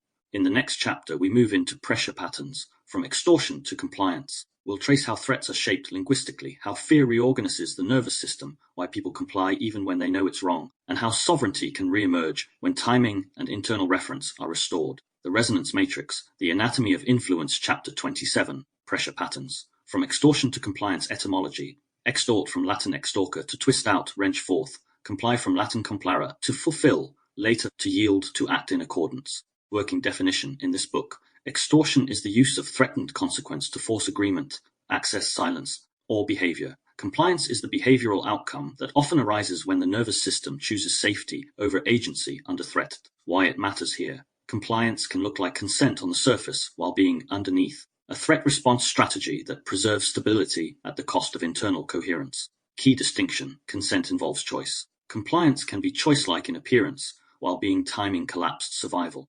Extortion is usually imagined as an extreme case.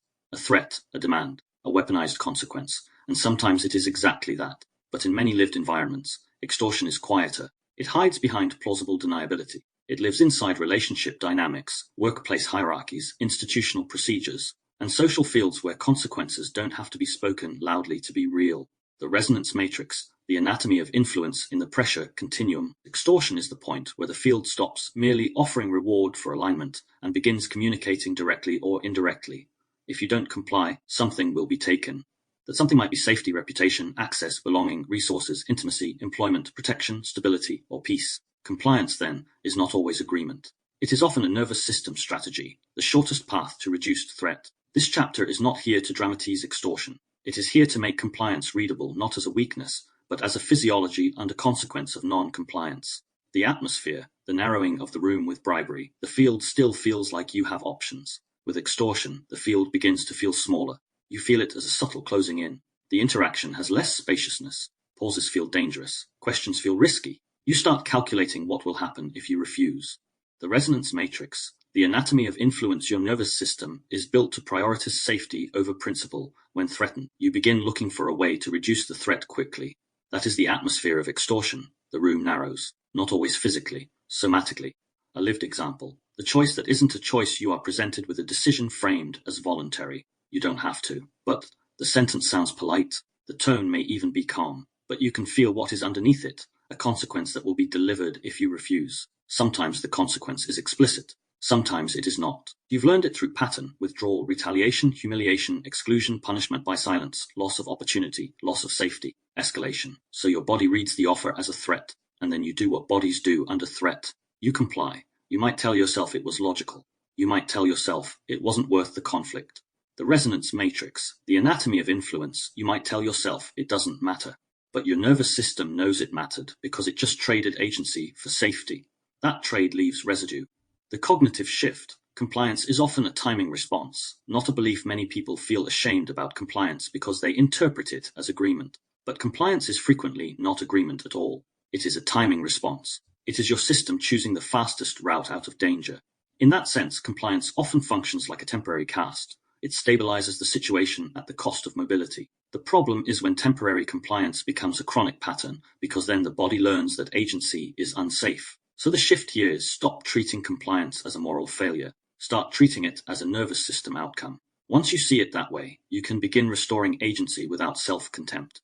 The resonance matrix, the anatomy of influence, the neurobiology of threat. What extortion does to the brain and body. Extortion recruits threat circuitry. Even when no one is shouting, the nervous system reads the field and adjusts accordingly.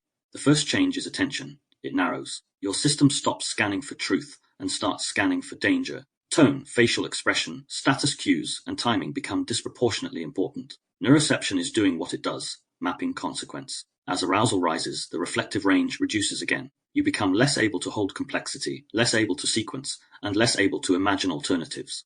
This is why compliance often looks irrational to outsiders. People watching from safety can see options. The person inside the threat cannot access the same range because the body is prioritizing survival. The sympathetic system often mobilizes first: readiness, vigilance, rapid thinking, strategizing, appeasing. If the threat feels inescapable or prolonged, dorsal shutdown can follow: numbness, collapse, resignation, the sense of I can't fight this. In both states, agency contracts. This is not personal failure. It is physiology doing what physiology does when it believes there is no safe exit. The resonance matrix, the anatomy of influence, the chemistry of fear and appeasement. Fear has a chemical signature. Stress hormones support readiness. Adrenaline and noradrenaline sharpen vigilance and speed.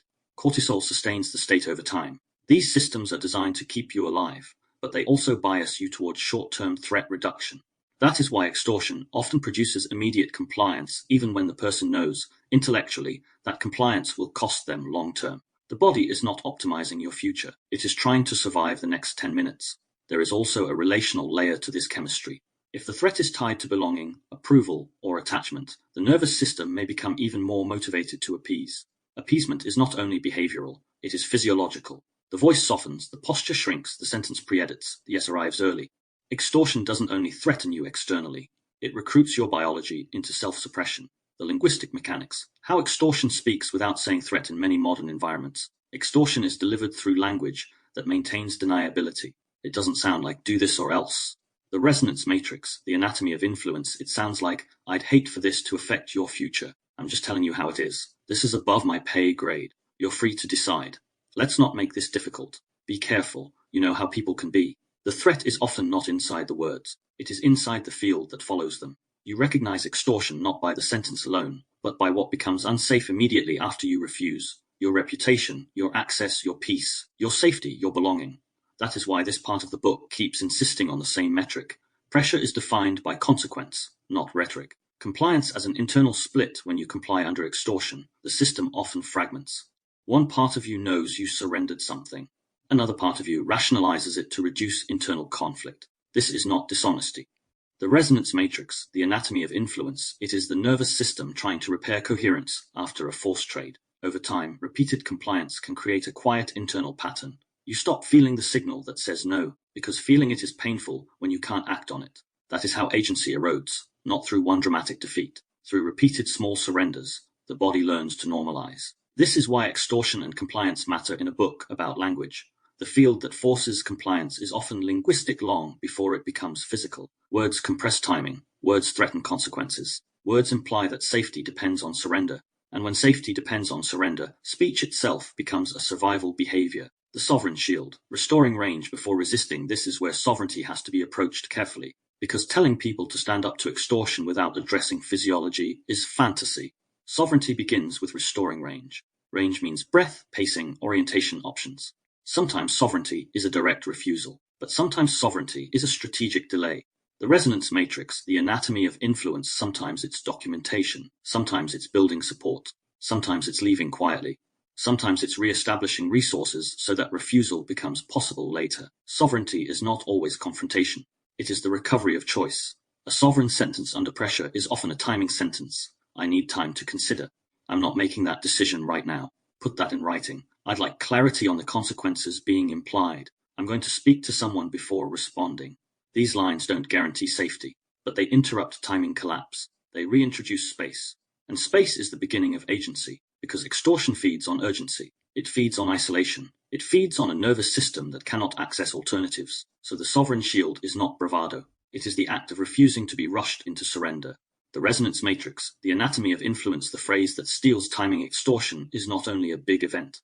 It is often carried by small phrases, the kind that compress the room, narrow the future, and make your system feel that refusal is unsafe.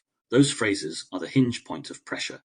They are the moments where language stops being communication and becomes constraint. That is what we name next. In the next section, we enter interlude 3, the phrase that steals timing. The resonance matrix, the anatomy of influence. Interlude 3, the phrase that steals timing. There is a kind of sentence that doesn't persuade you. It doesn't even argue with you. It simply changes your timing. You feel it in the body first. A tightening, a rush, a small internal scramble to respond correctly. And if you're not careful, you answer before you're oriented. That is how pressure becomes normal. Not through force, through temp. A phrase that steals timing rarely announces itself as coercion. It often arrives as reasonableness, helpfulness, concern, humor, or common sense. It can even arrive as care. But the nervous system recognizes something underneath the wording. Consequence is being implied, and you are being asked to move faster than your internal reference. That is the signature. Timing theft doesn't require shouting. It requires only one thing, an environment where slowing down becomes unsafe. When timing is stolen, your physiology reorganizes. Attention narrows. Breath shortens. The mind becomes more concerned with outcome than accuracy. The body starts searching for the quickest path to reduced tension. In that state, language stops being an expression and becomes compliance management. The resonance matrix, the anatomy of influence. This is why part 4 keeps returning to the same point. The most influential patterns in human life are often not debates. They are state pressures that compress time. The phrase that steals timing is a micro version of extortion. It says implicitly, comply quickly or pay for delay. Sometimes the price is obvious: conflict, retaliation, humiliation, withdrawal. Sometimes the price is subtle: a raised eyebrow, a coldness, a silence that carries punishment. The body learns the cost through repetition. Once learned, the phrase doesn't need to be strong. The nervous system does the rest. It is worth naming this precisely because many people blame themselves for what happens next. They think they chose badly or weren't assertive.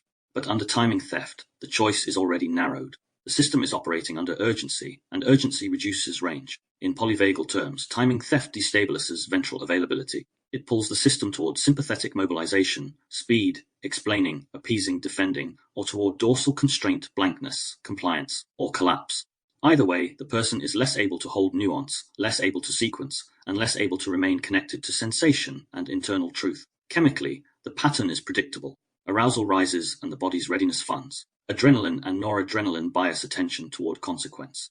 Cortisol sustains the loop if the interaction remains unresolved. Even reward circuits can become involved, because quick compliance, sometimes the resonance matrix, the anatomy of influence, produces immediate relief. And relief teaches the nervous system that surrender is regulating. That is the quiet tragedy of timing theft. It trains the body to treat compliance as safety.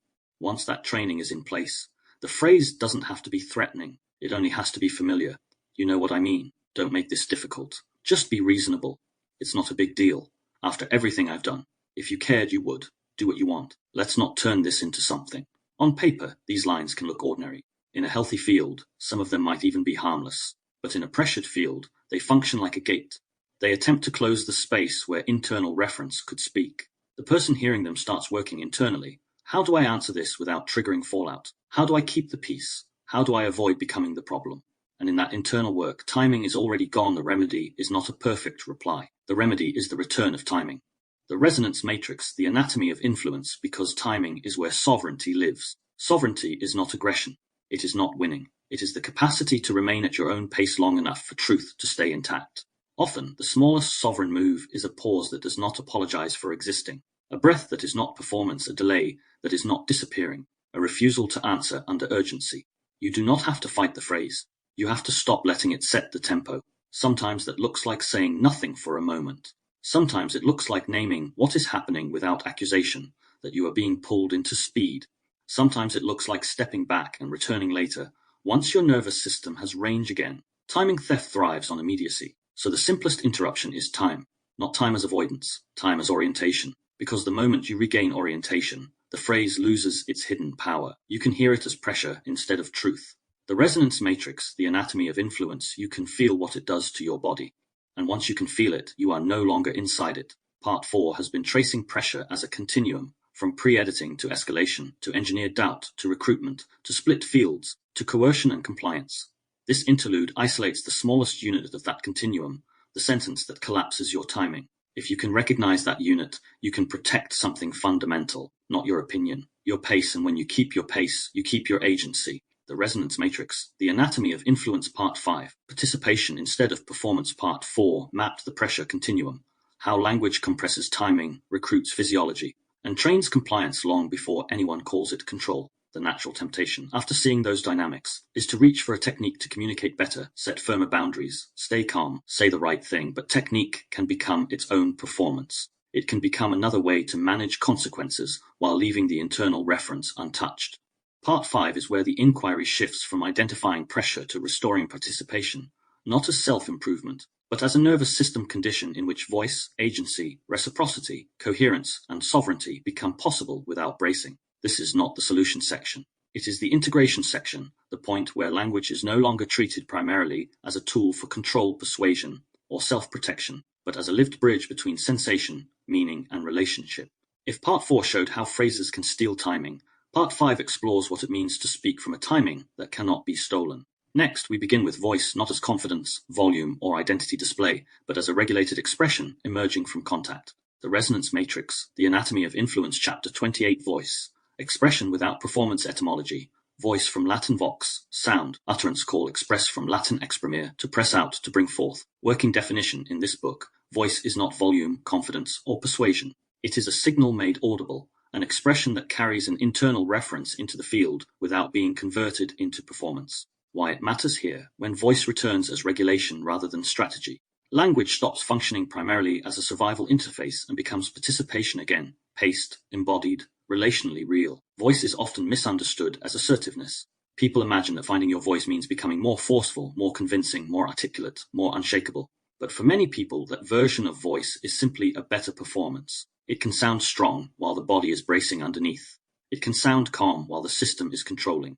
It can sound reasonable while the nervous system is still trying to prevent consequences. In this book, voice means something different. Voice is what happens when the nervous system is regulated enough that speech becomes expression instead of defense, when the body can let meaning move outward without turning it into a maneuver. The resonance matrix, the anatomy of influence, the atmosphere, when your mouth speaks, But you don't arrive. Most people know the sensation of speaking and not quite recognizing themselves. You say the polite thing, the safe thing, the correct thing, the thing that keeps the peace. It works socially, but inside it feels slightly hollow, as if the sentence belonged to a role rather than to you. Not because you are inauthentic, but because the body didn't permit your full signal to cross the edge. This is one of the central motifs of Part 5, participation instead of performance. Performance is speech designed to manage outcomes. Voice is speech that arrives from contact. The difference is not moral, it is physiological. Neuroception. Voice is decided before you choose your words before you speak. Your nervous system already knows whether it expects safety or consequence. It reads the field through neuroception. Tone, pace, facial microsignals, posture, power dynamics, unpredictability, prior history, whether you were punished last time you spoke plainly, the resonance matrix, the anatomy of influence, whether you will be met or corrected, whether your timing will be honored or overridden. This is why you can feel yourself shrink in certain rooms before anyone says anything explicit. The body has already made a probability estimate. Speaking freely will cost. Once that estimate is made, voice becomes conditioned. You start pre-editing automatically. You soften what you mean. You add disclaimers. You over-explain. You choose words that protect you rather than words that reveal you, and over time you may stop noticing that you're doing it because the pattern becomes normal. The neurobiology. What changes in the brain when voice becomes performance, when the nervous system predicts threat or consequence? It recruits protective circuitry. Attention narrows. The mind starts scanning for what will be safe to say, what will be punished, what will escalate, and what will create withdrawal. Working memory gets loaded with strategy and prediction, which reduces capacity for clean sequencing and nuance. This is where people often say my prefrontal cortex went offline. The resonance matrix, the anatomy of influence again, it's not a switch, but the functional experience is real. Reflective range contracts, your ability to hold multiple perspectives, track subtle feelings, and stay internally present becomes harder when the system is spending resources on threat prediction. At the same time, speech muscles themselves become part of the defense posture. The throat tightens, the jaw sets, the tongue becomes less fluid, the breath shortens. Voice may rise in pitch or become thin because the body is speaking from mobilization rather than from settled contact. That's why performance has a sound. Even when the words are kind, the physiology transmits urgency, appeasement, or control. Polyvagal dynamics. The voice ladder across states. Voice behaves differently depending on autonomic state. When ventral vagal social engagement is available, voice tends to be paced, resonant, and flexible. You can pause without panic. You can adjust without collapsing. You can speak without needing to dominate or disappear. When sympathetic mobilization rises, voice often speeds up or sharpens. You might talk more than you intended. You may interrupt. You may over-justify. You may win the sentence rather than express the truth. This is not arrogance. It is the nervous system attempting to secure safety through output. The resonance matrix, the anatomy of influence, when dorsal shutdown dominates, the voice can vanish or become flat. You go blank. You can't find words. You comply quickly to end the pressure. You may say it's fine when it isn't, not as deception, but as nervous system survival. The safest option is to reduce friction and exit internally. Part 5 is not asking you to speak from a perfect state. It is asking you to recognize the state from which you are speaking, because the state changes what language is doing. The chemistry, why speaking can feel dangerous, urgent, or addictive speech is not only cognitive. It is metabolically funded. When you anticipate a consequence, stress chemistry rises. Noradrenaline increases vigilance and reactivity. Cortisol sustains alertness and rumination, which is why you may replay conversations for hours after they end. Adrenaline can push urgency. You feel compelled to say it now because your body wants resolution. On the other hand, when the voice is met, when you are received without punishment, the body learns something. Relief circuits settle. Social safety chemistry becomes available. The nervous system begins to associate expression with regulation rather than threat. This is one reason some people become addicted to finally saying it in explosive moments. The outburst creates temporary relief, and relief can be rewarded chemically. But that the resonance matrix, the anatomy of influence relief, is not the same as voice. It's discharge. Voice is different. It doesn't need collapse to be honest. So the question is not only what am I saying, it is what state is funding this speech. The cognitive shift from how will this land to am I here while I speak? Performance asks, how will this land? How do I avoid consequences? How do I secure the outcome? Voice asks, am I here? Do I feel my own tongue? Can I stay in contact while I speak? This is not romantic language. It is an operational shift. When you are internally present, you don't need to fill the air to be safe. You can be concise. You can pause. You can let the other person react without treating their reaction as an emergency. This is where the mirror-linguistic thread becomes practical. Your words carry your state. If you are bracing, the sentence transmits bracing. If you are steady, the sentence transmits steadiness, even if the content is difficult. Voice is less about choosing the right words and more about restoring the condition in which words can be true. The resonance matrix, the anatomy of influence, the somatic blueprint. How voice returns without becoming a performance voice often returns through small bodily permissions, not big declarations. It begins with breath becoming available again, not as a technique you perform, but as a sign the system has dropped out of urgency. The jaw softens, the throat opens, your pace slows, your posture becomes less defended. You stop speaking to manage the room and start speaking from inside your own body.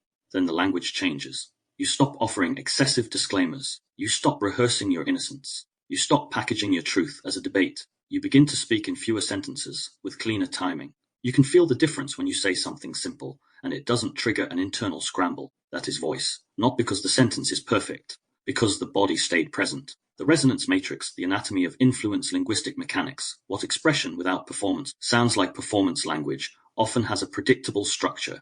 It over-explains, preempts, softens the edge, apologizes for impact before it has landed, and tries to make the other person comfortable enough that they won't retaliate. Voice language tends to be simpler. It doesn't try to control interpretation. It doesn't try to secure approval. It can include uncertainty without collapsing into apology. It can include firmness without becoming a weapon. A reliable marker is this: voice can tolerate silence. Performance cannot. A voice can tolerate the other person's processing without rushing to fill the gap. Performance fills the gap because it's scanning for danger. The goal is not to become blunt. The goal is to stop translating yourself into a role, sovereign shield. Protecting voice without turning it into domination. If Part 4 exposes how timing can be stolen, Part 5 explores what it means to keep timing, not by becoming hard, but by becoming anchored. The sovereign shield here is not saying what you want regardless. The resonance matrix, the anatomy of influence, it refuses to abandon internal reference to be accepted. That refusal may be subtle. It can look like pacing your speech. It can look like delaying a reply until you have range. It can look like choosing not to explain beyond the truth. It can look like not answering inside urgency. Sometimes the most sovereign sentence is simply, I need a moment. I'm not ready to answer yet. I want to say this clearly, so I'm slowing down. I'm not debating my perception. These aren't scripts to memorize. They are timing restorations. They keep the voice from being recruited back into performance. And if the field punishes you for slowing down, that punishment is information. It tells you the environment is not currently safe for voice. In that case, sovereignty might mean changing the context, building support, or leaving the field rather than forcing expression into danger. Voice does not need to be constant to be real. It needs to be coherent when it arrives. When voice returns, something becomes possible again. Expression that doesn't cost you afterwards. The resonance matrix, the anatomy of influence, but voice alone is not agency. A person can speak clearly and still feel compelled.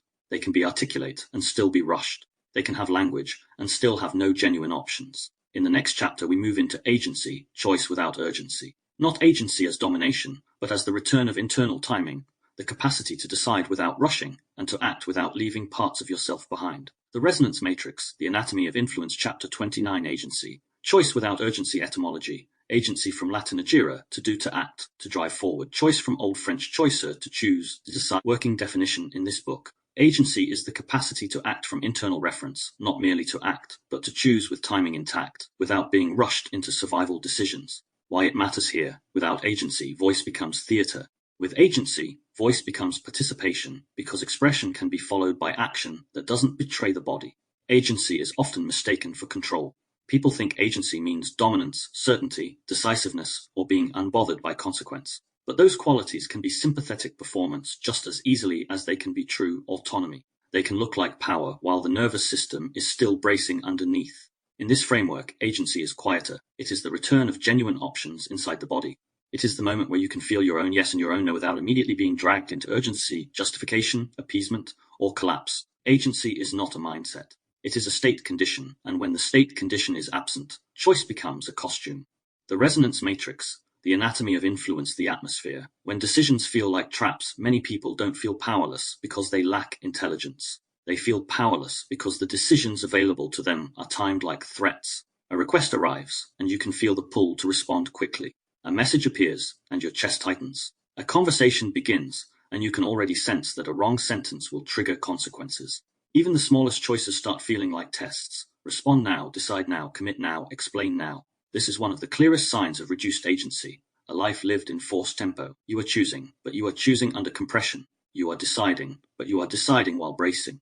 And when you decide under bracing, you often pay for it later in rumination, fatigue, resentment, or self-betrayal. Agency begins to return when the body can say, I am not making this choice under urgency. Neuroception.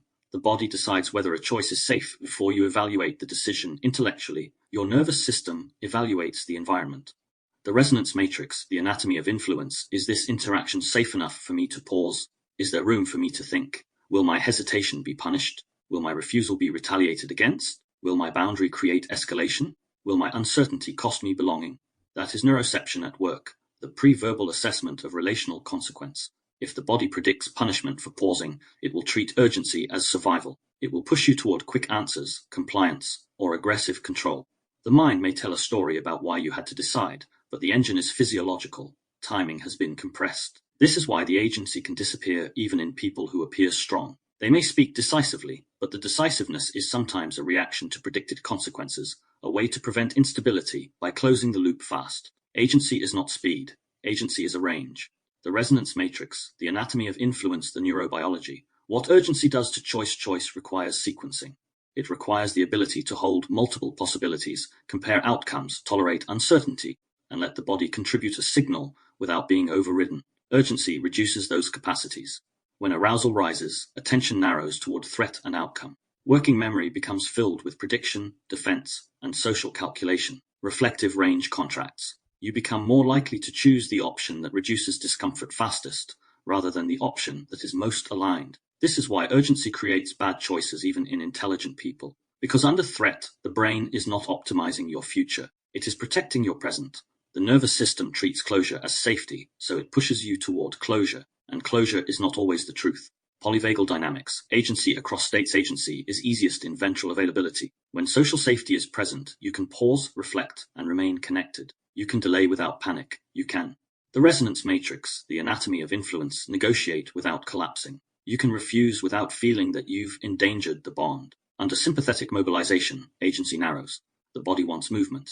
It wants resolution. It wants to act. You may become decisive, but the decisiveness is often defensive. You choose quickly to end uncertainty. You may mistake this for strength because it feels powerful, but it can be a form of constraint.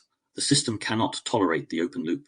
Under a dorsal shutdown, the agency also narrows, but differently. The system may choose the path of least resistance. You comply because conflict is too costly. You go along because you can't access fight energy. You agree because you can't sustain refusal. The body chooses safety through disappearance. So agency is not the absence of fear. It is the presence of timing. It is the ability to remain internally present long enough to choose. The chemistry, why urgency feels compelling. Urgency has chemistry. Noradrenaline sharpens vigilance and pushes the system toward rapid response. Adrenaline fuels action. Cortisol sustains readiness and rumination, keeping the decision loop, the resonance matrix, the anatomy of influence active until it closes. In some people, closure itself becomes rewarding. The moment the decision is made, relief arrives, and relief teaches the body that speed is regulating. That reward loop can create a life pattern. You feel anxious, you decide quickly, you feel relief, and the nervous system learns that quick decisions are the solution. Over time, you lose tolerance for uncertainty, and agency becomes increasingly brittle. This is one reason highly functional people can be deeply unfree. Their systems are efficient at closing loops. But efficiency is not the same as sovereignty. The cognitive shift from what should I do to what is my timing. Most people ask the question of content, what should I do? Agency begins with a different question. What is my timing right now? Because if your timing is off, the decision you make will collapse into the outcome. That doesn't mean you can always wait. Real life has deadlines and consequences. But it does mean you can often create microspace, a breath, a pause, a request for time, a reschedule, a moment of orientation before commitment. The resonance matrix, the anatomy of influence, the shift is not delay forever. The shift is stop deciding from inside bracing whenever possible. When you stop deciding from bracing, you regain access to something the modern world trains out of people, embodied preference. You can feel what aligns. You can feel what costs you. You can feel what you are consenting to. The somatic blueprint, how agency returns in the body. Agency returns when the nervous system regains room to sequence. Often it begins with the simplest signals, breath deepening, shoulders lowering, the jaw unclenching, the eyes softening, the urge to rush reducing. You feel space around the decision rather than pressure inside it. Then you begin to detect your own thresholds. The moment you start speeding, the moment you start appeasing, the moment you start going blank. Those detection moments are agency. They are the body informing you. Your timing is being compressed. As agency strengthens, you become able to hold open loops longer. You can say, I don't know yet. You can tolerate. The resonance matrix, the anatomy of influence uncertainty without needing to fix it. You can allow the decision to mature rather than forcing it into closure. This is not indecision. It is a regulation. Linguistic mechanics, the language of agency. Agency has a sound. It is often slower, cleaner, less apologetic, less performative. It does not over-explain to earn permission for choice. Agency language often includes timing statements and boundary statements that keep internal reference intact. I need time. I'm not ready to decide. I can answer tomorrow. I'll get back to you. I'm not available for that. I can do this, but not in that way. I'm open to discussing it, but not under pressure. These are not scripts. They are examples of speech that protect timing, because timing is where agency lives. The resonance matrix, the anatomy of influence. Sovereign shield. Choice without urgency. The sovereign shield in this chapter is the refusal to let urgency masquerade as necessity. Sometimes urgency is real, but very often urgency is a field pressure pattern. It is used to narrow your options and recruit compliance. So the shield is not always a refusal. Often it is a pause that interrupts timing theft. Sometimes the most sovereign move is to ask for clarity. What happens if I don't decide today? Is there an actual deadline, or is this preference? Can you put that in writing? I'm hearing pressure. I want to slow down so I can respond accurately. These sentences do something important. They restore sequence. They invite reality back into the room. They reduce the fog that pressure relies on. Agency does not need to be loud. It needs to be timed. Agency restores choice inside the body.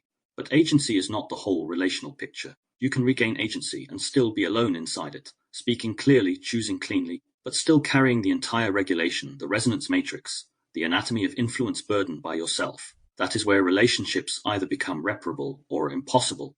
In the next chapter, we move it into reciprocity, mutual regulation, not reciprocity as a transaction, but as a nervous system event, the ability of two people to remain oriented together, without one person doing all the stabilizing and the other doing all the taking. The resonance matrix, the anatomy of influence. Chapter 30, reciprocity, mutual regulation. Etymology. Reciprocity from Latin reciprocus, moving back and forth, returning the same way. Mutual from Latin mutuus, borrowed, shared, exchanged. Working definition in this book. Reciprocity is the capacity for two nervous systems to co-regulate and respond in a way that preserves timing, dignity, and internal reference on both sides. Why it matters here. Without reciprocity, communication becomes labor. One person stabilizes the field while the other consumes it. With reciprocity, participation becomes possible without self-abandonment. Reciprocity is often misunderstood as fairness. People picture a tidy ledger. I did this, you do that. I gave, you give. I listened, you listen. But reciprocity, in the way this book uses it, is not a moral scoreboard. It is a physiological dynamic.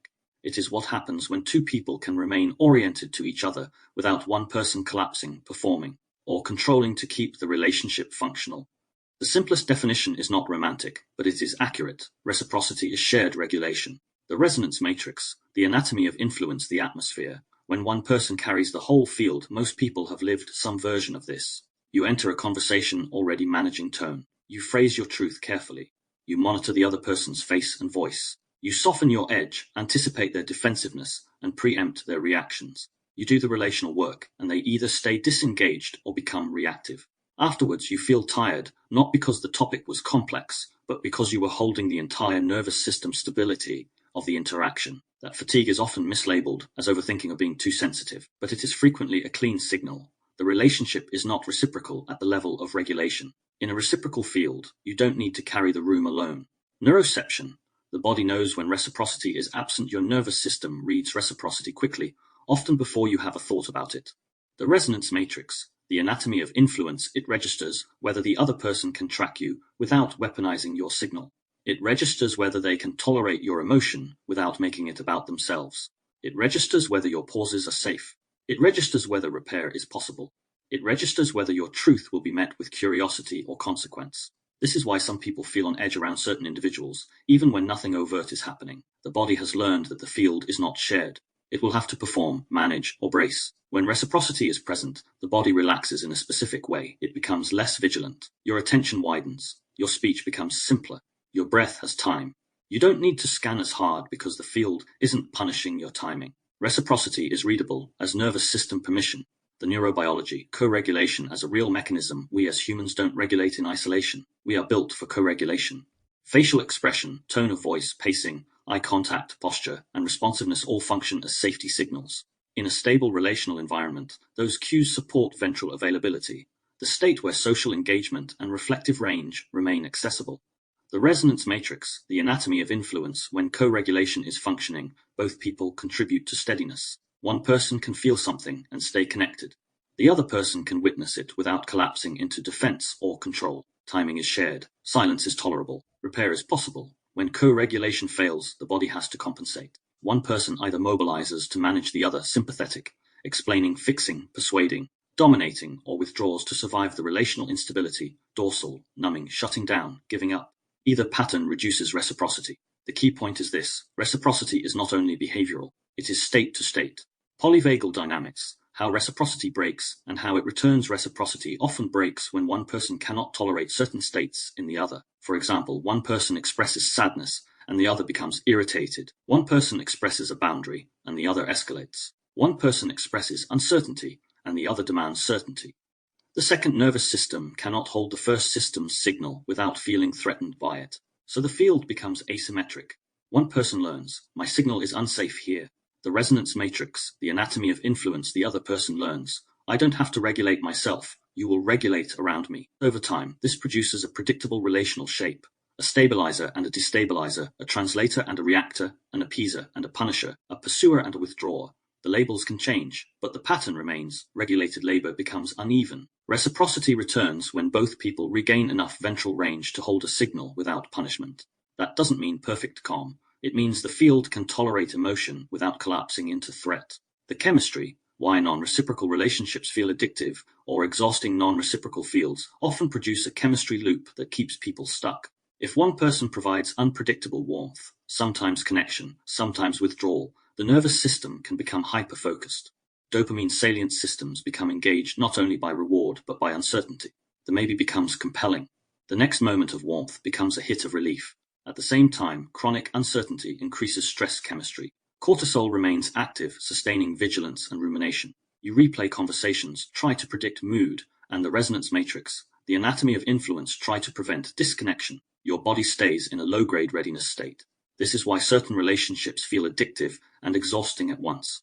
They are not stable enough to settle, but they deliver intermittent relief that keeps the system pursuing repair. Reciprocity, by contrast, reduces that chemical volatility.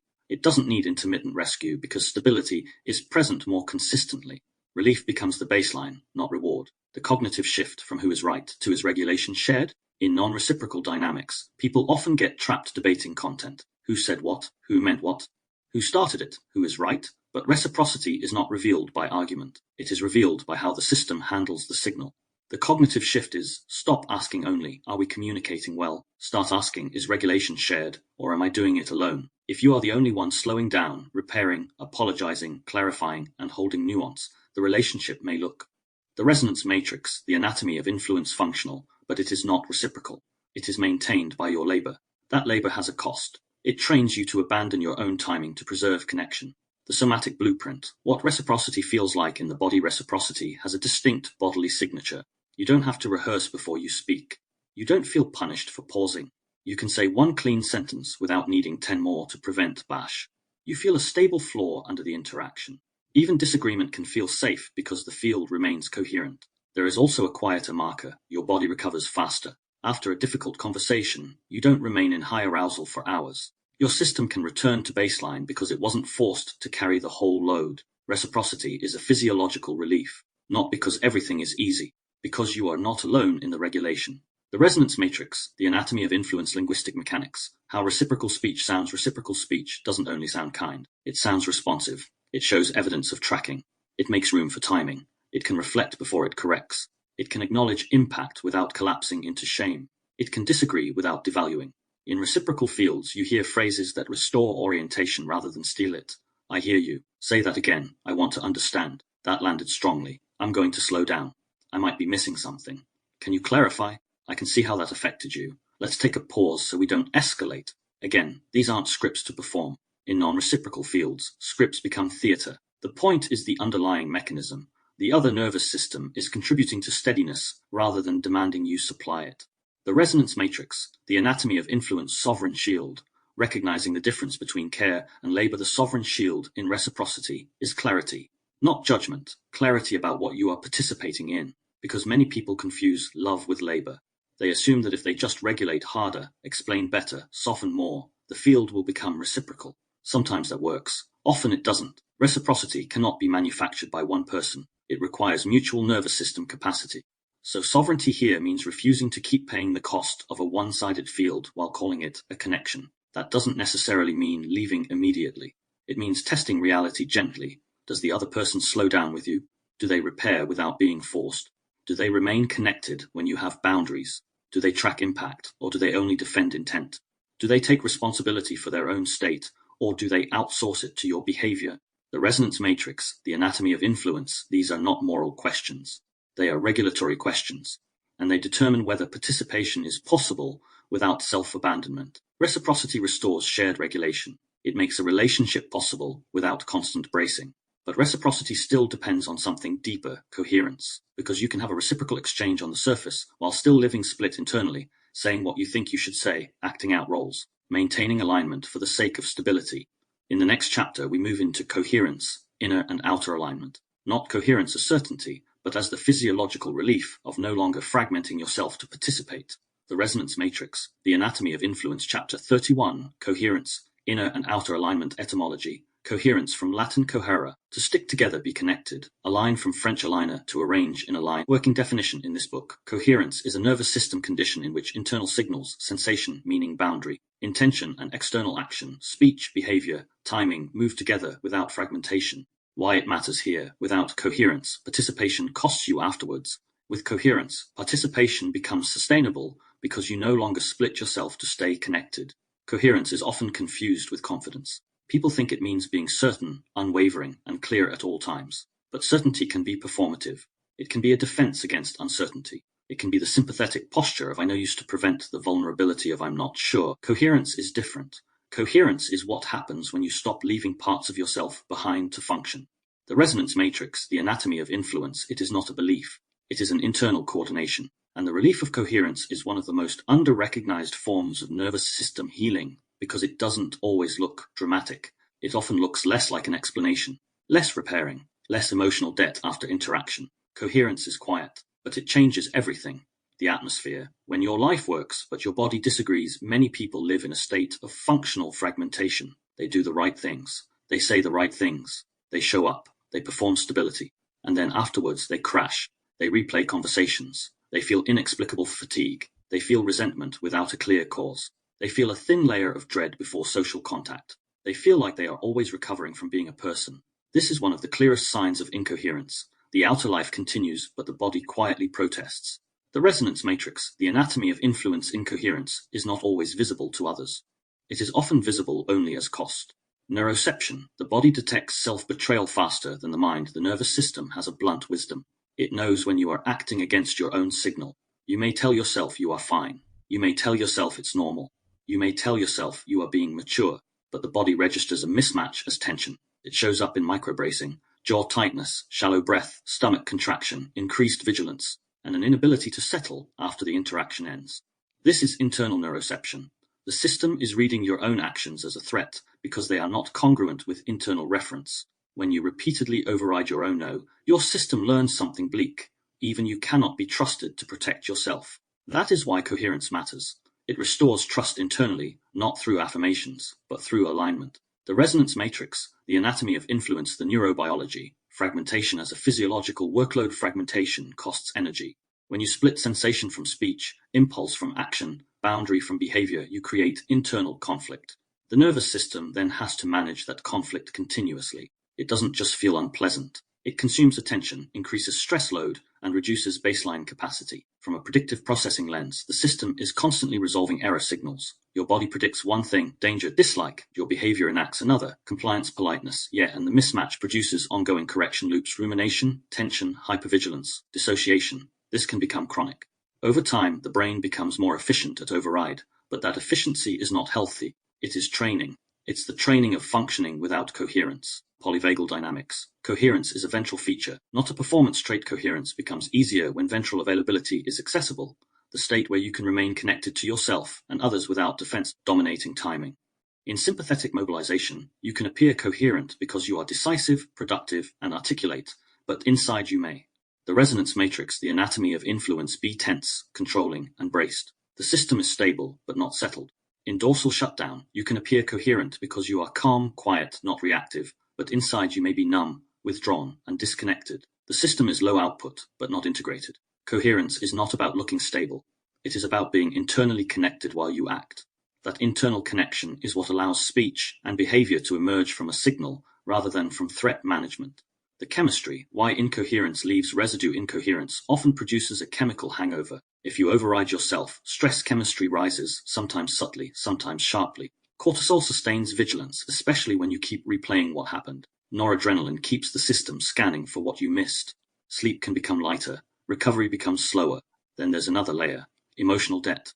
When you act out of alignment, you often owe yourself repair afterwards. You have to process what you didn't say. You have to soothe the part of you that was ignored. You have to regulate the anger, sadness, or disappointment you swallowed in the moment. That repair work takes time and energy. The resonance matrix, the anatomy of influence coherence, reduces this debt because there is less internal betrayal to recover from. Not because life becomes perfect, but because your actions are less split. The cognitive shift from did I handle it well to did I stay together? In a performance culture, people evaluate themselves by outcomes. Did I sound confident? Did I keep the peace? Did I avoid conflict? Did I say it right? Did they like me? Coherence uses a different metric. Did I stay together? Did my behavior match my signal? Did my timing reflect my truth?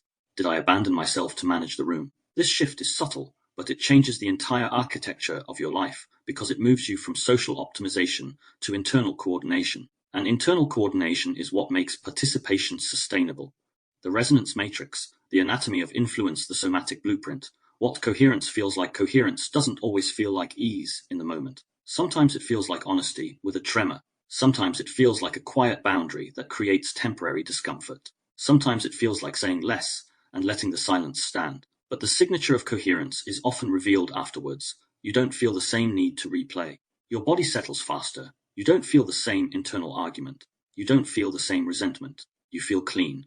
Not morally clean, nervously clean. A sense that your system didn't fracture to get through it. That's coherence.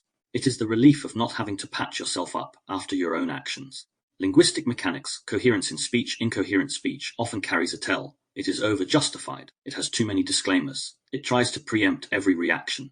The resonance matrix, the anatomy of influence, it says yes while implying no. It says I'm fine with an undercurrent of tension. It says whatever you want while bracing for resentment. Coherent speech is simpler, not because it is blunt, but because it is not split. It can include nuance without being evasive. It can include care without self-erasure. It can include firmness without hostility. And it respects timing. Coherent speech doesn't rush to resolve uncertainty through performance. It lets the truth land at the pace the body can sustain. Sovereign shield. Coherence as an ethical constraint. The sovereign shield in coherence is an internal ethical line. Do not trade internal reference for short-term relief. This is not always possible in every environment. People have jobs, dependencies, children, and real-world constraints. Coherence is not a purity test, but it is a direction. It is the commitment to reduce self-betrayal where you can. Sometimes that means speaking. Sometimes it means refusing. Sometimes it means leaving. Sometimes it means quietly changing the terms by which you participate. A coherent stance might sound like the resonance matrix, the anatomy of influence. I can't agree to that. I'm not available for this dynamic. I need time to check what I actually feel. I want to be honest, even if it's uncomfortable. Again, these aren't scripts. They are examples of alignment. Speech that matches the internal signal. When coherence becomes a practice, life simplifies, not because life is easier, but because you stop creating internal complexity through fragmentation. Coherence stabilizes participation internally, but participation is not only internal. It meets the world. It meets the consequences. It meets social pressure. So coherence ultimately points towards something larger, sovereignty, presence without defense. In the next chapter, we move into sovereignty, not sovereignty as ideology, but as a nervous system capacity, the ability to remain present, paced, and internally referenced even when the field applies pressure.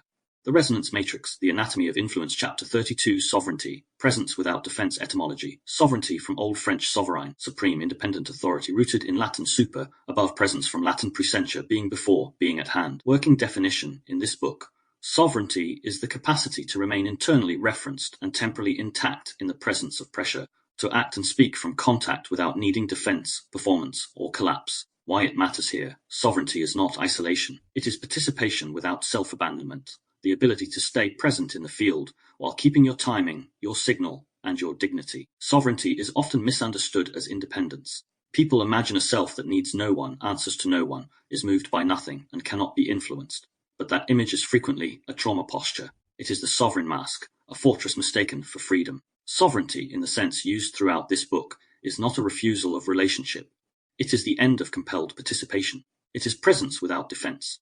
The resonance matrix, the anatomy of influence, it is the capacity to remain open without being recruitable, to remain kind without being purchasable, to remain clear without needing domination, to remain connected without losing internal reference. It is not a personality type. It is a nervous system condition, the atmosphere. When you stop bargaining with your own signal, most people have experienced the opposite of sovereignty, the subtle bargaining that happens inside the body before you speak or act. If I say this, what will it cost? If I don't say it, what will it cost? If I slow down, will I be punished? If I hold my boundary, will I lose connection? So you bargain. You soften your truth. You offer it as a question. You perform calmly while bracing underneath. You try to secure safety first, then express later. But later rarely comes. The resonance matrix, the anatomy of influence sovereignty, begins when you stop bargaining with your own signal, not by becoming harsh, by becoming internally loyal. You may still choose timing. You may still choose a strategy. You may still choose discretion. But the inner betrayal stops. And when inner betrayal stops, the body settles unmistakably. Neuroception. The field tests you before you speak. Sovereignty does not develop in a vacuum. It develops in contact, and contact always includes neuroception, the body's continual assessment of safety, threat, and consequence. When you enter a pressured field, a reactive person, a coercive system, a status hierarchy, an environment where disagreement is punished, your nervous system reads the pattern instantly. It doesn't wait for evidence. It recognizes signals from memory, tone, posture, timing, micro-threats, and the familiar shape of consequence. In those environments, sovereignty is not about pretending you aren't affected. It is about maintaining internal reference while being affected. That is a different kind of strength, because it doesn't require numbness. It requires timing. The resonance matrix, the anatomy of influence, the neurobiology, defense states, and the loss of internal reference under pressure. We as humans default to defense. That defense can look like fight, domination, control, sharpness, flight, avoidance, overworking, leaving, fawn, appeasement, overagreement, excessive politeness, or freeze, collapse, blankness, numbness, resignation. Each defense mode has a linguistic expression. Fight speaks with certainty and judgment. Flight speaks of distance and efficiency. Fawn speaks with softness without truth. Freeze speaks as silence without choice. None of these are moral failure. They are adaptive outputs of a nervous system prioritizing safety. But they have a shared cost. They reduce internal reference. In defense, speech becomes an instrument. In sovereignty, speech becomes expression again, not a naive expression, regulated expression. The resonance matrix, the anatomy of influence, polyvagal dynamics. Sovereignty is ventral range under pressure. Sovereignty does not mean staying calm. It means maintaining ventral range even when sympathetic energies. It means you can feel mobilization without needing to discharge it as aggression. You can feel fear without needing to appease. You can feel uncertainty without collapsing into compliance. You can pause without losing the bond. You can speak without performing for safety. In polyvagal terms, sovereignty is ventral anchoring, the capacity to keep social engagement online while still holding a boundary. The voice stays available. The face stays present. The timing stays yours. This is why sovereignty has a sound. It is often slower, lower effort, less coded, less urgent. The sentence doesn't try to win. It tries to be true. The resonance matrix, the anatomy of influence chemistry, the difference between relief and freedom. A key theme of Part 4 was that compliance often becomes regulation. Pressure narrows your options, you comply, and relief arrives. The nervous system learns, surrender ends tension. That relief can be chemically reinforcing. Stress chemistry drops for a moment, and the body experiences it as safety. But relief is not freedom. Relief is the end of the immediate threat. Freedom is the presence of choice. Sovereignty is the condition where you can tolerate the discomfort of not taking the fastest relief option. You can hold the open loop longer. You can stay with uncertainty without racing towards surrender. That capacity changes everything because it breaks the chemical training loop that pressure systems rely on. The cognitive shift from how do I protect myself to how do I stay here? Defense asks, how do I protect myself? Sovereignty asks, how do I stay here without leaving myself? This is not idealism. The resonance matrix, the anatomy of influence, it is a practical shift from a survival strategy to internal coordination. It means you stop organizing your speech around the other person's reaction and start organizing it around your own timing and truth. It means you stop treating conflict as a catastrophe. It means you stop translating your signal into performance. It means you begin acting as if your internal reference is not negotiable, not in a rigid way, but in a coherent way. Sovereignty does not guarantee comfort. It guarantees integrity. The somatic blueprint. What sovereignty feels like sovereignty often feels like steadiness in the center with movement at the edges. The breath stays available. The shoulders aren't climbing. The jaw isn't locked. You can feel emotion without being overtaken by it. You can let the other person be disappointed without rushing to fix it. You can tolerate silence. The resonance matrix, the anatomy of influence. You can end a conversation without needing a perfect conclusion. There is also a subtler marker. You stop rehearsing. You don't need to pre-live every possible reaction. You trust that you can meet what happens because you will remain internally present. This is the return of internal trust, not optimism. Trust. Linguistic mechanics. How sovereignty speaks sovereignty often uses fewer words, not because it is cold, but because it is not bargaining. Defensive speech tries to manage the other person's state. Sovereign speech names reality and holds timing. It might sound like, I'm not available for this. I hear you, and my answer is still no. I'm going to pause this conversation. I'm willing to discuss it, but not under pressure. I'm not debating my perception. I'm choosing differently. These sentences are not weapons. They are boundaries spoken from presence. They don't require escalation. They don't require performance. They require an internal reference. The resonance matrix, the anatomy of influence, sovereign shield, the three protections that keep timing intact. Sovereignty stabilizes when three protections become consistent. Timing protection, refusing urgency as a default, pausing before committing, delaying when bracing is present. Signal protection, not overriding your own to purchase peace, not collapsing your perception to preserve belonging. Field protection, choosing environments where repair is possible, leaving fields that punish internal reference. These protections are not rules. They are a developmental sequence. When people attempt sovereignty without timing, they become rigid. When they attempt sovereignty without signal, they become performative. When they attempt sovereignty without field protection, they become repeatedly injured. Sovereignty is not bravado, it is ecology. Part 5 has not given you techniques. It has named conditions. Voice returns when the expression stops being strategic. Agency returns when choice is no longer forced by urgency. Reciprocity returns when regulation becomes shared. Coherence returns when you stop fragmenting yourself to participate. The resonance matrix, the anatomy of influence, sovereignty returns when you can remain present without defense. These are not ideals. They are nervous system capacities. They develop slowly through repeated moments of timing regained. And once they are present, something becomes possible that Part 4 could not provide: participation without cost. If Part 4 mapped pressure and Part 5 restored capacity, then Part 6 must do something honest. It must remain open, because this work is not complete. The Mirror-Linguistic Hypothesis is not a finished doctrine. It is an inquiry, and inquiry requires humility. In Part 6 we move into open questions, not as a disclaimer, but as an invitation. What still needs research, where this model may fail? What risks appear when language is instrumentalized? And what questions must remain alive if sovereignty is to stay real, rather than becoming another performance? The Resonance Matrix, the Anatomy of Influence, Part 6, Open Questions. This book began as an attempt to understand communication.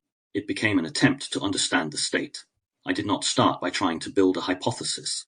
I started by trying to name something I could feel but couldn't explain, why I could be coherent, regulated, and clear one moment, and then suddenly become reactive, fogged, appeasing, sharp, or collapse the next. That instability wasn't a character flaw.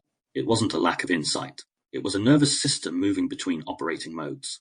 Polyvagal theory helped because it didn't moralize that movement. It mapped it. It gave language to what had previously been interpreted as me being inconsistent. It also revealed why so much communication advice fails. It assumes the listener is in a reflective range when they are often in defense.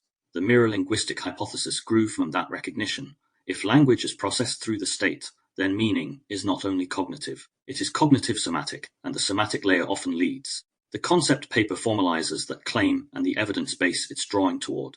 Part 6 is where I stop trying to complete the argument and instead hold the open edges honestly. What we still don't know, what can go wrong, how this could be researched properly, and why the ending is not closure but participation. The Resonance Matrix, the Anatomy of Influence, Chapter 33, What we still don't know. If you've made it this far, you'll have felt the drift this project took. It started as a search for better communication.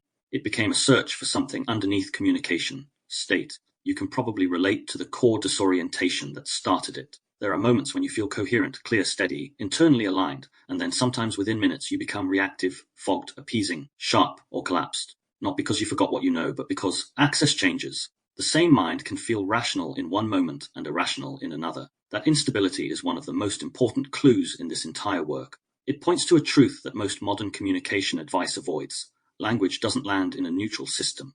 It lands into a nervous system, and the nervous system doesn't process meaning the same way in every state. When you begin to see that, a new class of questions appears, the kind you can't solve with slogans or confidence. One of the first is simple, but it goes deep. The resonance matrix, the anatomy of influence, how much of what you call reason is actually state-dependent access? We tend to treat thinking as stable and emotion as the variable. But lived experience often suggests the opposite. Physiology sets the conditions of access, and cognition follows. So an honest inquiry has to include questions like, why does reflective capacity widen in some environments and collapse in others? Why can you hold nuance with one person and lose it completely with another? Why does a phrase that should feel harmless trigger a full body shift? The next unknown is more subtle. Where does linguistic meaning and state transmission begin? In reality, you don't fully separate them. You might understand the words, but your body reacts before you've decided what they mean. That reaction shapes the meaning you can access. In one state, you hear a sentence as care. In another, you hear the same sentence as a threat or judgment. This is one reason the Mirror-Linguistic Hypothesis remains a hypothesis, not a doctrine. The phenomenon is real enough to be recognizable, but complex enough that any claim of total certainty becomes a new kind of performance. The resonance matrix, the anatomy of influence. There's also a developmental unknown that matters if this work is ever to be more than personal insight. How do children inherit the charge of language before they inherit belief? Children don't just learn vocabulary. They learn what words do to bodies, what tone means safety, what phrases mean shame, what silence means threat, what repair sounds like, what power feels like. That charge becomes part of their meaning-making long before they have an ideology. And then there is the question that pushed this from communication theory into nervous system literacy. Why can discernment be razor-sharp in one state and blurred in another? Once you start seeing manipulation, contradictions, and pressure patterns, you also begin to see something confronting. Clarity is not only intellectual, it's physiological. You don't think your way into discernment if your system is in collapse, urgency, or appeasement. You return to discernment by returning to timing. So one of the deepest open questions becomes, what conditions reliably preserve internal reference across state shifts? Because if the nervous system can lose timing, it can lose choice. And if it can lose choice, language becomes a tool that the resonance matrix, the anatomy of influence, can be used against you, even when you're intelligent, even when you know better. That's why this part of the book remains open. It is not a failure to conclude. It is the honest boundary of what inquiry looks like when it refuses to become dogma. The Resonance Matrix, The Anatomy of Influence, Chapter 34, Risks of Instrumentalizing Language. If language is regulatory, if words, tone, pacing, and phrasing shape physiology, then you can already see the temptation to use it to settle someone, to use it to steer them, to use it to win, to use it to extract, to use it to avoid discomfort by managing the other person's state. This is the moment where a framework meant to restore contact can become a leverage system, and the risk isn't only maliciousness. Often it begins as anxiety. You learn that conflict dysregulates you, so you try to engineer calm. You learn that certain phrases soothe, so you start deploying them. You learn that timing matters, so you start manipulating tempo. You call it communication skills, but the nervous system underneath knows the difference. Are you meeting a person or managing them? Instrumentalization can look polite. It can look therapeutic. It can look like emotional intelligence. But if it reduces the other person's choice, it becomes control dressed as care. The resonance matrix, the anatomy of influence, so the ethical line is not complicated, but it is demanding. Regulation preserves choice. Control compresses it. The danger is that the more legible this model becomes, the easier it is to weaponize. People will try to turn it into scripts.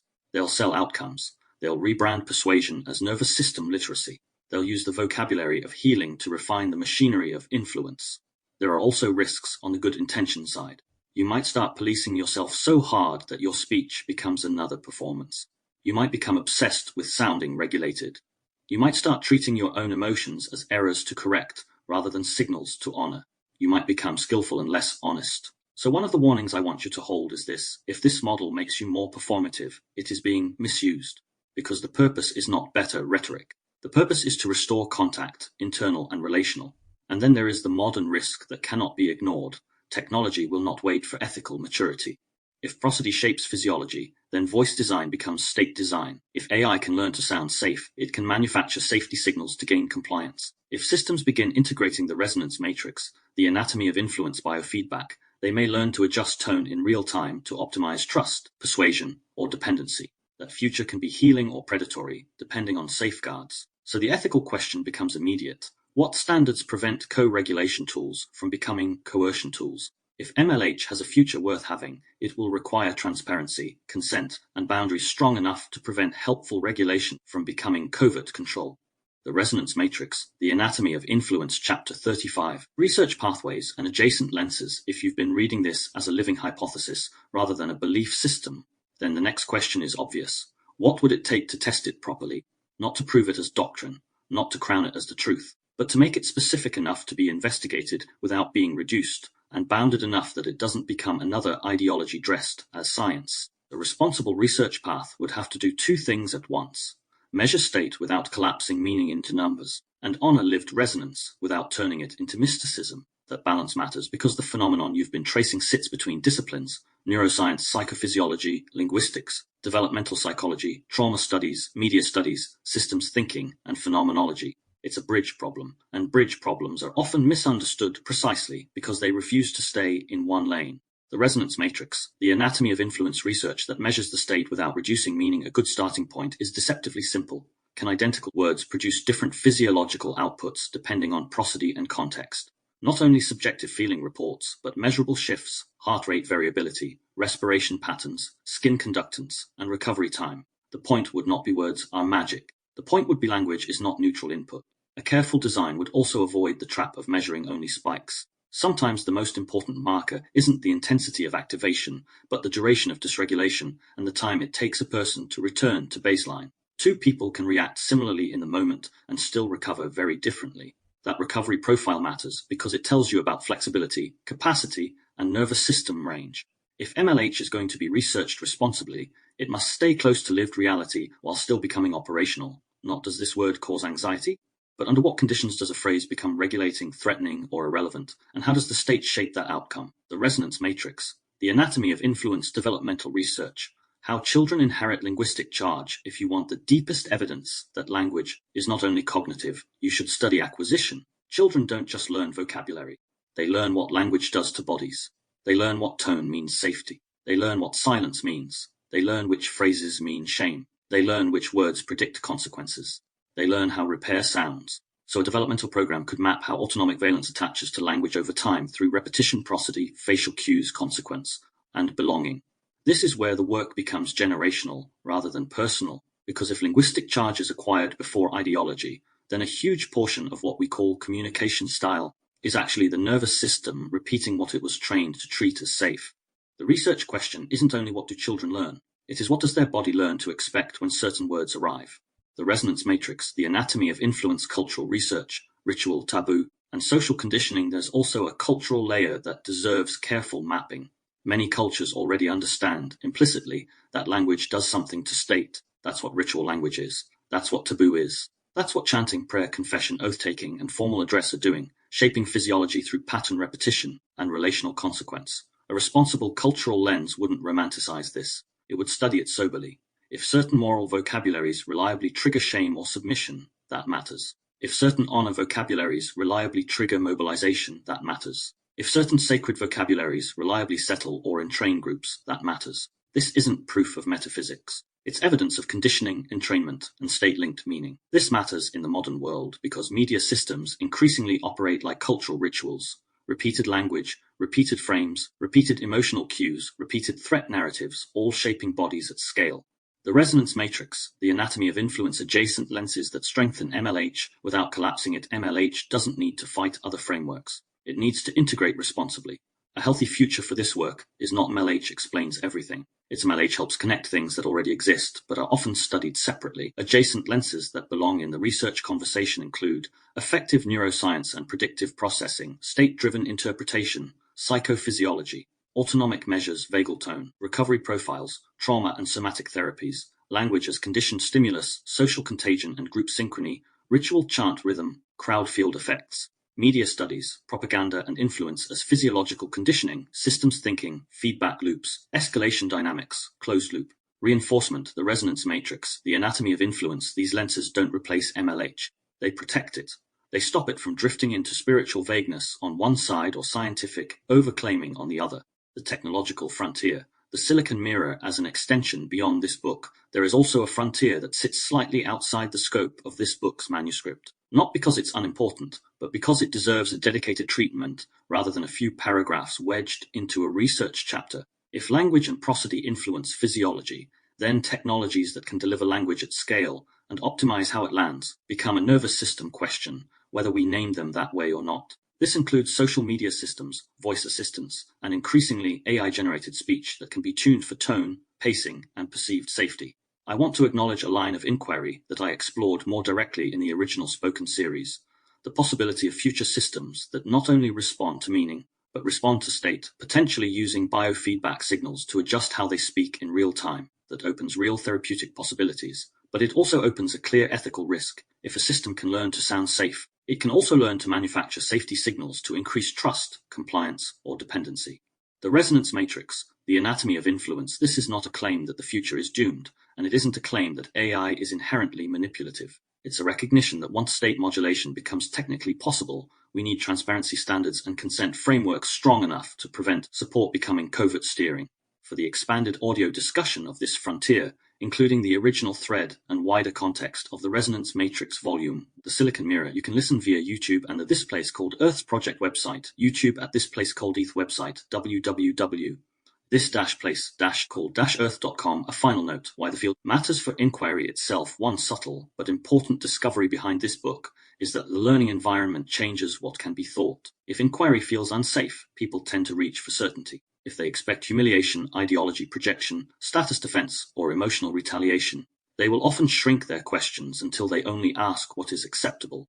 A large part of this book was built through iterative inquiry, refining language, testing structure, exploring controversial edges, without those particular social pressures dominating the process. That doesn't make the work infallible, but it does reveal something worth taking seriously. The field teaches your nervous system what inquiry feels like. The resonance matrix, the anatomy of influence. If inquiry feels like punishment, you will prefer dogma. If inquiry feels like a clean space to explore, you can remain open without collapsing into performance. So the future of MLH is not only a content project. It's also an educational and cultural project. Can we build inquiry spaces, human or hybrid, that preserve curiosity without coercion? Because a world that cannot ask questions without fear will always choose answers that feel safe, even when they are wrong. The Resonance Matrix, The Anatomy of Influence, Chapter 36, Closing, The Human Condition. I don't want to end this book with a triumphal conclusion, because the most honest ending is an invitation to keep the inquiry alive. What has changed through this work, at least if it has landed the way it was meant to, is not that you now have a new belief. It's that something has become visible. That visibility is sobering. We not only exchange meaning, we exchange states. When we exchange states, communication is not merely interpersonal. It is ecological. You are shaped by the environments you speak in. You are shaped by the timing you are allowed to have. You are shaped by the consequences attached to honesty. You are shaped by whether repair is possible. And perhaps most confronting of all, you are shaped by the words you use to yourself when nobody is listening. This is where self-development and research stop being separate, because the more you understand influence, the more you're forced to confront your own strategies, pre-editing. The resonance matrix, the anatomy of influence, urgency, appeasement, rationalization, subtle manipulations dressed as being reasonable. This work does not make you morally superior. It makes you accountable, not in a punishing way, in a clarifying way. If language is somatic, then speech is not just expression. It is an intervention. Words alter breathing, posture, tension, and attention. They alter timing. They alter the range of choice available to another person in the moment. So the future of MLH, if it deserves to exist, cannot be as a persuasion toolkit. It must remain a responsible practice, speaking in ways that preserve choice, listening in ways that restore timing, building environments where truth does not require defense. That isn't utopia. That is the human condition handled with more care. And if anything in this book stays with you, I hope it's this. Sometimes what looks like a communication problem is actually a timing problem. And sometimes the path back isn't more explanation. It's more contact. The Resonance Matrix, The Anatomy of Influence, acknowledgements. This book was built slowly, through lived experience, long reflection, and the kind of inquiry that only becomes possible when you stop rushing yourself towards certainty. Thank you to the people who, knowingly or not, became part of the field that shaped this work. The relationships, conversations, tensions, silences, and turning points that I've lived through provided more data than any theory ever could. Some interactions taught me what connection feels like when it's safe. Others taught me what performance looks like when timing is stolen. All of it sharpened my discernment and forced me to confront my own patterns with more honesty. I'm grateful to the readers and listeners who followed the wider This Place Called Earth work. Your attention, feedback, and willingness to sit with complex material helped me keep the tone of this project grounded and real, rather than turning it into either ideology or self-help theatre. I also want to acknowledge the role of AI-assisted collaboration in the creation process. Working with a system that could iterate language, structure, and concepts without social judgment allowed me to explore ideas in a clean field, testing hypotheses, refining phrasing, and developing the mirror-linguistic framework with patience and precision. The tool did not write the book for me, but it did accelerate the drafting, clarification, and organization of material in a way. The resonance matrix, the anatomy of influence that supported my own thinking. All final content, framing, and conclusions were curated, edited, and approved by me. Finally, thank you to my family and friends who supported my journey as I continue to work on these projects and the part of myself that stayed in the inquiry, especially when it would have been easier to close the loop with a simpler story. James Miller, The Resonance Matrix, The Anatomy of Influence. About the author James Miller is an independent writer, researcher, and podcast creator exploring the intersection of language, nervous system regulation, perception, and influence. A former electronic systems engineer, his work bridges technical systems thinking with embodied psychology and lived inquiry, examining how meaning is formed not only through cognition, but also through states, breath, timing, posture, threat detection, and the relational environments in which communication occurs. Through his umbrella project, This Place Called Earth, James develops long-form investigations into modern influence, how culture, technology, and social dynamics shape attention, identity, and behavior beneath conscious intent. His writing is grounded, observational, and inquiry-led, aiming to make subtle mechanisms readable without turning them into dogma or self-help prescriptions. James is the originator of the Mirror-Linguistic Hypothesis, MLH, a developing framework proposing that language functions not merely as representation, but as embodied signaling that can modulate nervous system state in real time. His work draws on psychology, neurobiology, polyvagal theory, media analysis, and philosophical reflection, while remaining rooted in personal experience and practical recognizability. The Resonance Matrix, The Anatomy of Influence. Across books and spoken series, he explores how communication can become performance under pressure, and how clarity returns when internal reference is restored. His projects often investigate the invisible architecture of everyday life, the timing patterns that shape choice, the pressures that narrow agency, and the ways words carry consequence even when they appear neutral on the page. James Miller's published work includes The Inversiverse, Waking Up in a World Built to Keep You Asleep, and My Inner Child Was Broken, alongside other projects, published via www.this-place-called-earth.com, and his latest, the 3-volume Resonance Matrix series that informs his current writing. He continues to research, write, and build collaborative material that supports clearer dialogue, stronger discernment, and more coherent participation in a world increasingly shaped by engineered attention and linguistic influence. The Resonance Matrix, The Anatomy of Influence. About This Place Called Earth. This Place Called Earth is an independent creative and research platform devoted to slow, honest exploration of the human experience. It exists as a home for inquiry that doesn't rush to conclusions, work that treats perception, language, emotion, identity, and modern influence as lived phenomena first, and intellectual concepts second. The project is built around a simple aim: to help people notice what is shaping them beneath the surface, and to restore the conditions in which clarity, coherence, and genuine choice become possible. Across its books and spoken series, This Place Called Earth investigates the invisible architecture behind everyday life, how social environments train performance, how language carries consequence, how timing collapses under pressure, and how modern systems recruit attention and behavior without needing overt control. These explorations bridge systems thinking with psychology, neurobiology, embodiment, and philosophical reflection, not to create a rigid doctrine, but to keep inquiry alive while making patterns readable. The platform includes long-form audio works such as the Resonance Matrix series, which examines language as a nervous system event and traces influence through state, timing, and relational dynamics. It also houses wider investigative The Resonance Matrix, The Anatomy of Influence projects that examine perception, media identity formation, and cultural conditioning, often using lived examples and field observation as the starting point before theory is introduced. This Place Called Earth is not a brand built around quick answers. It's a growing ecosystem of material designed to support discernment, helping readers and listeners recognize when they are thinking freely and when they are being recruited by pressure, narrative, or survival strategy. The work is grounded, rather than sensational, and aims to be both intellectually serious and practically recognizable, ideas that can be felt in real conversations, real environments, and real internal shifts.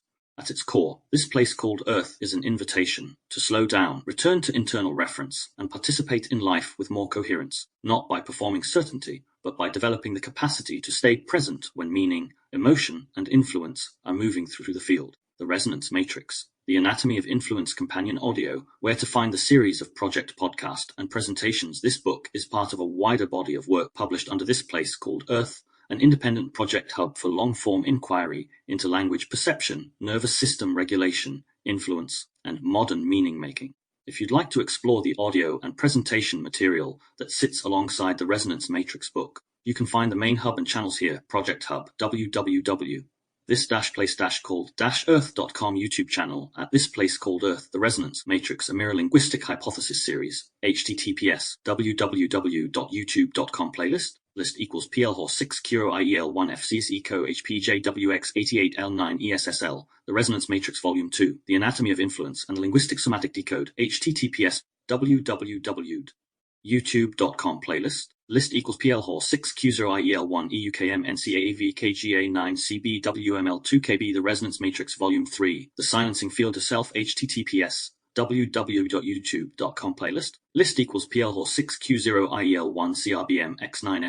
PVSMSLAPER, The Resonance Matrix, The Anatomy of Influence, other projects under this place called Earth beyond the Resonance Matrix. The platform includes several ongoing podcast and presentation series that explore related themes from different angles, from cultural and moral analysis to embodied healing, shadow work, and language-based regulation. These projects include the Inversiverse, the unfiltered human on the fringe, the body knows the linguiverse, the shadow spectrum, mirror talk, the language of the nervous system, moral and ethical inversions, somatic inversions, invisible hands, all current series, playlists, and presentation hubs are linked from the main site and YouTube channel above. The Resonance Matrix, the Anatomy of Influence Glossary Agency, the capacity to choose with timing intact, action from internal reference rather than urgency, arousal, the nervous system's activation level, influences pace, attention, and interpretive range.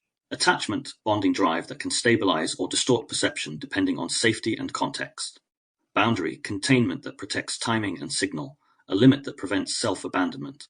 Coercion, pressure that reduces real choice by making refusal feel unsafe or costly. Coherence, inner and outer alignment. Signal and action stick together without fragmentation. Compliance, behavioral yielding under pressure, can look like consent while being threat-driven. Concept paper, the formal articulation block of MLH is included as a keystone insert. Consent, a genuine yes with preserved choice and timing, not produced through urgency or fear. Context collapse, when messages spread beyond the intended audience context, changing meaning and risk. Co-regulation, nervous systems stabilizing one another through tone, timing, presence, and repair. Dissociation, disconnection from felt experience, often a protective response under overwhelm. The Resonance Matrix, the Anatomy of Influence Discernment, reading difference clearly, separating signal from noise without rushing to a verdict. Dorsal shutdown, collapse mode, numbness, fog, resignation, reduced output when threat feels inescapable. Entrainment, synchronization of tempo state between people through rhythm, tone, and interaction. Escalation, timing collapse into speed certainty. Conflict becomes tempo-driven rather than truth-driven. Extortion, threat-based pressure. Something will be taken if you refuse. Safety, access, reputation, etc. Field, the relational atmosphere shaping speech. Consequence, timing, safety, hierarchy, context. Field compression, a tightened atmosphere where pauses feel unsafe and urgency dominates. Fight response, mobilized defense expressed as control, dominance, sharpness, or attack. Flight response, mobilized defense expressed as avoidance, escape, overworking, or distancing. Fawn response, appeasement, defense, smoothing, agreeing, over-explaining to reduce threat. Framing, the interpretive lens that shapes what words become, often before content is processed. Gaslighting, a pattern that destabilizes internal reference by framing perception as unreliable. Identity stabilization, repeated language patterns that reinforce a consistent self sometimes as a defense. The Resonance Matrix, the Anatomy of Influence, state-shaping force operating through timing, tone, implication, and consequence, not only argument. Instrumentalization, using language as a lever for outcomes rather than a medium of contact. Interoception, sensing internal bodily states, a foundation for signal literacy. Internal reference, felt anchor of signal, sensation, meaning, boundary, used to guide speech and choice. Interpretation override, when story replaces contact, meaning is forced before sensation registers. Language ecology, the environment of words a person lives inside, culture, media, family, institutions. Meaning follows state, interpretation varies with nervous system condition. The same words can land differently. Mirror layer, relational state transmission via voice, timing, responsiveness, and implicit cues. Neuroception, preverbal threat safety detection, the body's read of the field before thought. Nervous system language, NSL, a working vocabulary grammar for describing state and timing without dogma.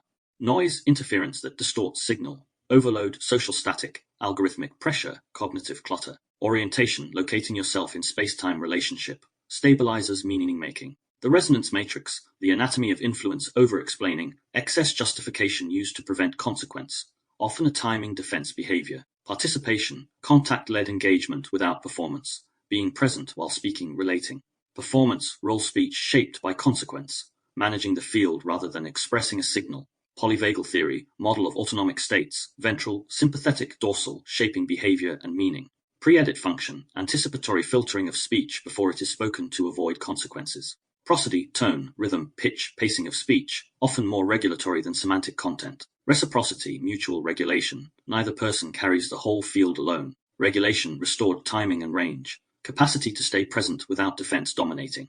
Repair, returning to coherence after rupture through accountability, pacing, and reorientation. Resonance, felt alignment between signal and state, powerful but not proof of truth. Signal, bodily information, sensation impulse effect that precedes narrative. Split field, two realities running at once. Words and lived signals mismatch, forcing contradictory labor. State, current autonomic condition shaping attention, meaning, timing, and behavioral options. The resonance matrix, the anatomy of influence state transmission, how one person's language tone shifts another's nervous system state, often implicitly. Sovereignty, presence without defense, staying internally referenced under pressure without collapsing or controlling. Timing, sequencing capacity of the nervous system, the foundation of choice, agency, and clarity. Trigger cue that evokes state recall, present stimulus activates past pattern physiology. Ventral vagal, social engagement mode, nuance, empathy, pacing, and flexible speech are more available. Voice expression without performance, signal made audible with timing intact. The resonance matrix, the anatomy of influence references and bibliography Azizadeh, L. and Ivry, R.B., 2009. The Human Mirror Neuron System and Embodied Representations. Progress in Brain Research, 178.3.10. https doi.org 10.1016S079-6123-09-17801-3 Bochain TP 2012. Longitudinal Patterns of Autonomic Nervous System Responding. Developmental Psychobiology, 54.5, 501, 515. https doi.org 10.1002 dev 20602 Bernardi, L. Slight P. Bandinelli G. Sansetti S. Fattorini L. Dauxixolk J. and Logi A. 2001, Effects of Rosary Prayer and Yoga Mantras on Autonomic Cardiovascular Rhythms, Comparative Study, British Medical Journal 323 7327, 1446-1449, https doi.org 10.136 bmj.323.7327.1446 Bottia, VK 2022, Taboo Words and Persuasion,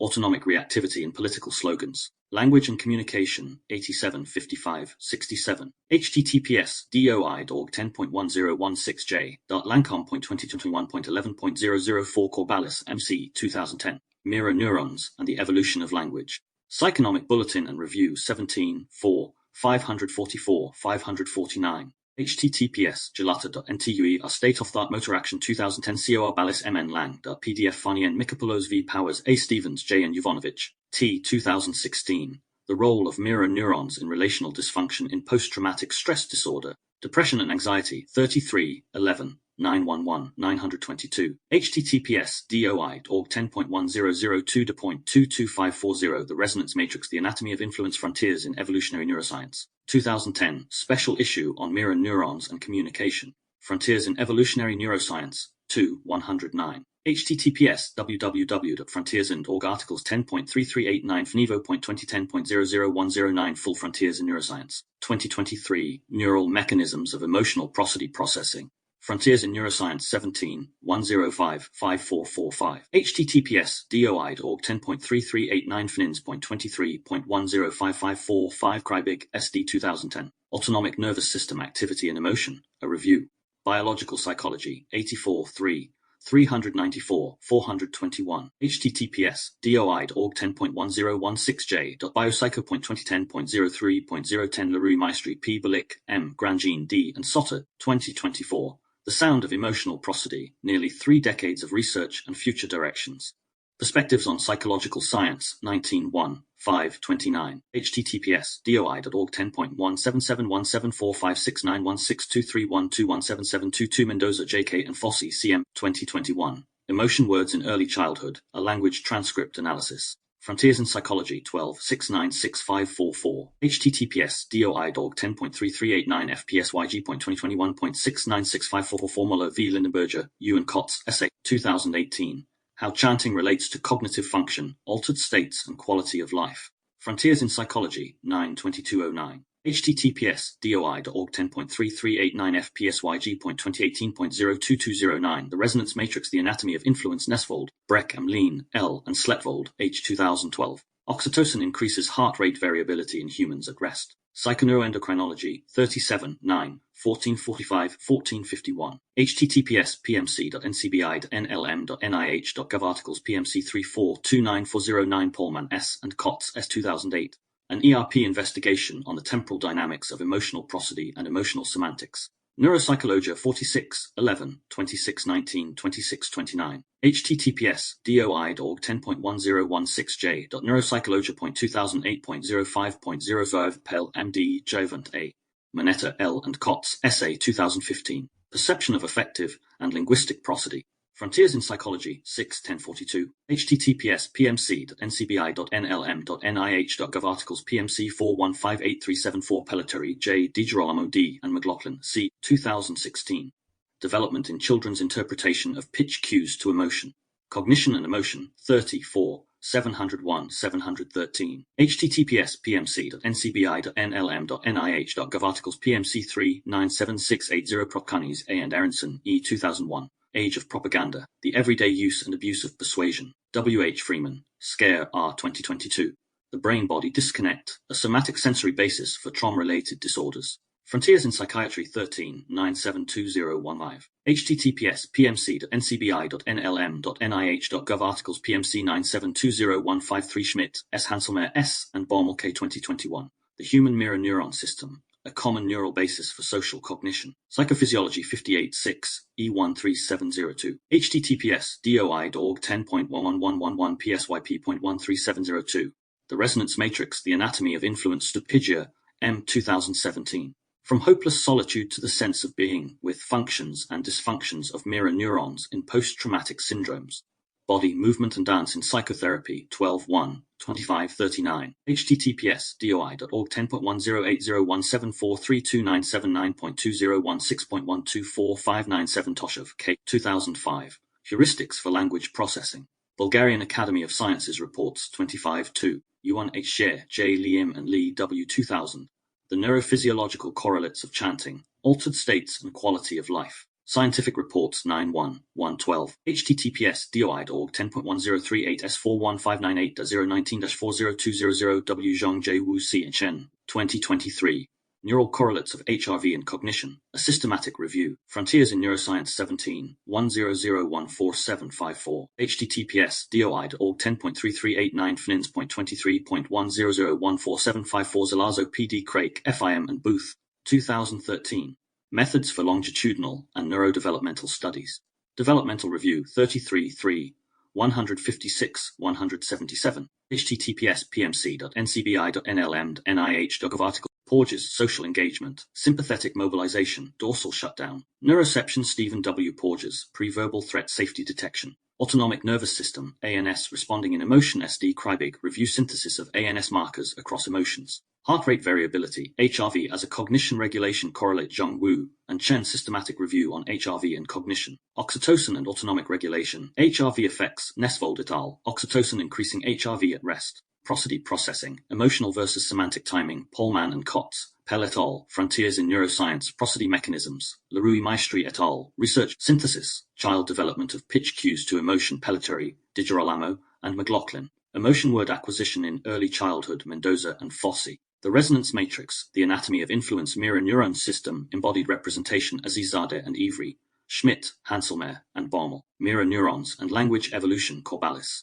Mirror neuron involvement in trauma relational dysfunction, Foni et al., Stupidgia, Chanting Ritual Vocalization and Altered States Physiology, Bernardi et al., Rosary Yoga Rhythms, Müller-Lindenberger, and Kotz. Yuan et al. Taboo Words and Autonomic Reactivity in Persuasion Contexts, Bottier. Propaganda and Persuasion Mechanisms, Protkanis and Aronson.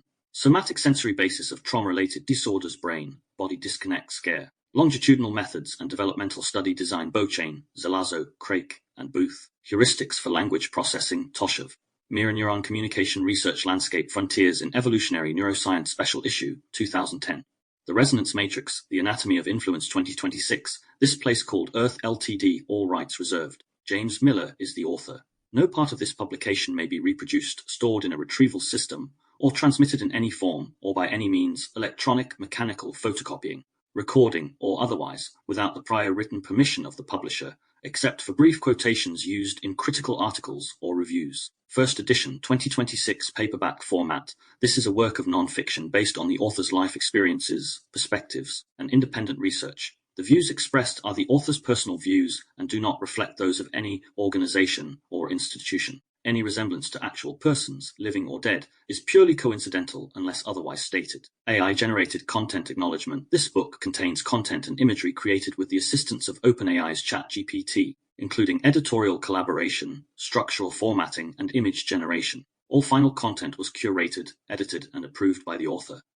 Any AI-generated images are licensed for commercial use by the author and created explicitly for this publication. Cover and interior design. James Miller, OpenAI's ChatGPT, ISBN 979 date 9965-899-0 for permissions, questions, or speaking engagements. Contact j.c.miller@live.company.uk. The Resonance Matrix, The Anatomy of Influence Disclaimer. This book is intended for educational and informational purposes only. It reflects the author's personal experiences, perspectives, and independent inquiry, and is not a substitute for professional medical, psychological, psychiatric, legal, or financial advice. The concepts discussed, including nervous system regulation, trauma-related patterns, communication dynamics, and the Mirror-Linguistic Hypothesis, are presented as a framework for reflection and exploration.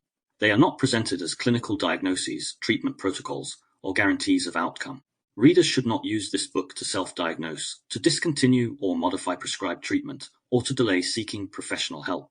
If you are experiencing mental health distress, persistent anxiety or depression, intrusive thoughts, trauma symptoms, suicidal ideation, or any condition that affects your safety or daily functioning, please seek support from a qualified healthcare professional.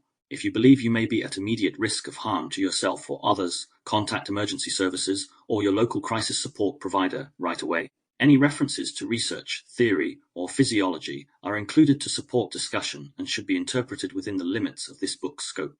The author is not providing medical or clinical services, and no professional relationship is created by reading this book. To the fullest extent permitted by law, the author and publisher disclaim liability for any loss, injury, or damages arising from the use of or reliance upon the information in this book. You are solely responsible for how you interpret and apply the material.